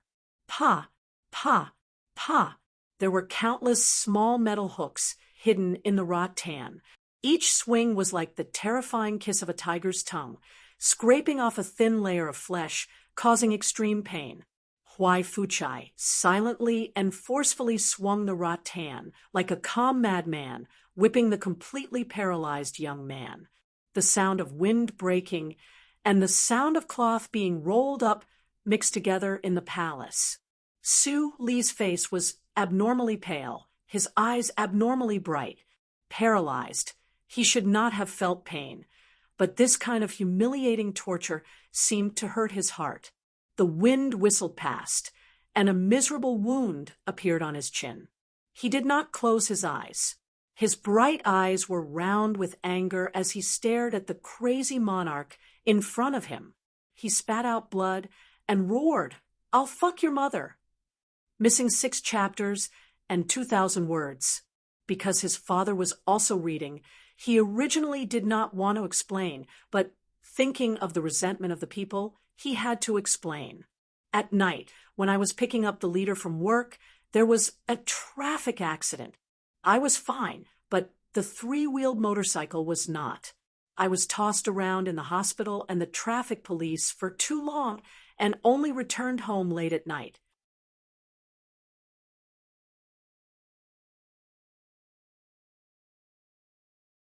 Chapter 609. People who were humiliated, tortured, and hurt would occasionally cry out in despair. Pain would make people sob, make people toss and turn, make people bite the corners of their quilts, break out in cold sweat, and lean against the corners of their chairs with yellow faces. Sometimes it would also make people unable to help themselves from cursing out vulgarities that they would never have cursed under normal circumstances.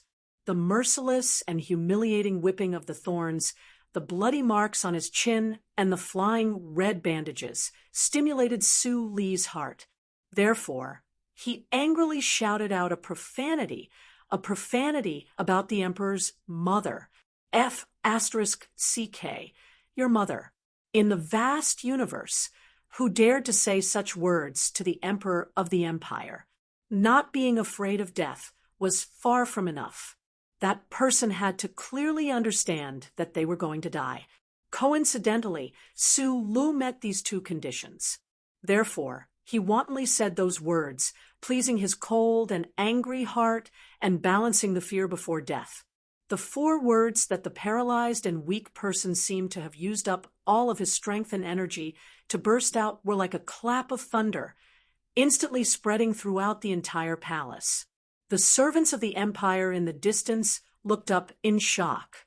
The golden sunflower on the screen nearby turned around and pretended not to hear it.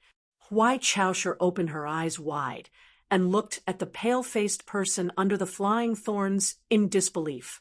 She stared at the bloody foam in the air. These words must have clearly reached the ears of the emperor, but his expression did not change in the slightest.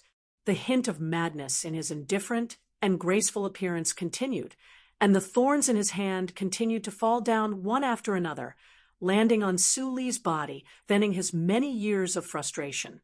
The emperor stared at Su Lu, who was tightly bound, but the gaze in his eyes seemed to pass through his face to the face from countless years ago, the two faces.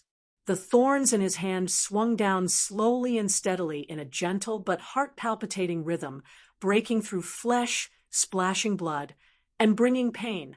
That person was already dead, and the resentment of the past could no longer find a target for revenge. Just like the rosy clouds in the sky, the bright moon in the water, and the sunflower in the mirror, how could they be satisfied without any real feedback? As a result, he placed all of the resentment that no one knew about on the thorns, landing on the body of this Federation youth in front of him, turning them into blood that splattered everywhere. Because you are his descendant, the vines fell directly, as if to whip some kind of cowardice in the heart. The Emperor Huai Fu Chai's expression was indifferent, the madness in his eyes gradually receding, becoming increasingly cold. F***ck your mother. Su Lu also widened his eyes and stared at the Emperor of the Imperium, who was right in front of him.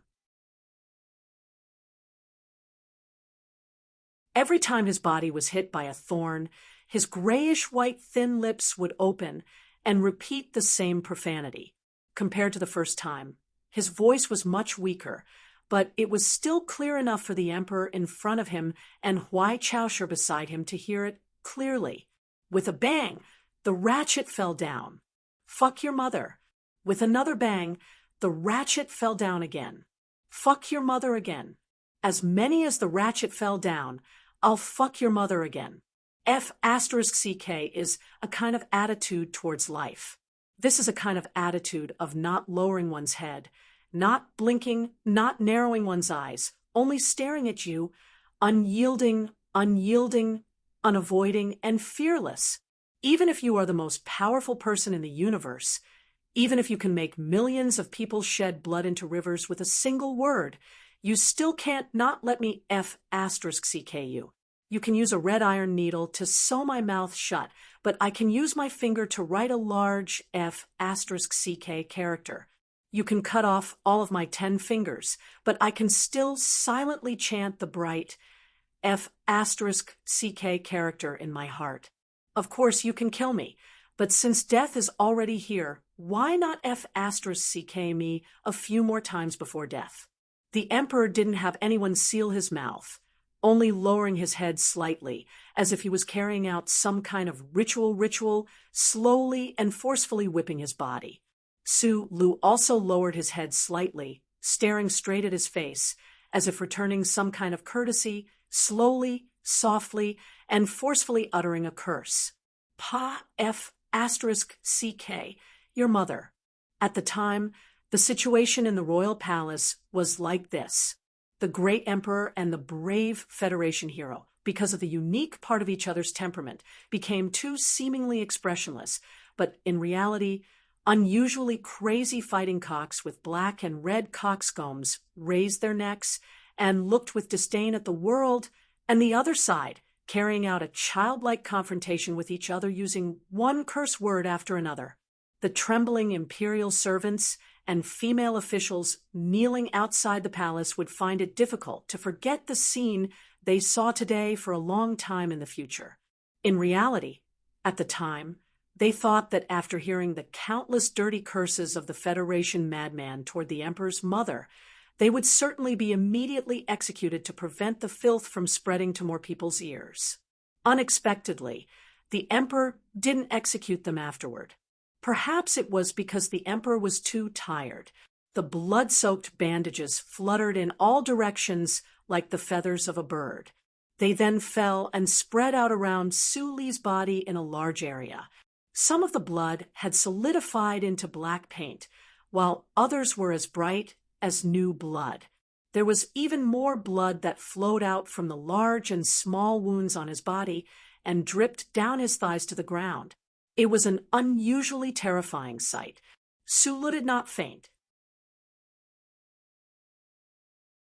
Because of the excessive blood loss, his cheeks were unusually pale.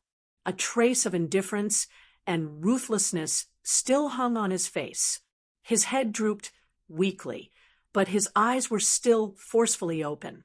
He stared viciously at the emperor in front of him. It looked like he was rolling his eyes in disdain.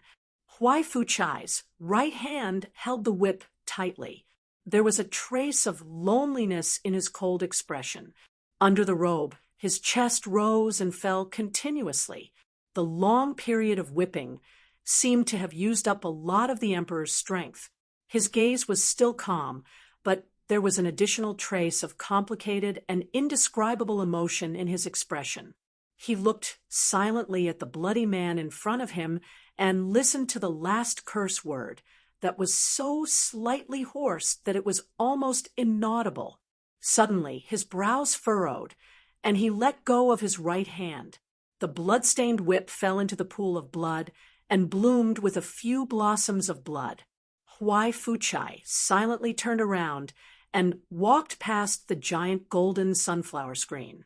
He walked back to the dark and noble soft couch. Gently brushing his robe, he calmly sat down. He stared blankly at the large classical brick wall. He seemed to be somewhat tired. Then he raised his hand and waved it tiredly. 2 fingers cut through the air, deciding Su Li's life and death. In the sea of mulberry trees, you gave me some surprises, but compared to that, today I feel even more admiration. Outside the maglev elevator, Huai Chaosher looked at the blood-covered Su Lu. After a moment of silence, he said, "I am very sorry. The dignity I once promised has been a little unexpected today. However, I can guarantee that you will die by execution and not by torture." The half-lying Su Lu struggled to open his swollen eyes. He wanted to say something, but in the end, he could only weakly spit out a few drops of blood. He could only helplessly smile. Huai Chaosher took a handkerchief from a subordinate's hand and helped him wipe away the blood at the corner of his mouth. The Empire's medical team had already rushed over. Large doses of cardiac stimulants and muscle relaxants were injected into Su Li's body. The smell of the medical glue, for a short time, actually covered up the fragrance of the flowers in the royal palace. After a period of treatment, Su Lu finally recovered some of his energy. In a raspy voice, he said in a low voice, "Just now, seeing your emperor's hand gesture, I should be immediately executed. Why are you still treating me?" I said, "I will let you die with dignity." Huai Chaosher furrowed his brows slightly and replied, "I cannot stop the emperor's anger, but before you die, you will certainly enjoy the treatment a soldier deserves." "I won't say thank you." Su Li's eyes were so swollen that only a slit remained. He looked at Huai Chaosher's face through the slit and suddenly remembered a derogatory proverb from the Federation. In a raspy voice, he said, "Because I won't express any thanks to those who want to kill me." "If you had the chance to kill me, what would you do?" Huai Chaosher asked. "Of course I would kill you." Su Li's reply was very honest. In the foreseeable future, the princess in front of him was, without a doubt, the most powerful and terrifying enemy of the federal army. If there was a chance to eliminate her from history ahead of time, no Federation soldier would hesitate in the slightest, even if she was a young woman. Huai Chaosher smiled. To be able to prove one's ability from the mouth of the most outstanding enemy officer, one's mood was not too bad. "Before you die, what words do you have to say? In the future, when the Empire occupies the Federation, I can pass on your words to the people of the Federation." The Empire occupies the Federation? The weak Su Lu was not in the mood to continue arguing with her. He blinked with difficulty and asked, "Are these my last words? When did the Empire treat the captives of the Federation so well?" "This is to thank you for bringing back the diary of that officer," Huai Chaoshu replied. Was he going to give out his last words again? Su Lu thought of the conversation he had with Bai Yulan on the summit of White Cliff Peak at 3,320 years ago. A trace of emotion appeared on his wounded and miserable face. After a long silence, he looked at Huai Chaoshu and said in a raspy voice, "I don't have any last words. I just want to know what Feng Yu, that Nasri you all speak of, what is his relationship with the Empire?" "He is one of the people closest to me in my life. The government said that he is a traitor, and the charter determined that he is the #1 wanted criminal, but I don't believe it." Su Lu painfully coughed a few times. He gasped for breath and said, "Your emperor hates him very much. This is very good. He supports my rebellion. This matter is truly very important to me." Hearing Su Li's last request before his death, Huai Chaoshu was also silent for a long time. The fingers behind her moved slightly, chasing away all of the doctors and guards. Only the two of them were left in the secluded corner of the royal palace. "The Federation believes that he is a traitor." An extremely strong trace of mockery appeared at the corners of her lips. "Things in this world are truly very strange. In my opinion, your father and Li Pifu, this pair of brothers, are without a doubt the most shameless pair of traitors in the history of the Empire." Su Li's body should be very weak after being crazily whipped by the thorns. His hearing was somewhat damaged. The blood that flowed down his temples gradually coagulated when it entered his ears. The sounds of the outside world seemed even more indistinct. He tilted his head slightly with difficulty, wanting to clearly hear what Huai Chaoshu was saying. Uncle Feng Yu and military god Li Pifu were traitors to the Empire? Or did he hear wrong? F***CK.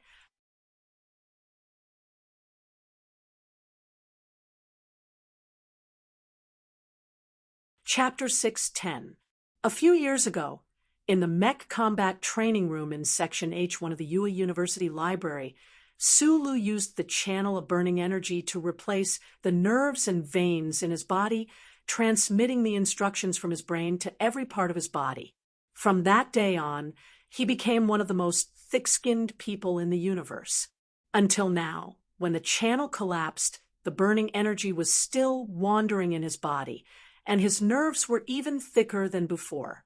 Therefore, many things that could shock ordinary people to the point of prostrating themselves on the ground, or even trembling all over, could not shake his stubborn heart that was as dull as a stone. Being whipped crazily by the emperor was a rare treatment, but it didn't shock him. He was weak and paralyzed, and he was brutally beaten until he was covered in blood.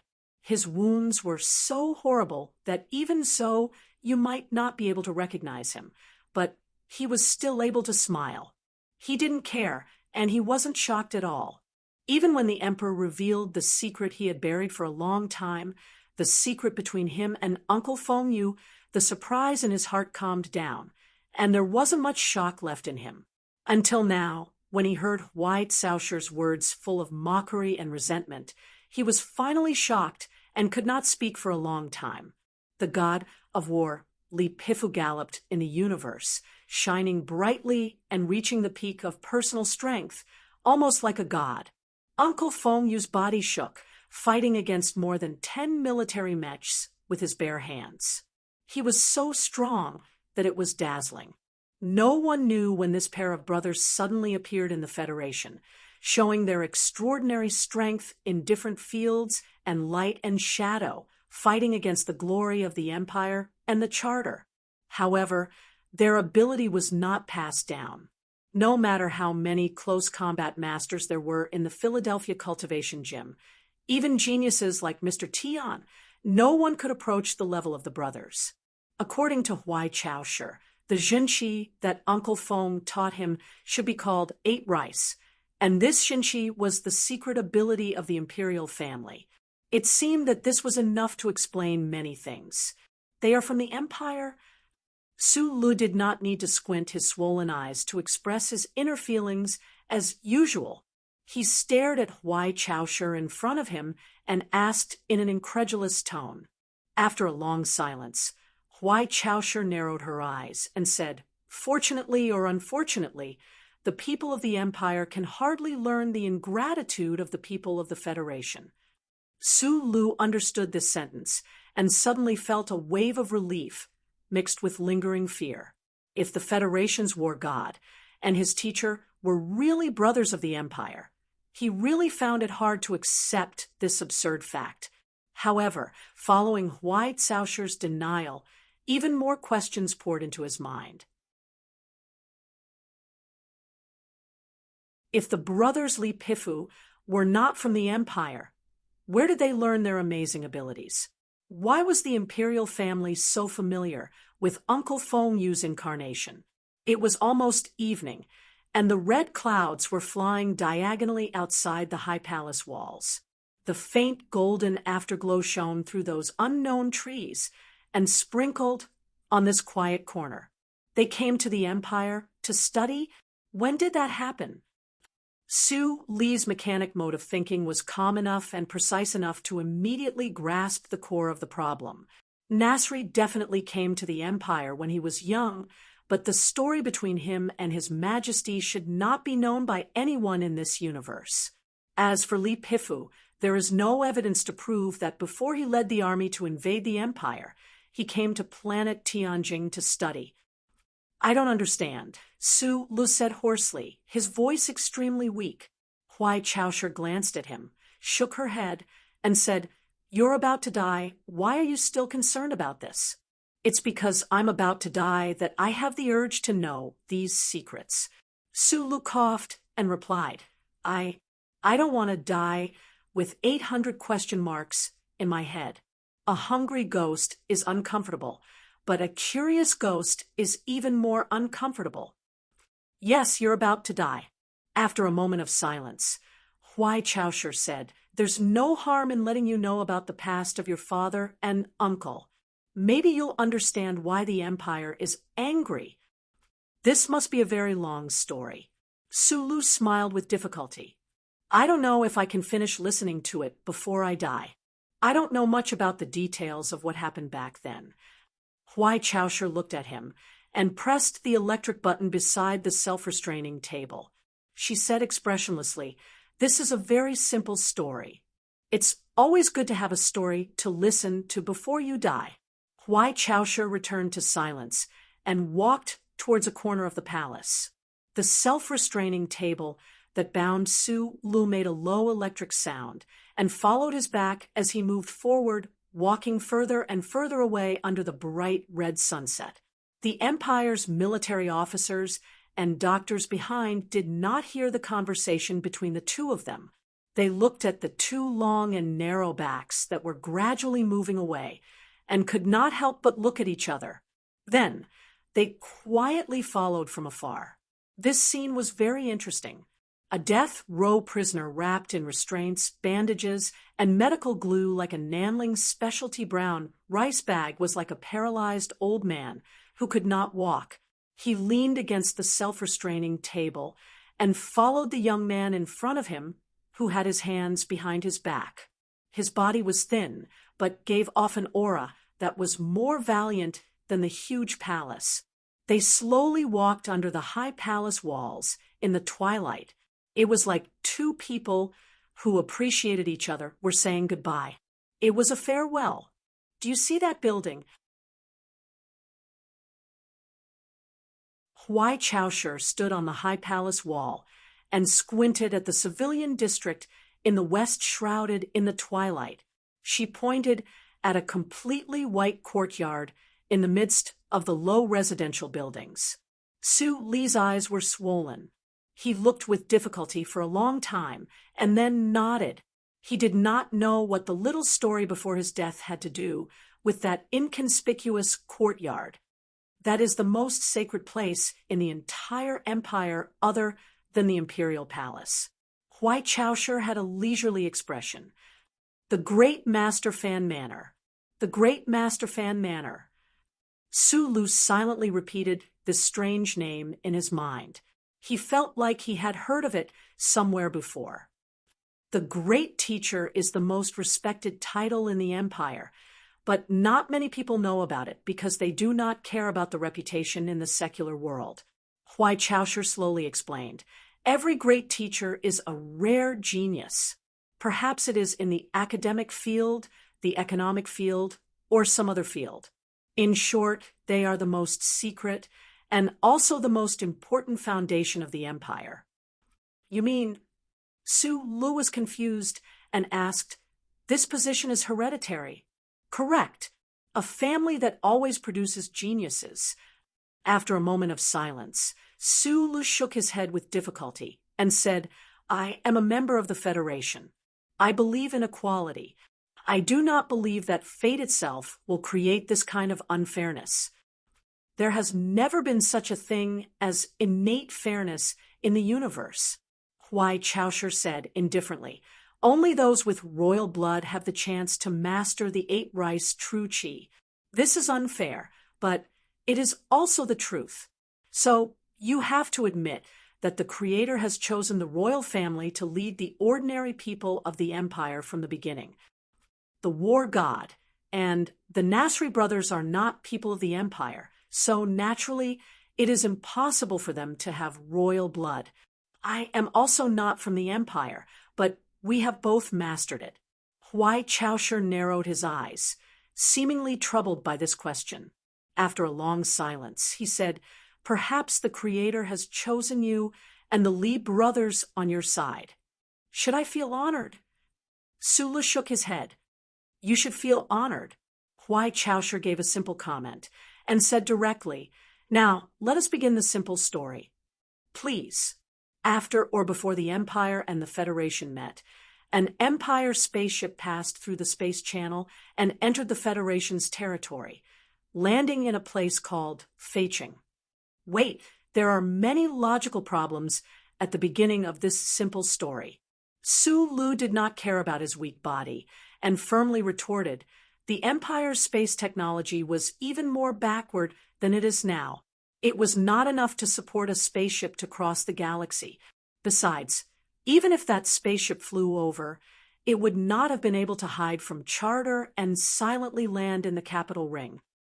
As I said, I don't know too many details. I just want to tell a simple story. Huai Chaosher stood in the twilight, frowning as if a fire was about to ignite. She was not used to this guy being so stubborn even before death.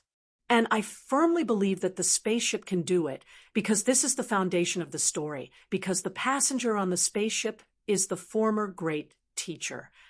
Su Lu was silent for a long time before saying, all right, what's the end of the story?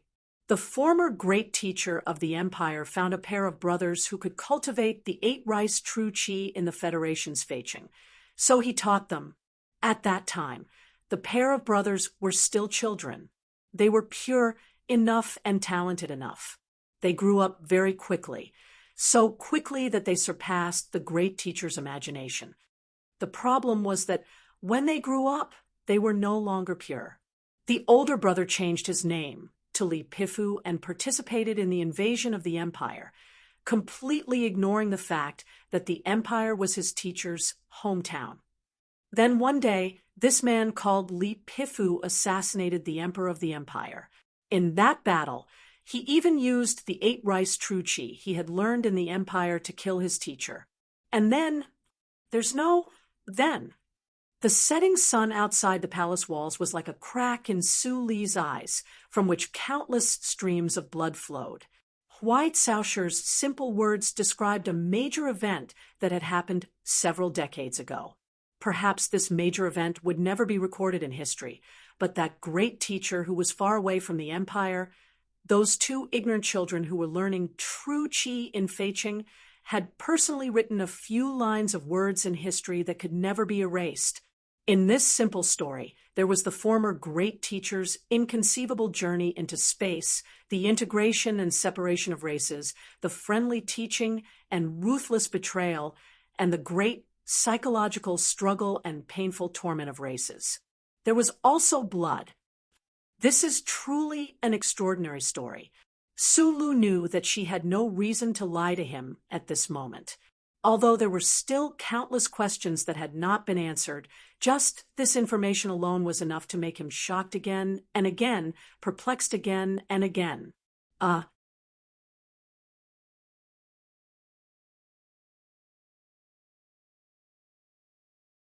Chapter 611.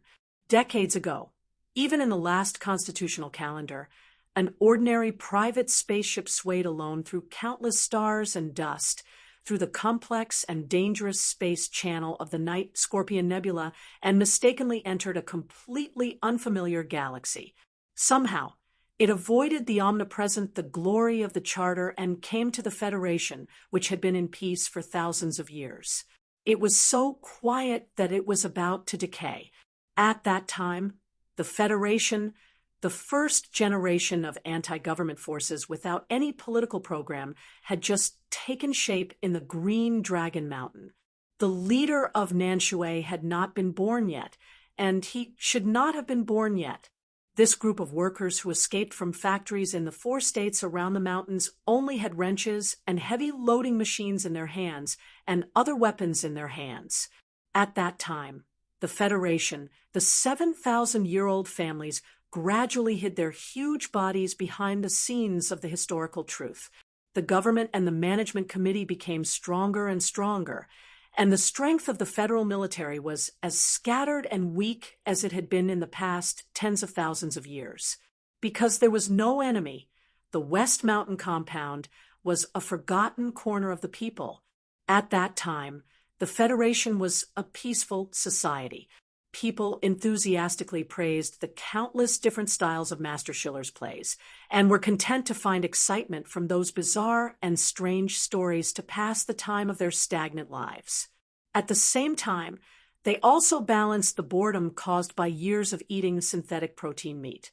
At that time, in the Federation, the Zhong family controlled the 4th military region in the West Woods, carefully keeping a distance from the Federation government. In the more distant East Woods region, the lack of crystal resources forced the enterprises under the Tai family to increase the speed of excavation in the deep crust of the earth. From time to time, uncontrollable mining accidents accompanied by small earthquakes occurred in this troubled land. A spaceship from the Empire quietly landed in such a federation. The young man walked out of the spaceship curiously and excitedly looked at everything new around him. There was a small device in his jacket pocket that kept emitting faint blue light. The young man from the Empire hid his identity, avoiding the glory of the Charter and wandering or traveling in the Federation. No one knew where he went and how long he stayed. They could only guess that at some point in time, he saw 2 young boys under the reflection of the snow mountain in a place called Feiching, a place that had now been designated as a forbidden area by the Federation government. The 2 boys' surnames were Li.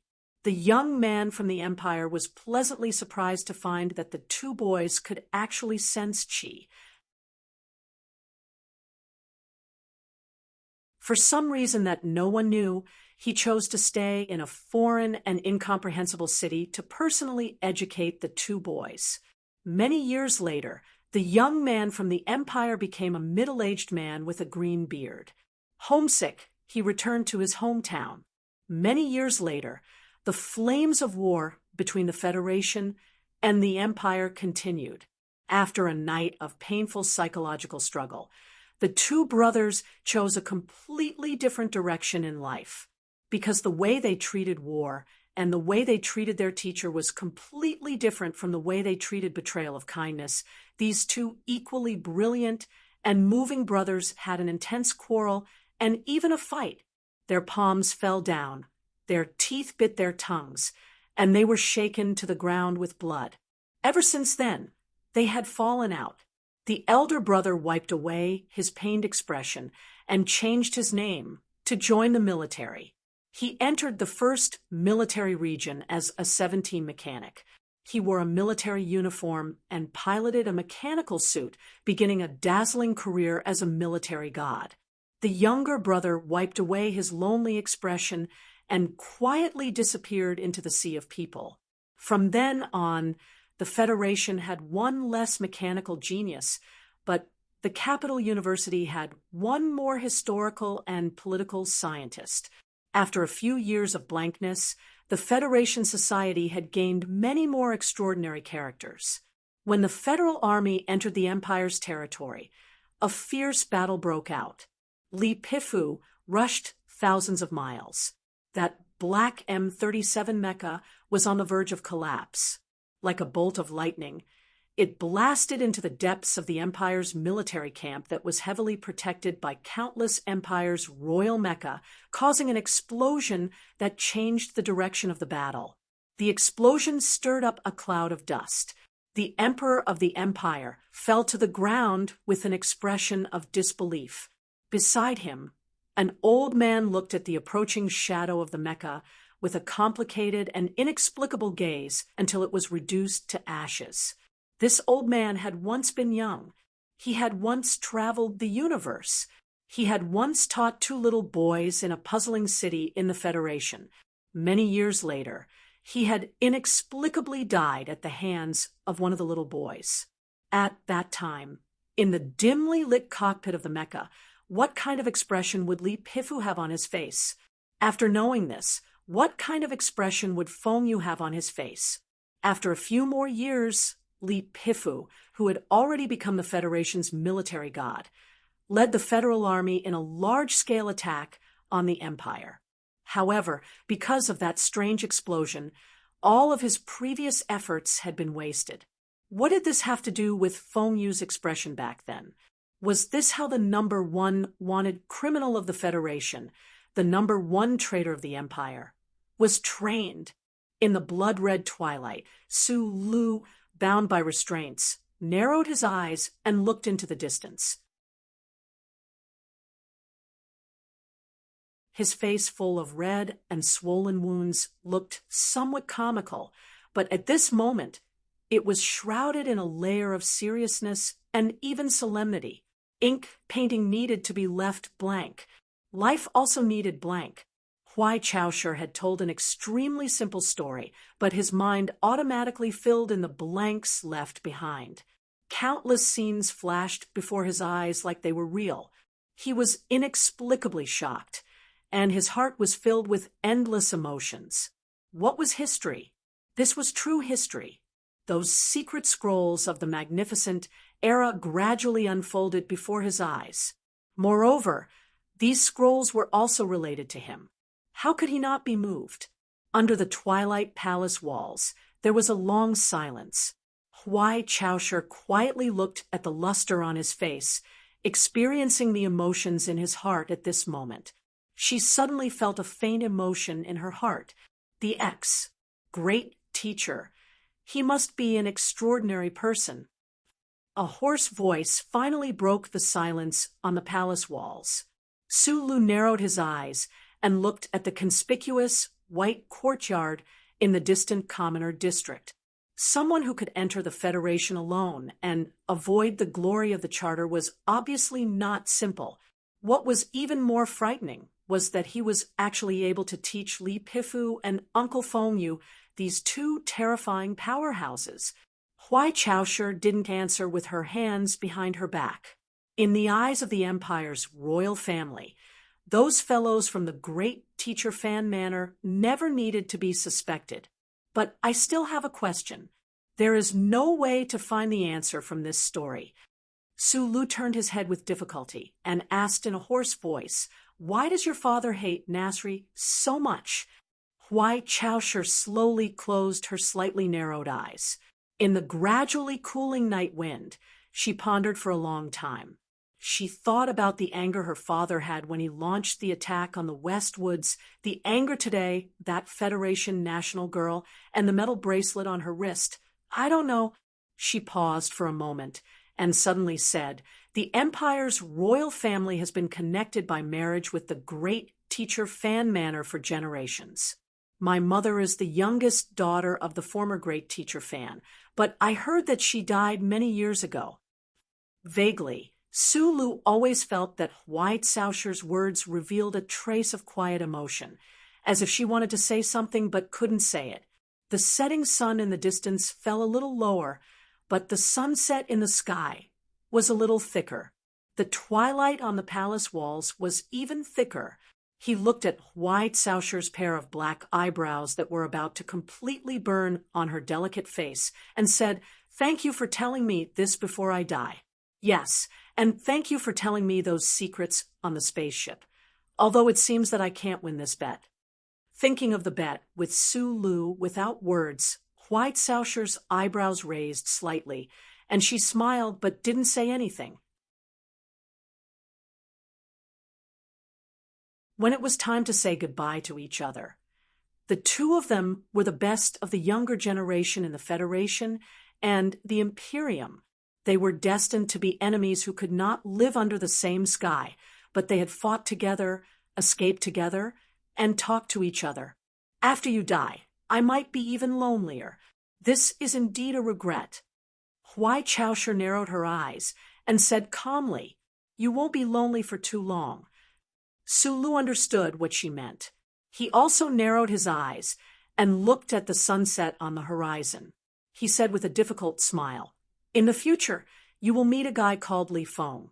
He's younger than you and me, but when it comes to mecha combat, he's actually stronger than me. The legendary madman, Li, with your endorsement, I don't think I'll be too disappointed." Huai Chaosher said expressionlessly, "But I regret that I can't fight with you.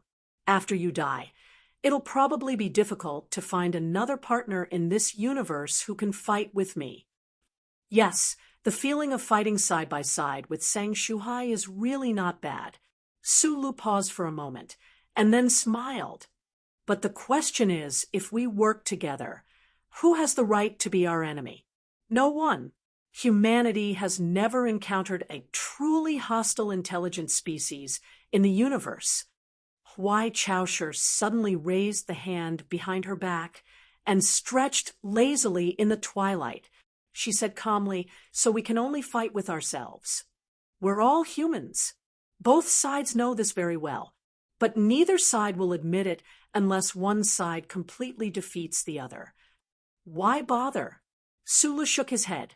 "Our generation probably doesn't have the wisdom to solve this problem. Let's leave it to future generations." Huai Chaosher also shook her head. The twilight was as red as blood. Huai Chaosher looked at his tragic face and nodded slightly. "Goodbye. I understand. This means we'll meet again in the next life." Sulu smiled and nodded. Huai Chaosher stood on the wall and watched the back of that figure being escorted away by the Empire's soldiers. Her brows slowly furrowed. This fellow, who clearly knew he was going to die, did not have the slightest trace of madness. He was actually so curious about the past. After knowing the answer, he was so satisfied and smiled so sincerely. Unless one had a pure heart that had been washed by the clear spring of the snowy mountains for 1,000 years, who else could do this? Watching that figure disappear into the twilight, she suddenly thought of the words engraved on the stone wall of Great Master Fan's manor. "The future of those with pure hearts is boundless." She had spent her childhood and the first few years of her adolescence in Great Master Fan's manor. She had never liked these words with a sour and literary tone.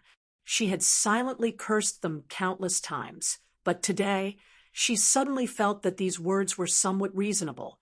It was indeed easy for pure people to become strong. She stood in the night wind on the palace wall, silently thinking for a long time. Only when the twilight completely disappeared and the darkness enveloped the houses and the white courtyard did she slowly raise her head. At this moment, an imperial major ran over and heavily kneeled on the ground. With a trembling voice, he said, "Your Highness, he ran away." Ah.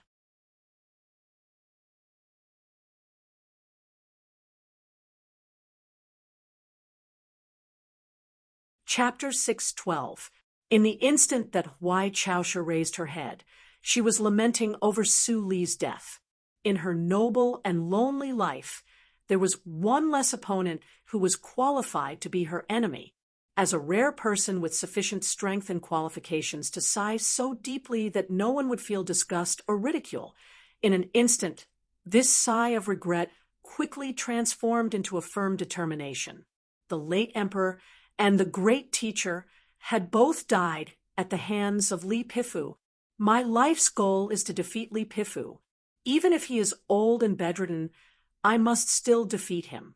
The night wind blew in her face. Just as she was filled with lofty aspirations, she saw the officer run over in a panic and fall to his knees. She heard the officer say in a trembling voice, "Your Highness, he ran away." Huai Chaosha furrowed her brows and narrowed her eyes.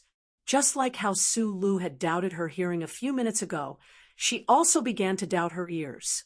Her Highness was naturally talking about her, but who was he who ran away? Her furrowed brows suddenly rose, and a trace of coldness appeared in her narrowed eyes. She had clearly confirmed that his meridians were all broken and his entire body was paralyzed.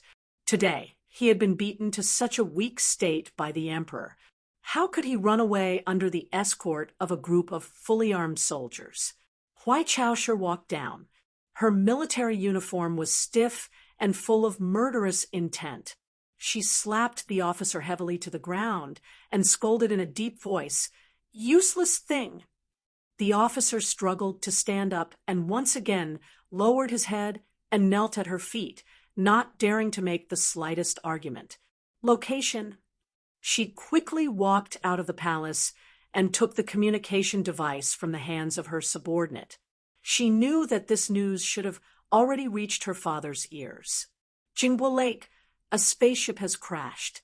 The escaping soldiers report that the prisoner is not in the cabin. The nearest guard battalion has already rushed over.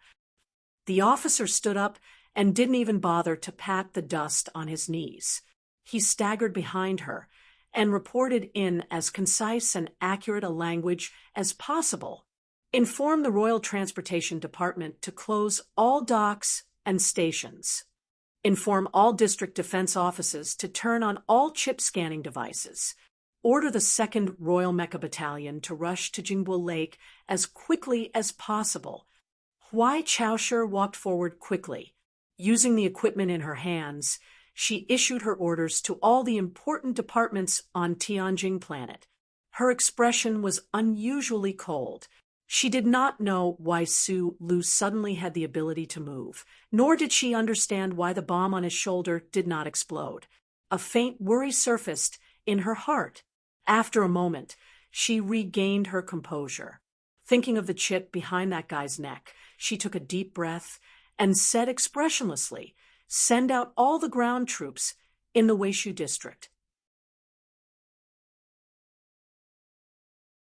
I want no one to miss anything within a 40-square-kilometer radius of Jingbo Lake. The focus of the search is the forest in the south. Advance in echelons and kill them all.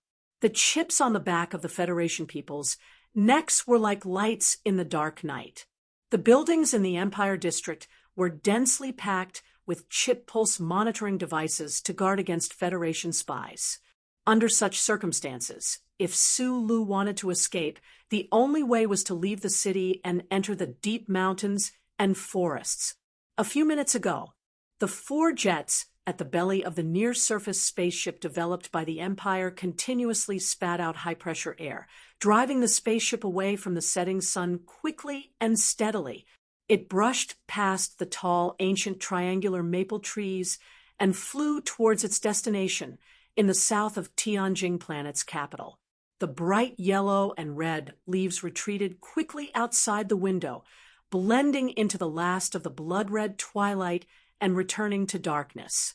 Su Lu, who was completely bound, sat quietly in the middle cabin near the cockpit. He looked at the beautiful scenery on the ground through the glass window in silence. No one knew what he was thinking about. The Empire soldiers in charge of escorting him knew that this Federation captive was about to be executed, so they did not care about his silence at this moment. Although they knew that this person was completely paralyzed, the soldiers still strictly followed the safety regulations. For elite Special Forces soldiers stared at him from all four directions. There were no guns around them. At the front and back of the long and narrow cabin were dozens of fully armed soldiers. Even if the completely paralyzed Su Lu suddenly went on a killing spree, he would not be able to grab a weapon and would immediately be turned into a pile of meat paste by the dense rain of bullets. The spaceship vibrated slightly as it flew silently. The night outside the window grew darker and darker, especially when the horizon in the distance was already as dark as ink. Only the lake still shone like a beautiful gem. Su Lu quietly looked at the lake that was getting closer and closer. When he came, he had specially paid attention to this lake. He had calculated the difference between the spaceship and the lake, the speed of the spaceship, the reaction speed of the Empire soldiers, his own speed, and many, many other calculations. Calculating was for the sake of calculating, and risking his life was for the sake of survival. He would be executed in a moment. If he did not fight now, when would he? Thus, he narrowed his eyes and looked at the Empire soldier with a cold expression in front of him.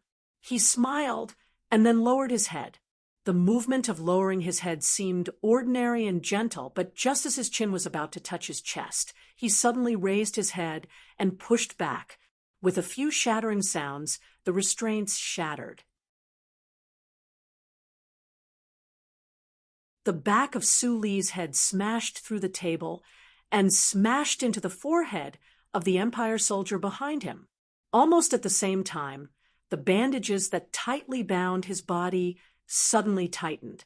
The hard synthetic fibers seemed to be affected by some kind of huge force and rapidly stretched as if they were about to break. Su Lu narrowed his swollen eyes and quickly lowered his head, slamming his head into the Empire soldier, who was about to open his mouth and shout. Head to the left, head to the right, for dull and terrifying sounds of skulls shattering rang out. The 4 Empire Special Forces soldiers around him did not even have time to make a sound before their skulls shattered, and they slid to the ground limply. At this time, the restraints on Su Li's body finally broke. Countless snowflake-like fragments of the dense fiber bands sputtered like a huge snowball bursting open. Amidst the flying bandages, his body turned into a black shadow and pounced forward with a roar. His feet stepped on the cabin wall, leaving a faint footprint on the alloy wall. His right hand seemed to have casually swept, and the heavy metal chair that he had calculated beforehand was in his hand. With a shake of his right arm, the scorching power that was wandering all over his body suddenly converged into an extremely powerful force. Accompanied by a violent roar, he threw the metal chair in his hand over. His speed was already extremely fast. This throw that contained the power he had been hiding for many days turned the metal chair into a stream of metal light. It cut through the air with a shrill sound and rushed forward at high speed, smashing into the group of armed soldiers. Countless pieces of flesh and blood burst out. The power was comparable to that of a cannonball. The distance of 7 meters was covered in an instant. With a loud bang, the heavy metal chair smashed into the cockpit door, creating a cloud of smoke and dust. Su Lu followed closely behind and ruthlessly kicked down. Because he used too much strength, the wound on his face at this moment burst open a little. Drops of blood splashed out. His facial features were extremely ruthless and looked extremely terrifying. In the end, the Empire soldiers responsible for guarding him were too relaxed. No one would have thought that a person who was judged by His Highness to be completely paralyzed could actually go on a rampage and kill people. He clearly looked very weak before, but once he went on a rampage, he was like a crazy tiger. It was not until Su Lu violently blasted open a bloody path with the chair and kicked open the cockpit that the Empire soldiers in the spaceship finally reacted and raised the guns in their hands. It had to be admitted that the reaction of the Empire soldiers at this moment perfectly displayed excellent military training and terrifying discipline. Seeing that the target was about to enter the cockpit, all the Empire soldiers who raised their guns did not seem to have considered the consequences of firing in the spaceship that would cause everyone to die together. They pulled the trigger without hesitation. Pooh, pooh, pooh, pooh, pooh. Some of the bullets penetrated the alloy walls, while others bounced off and poured into the narrow cockpit like a torrential rain. Even though they knew that they would die, they still had to open fire because Su Lu had already entered the cockpit. They could not give him any chance to control the spaceship to force a landing. Su Lu never had the extravagant hope of being able to steal a spaceship and escape in front of a group of elite Empire soldiers. From the very beginning of the plan, his goal was very simple. It was not to steal the spaceship, but to destroy it. He slashed the pilot, who was taking out his pistol with one hand, smashed the autopilot with one elbow, and stepped on the bottom of the control stick with one foot, under the high-speed rain of bullets. He completed these 3 actions with lightning speed. He immediately shrunk his body under the seat and firmly pressed his left foot down. After the control stick was stepped onto the bottom, the 4 jets on the abdomen of the spaceship instantly adjusted their postures, and the power was increased to the maximum. The spaceship shook violently, and its head fiercely accelerated downward. The violent shaking and the sudden dive caused most of the bullets fired by the Empire soldiers behind the cabin to hit the top. The sharp bullets easily penetrated the cabin walls, revealing countless small holes like the stars in the night sky, like sesame seeds on a sesame seed cake. The subsequent development was completely in line with Su Li's calculations. The high-speed diving spaceship tore through the tall maple trees by the lakeside, and after two seconds, it resolutely rushed into the clear and open lake. The near-surface spaceship did not fly high, so the time between Su Li's violent jump and falling into the lake was extremely short. However, when the heavy spaceship suddenly collided with the cold lake water, it still caused a huge water column and a terrifying loud noise. Diving into the lake at such a high speed, there was not much difference between the soft water surface and the hard concrete floor. The heavy alloy hull let out a sorrowful sound as it twisted and sank to the bottom of the lake along with the turbulent waves around it. The spaceship was destroyed. The Imperial soldiers in the cabin were sent flying in all directions by the tremendous impact before crashing heavily onto the ground. Some were unconscious, some were groaning in grievous wounds, and some were staring blankly at the lake water pouring in through the shattered windows. An officer's eyes were full of despair. He used the last of his strength to press the electronic bomb button at his waist, but there was no explosion as he expected in the cockpit. The lake water instantly submerged his body, washing away the blood he spat out. There was no one in the cockpit. People were dead. Su Lu began to flee.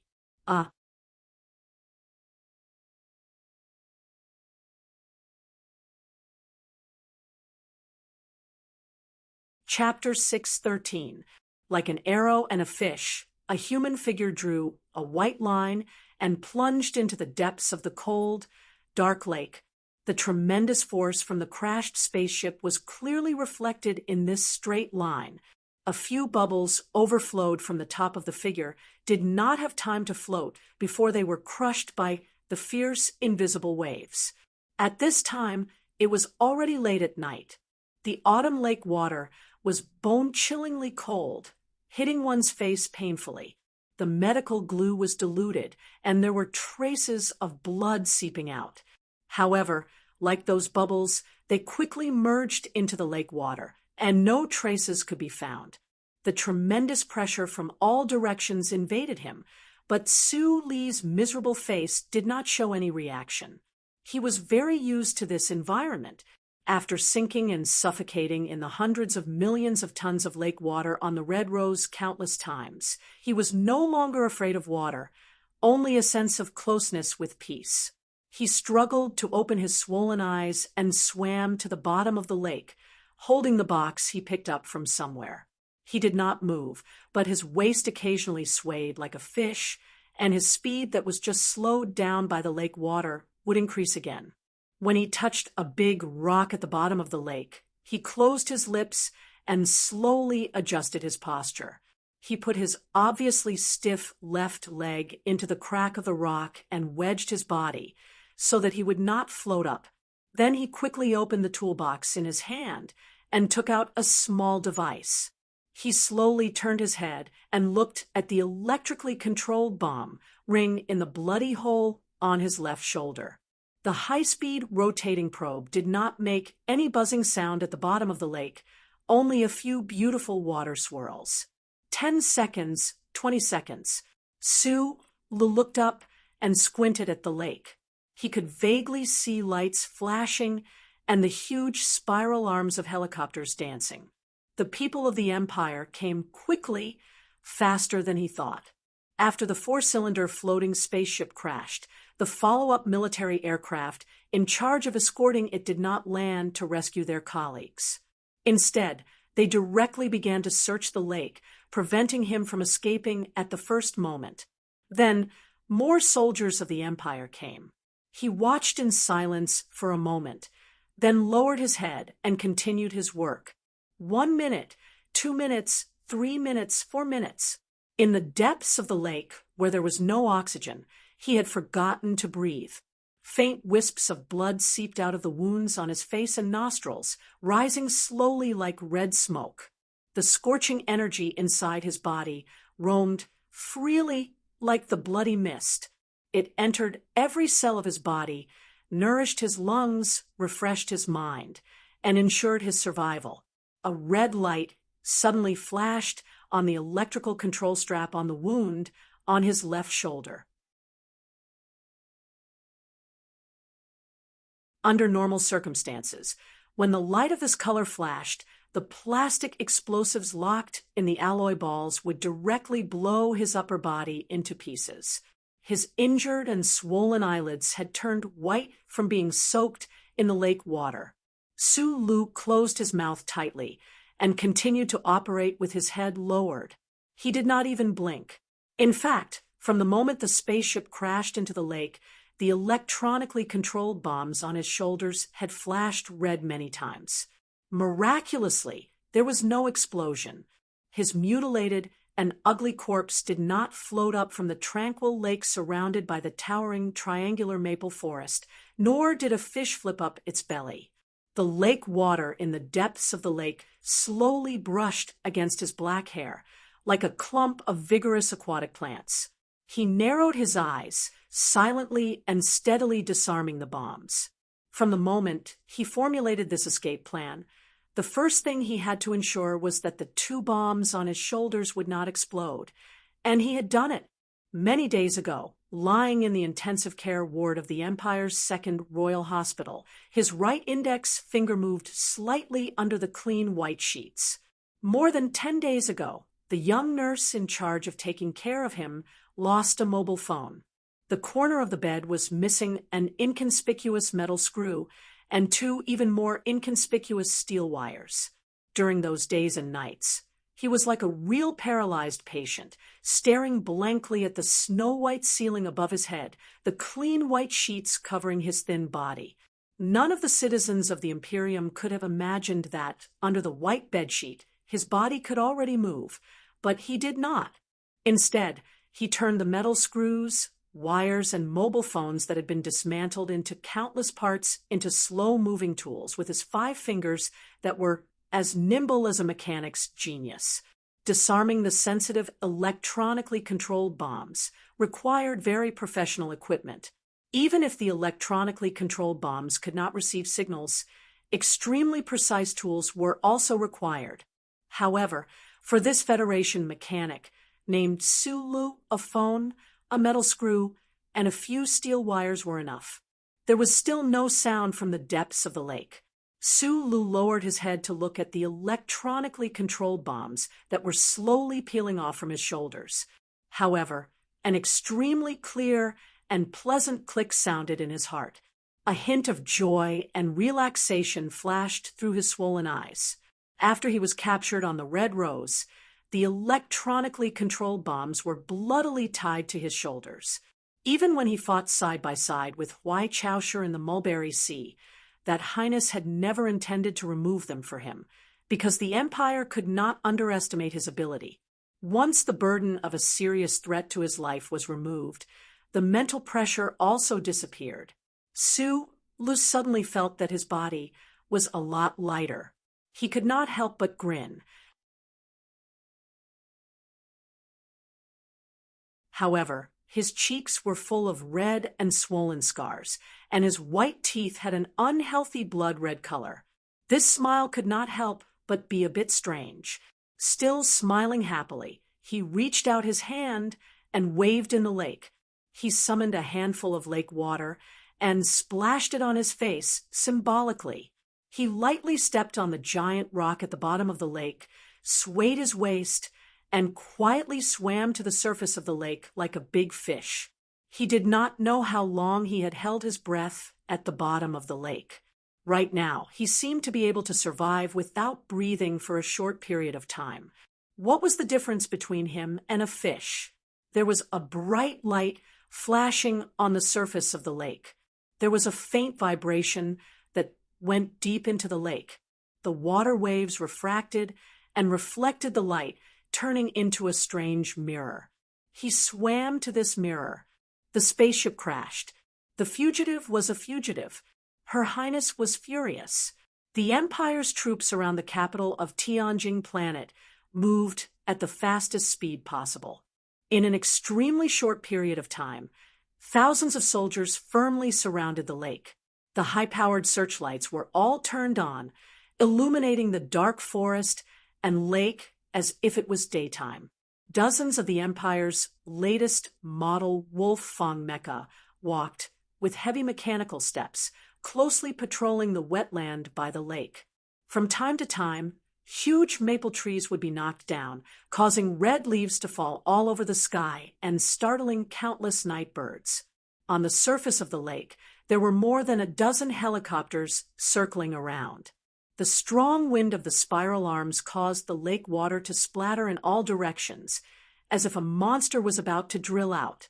Huai Chaosher was personally on her way here. No matter how one looked at it, the Empire would definitely not allow Sulu to truly escape. Moreover, he now knew even more secrets because of that ruthless and boring gambling game with Huai Chaosher.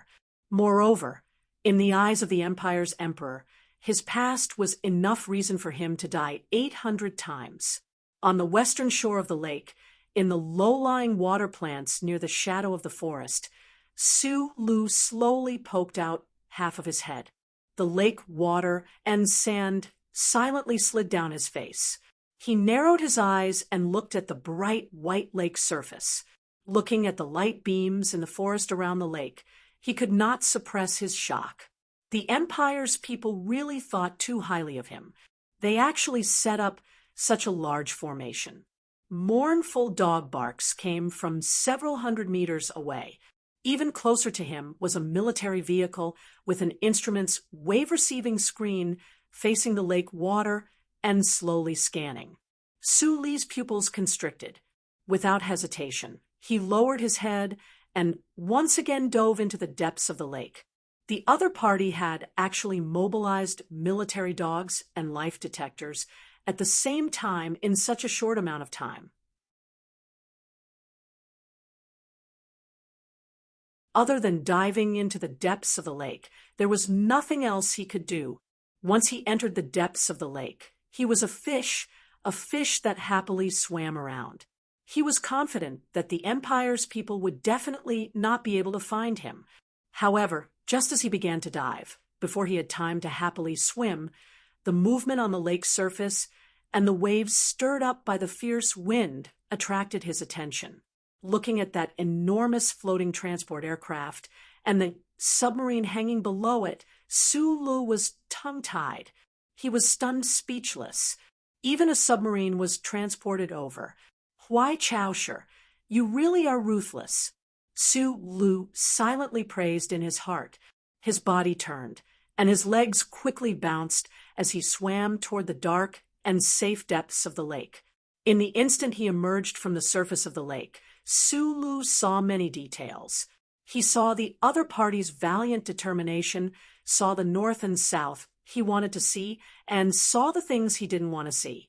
Continuing to hide at the bottom of the lake wasn't a solution, based on the Empire's people's crazy search. Even if their target was a small river crab in a boulder at the bottom of the lake, it would still be easily dug out. He had to leave this lake as quickly as possible. The north side of the lake passed through a green park and was connected to planet Tianjing's capital city. In that heavily guarded capital city, every street, every apartment, and even every toilet had microchip monitoring devices specially designed to deal with Federation spies. The Federation's people entering that area was purely courting death. The south side of the lake was a lush red maple forest. This maple forest was artificially planted in the beginning, under the deliberate protection of the Empire's royal family. Under the long years of protection, it gradually became the rarest primeval forest on this planet. There were large trees and leaves that were large enough to cover one's body, and the difficult terrain that was most advantageous for escaping. Most importantly, there weren't many microchip monitoring devices in the primeval forest. The north side was dangerous. It was like a giant beast that had been silent for thousands of years. It was an ancient tomb full of traps, ready to swallow anyone who entered by mistake at any time. It wouldn't even spit out their bones. The south side was enticement. It was like a piece of white paper that anyone could paint on. A naked virgin attracted people to bravely move forward, using their own adventurous footprints to paint a beautiful picture. No matter from which perspective one looked at it from, Sulu should choose to escape to the south. This had nothing to do with the inertia of his thinking. The objective environment of planet Tianjing determined that this was his only choice. The problem is that the Empire's people think this way, and so does Huai Chaosher. Sulu narrowed his eyes as he waved the ice-cold lake water. He silently swam towards the shore in the north. After an unknown amount of time, he unsurprisingly found the exit of the underground waterway at the bottom of the lake. A sincere smile once again appeared on his miserable face. You're tuning in to the Mystic Fist YouTube channel. Don't forget to subscribe and join us on this journey to catch the most captivating stories.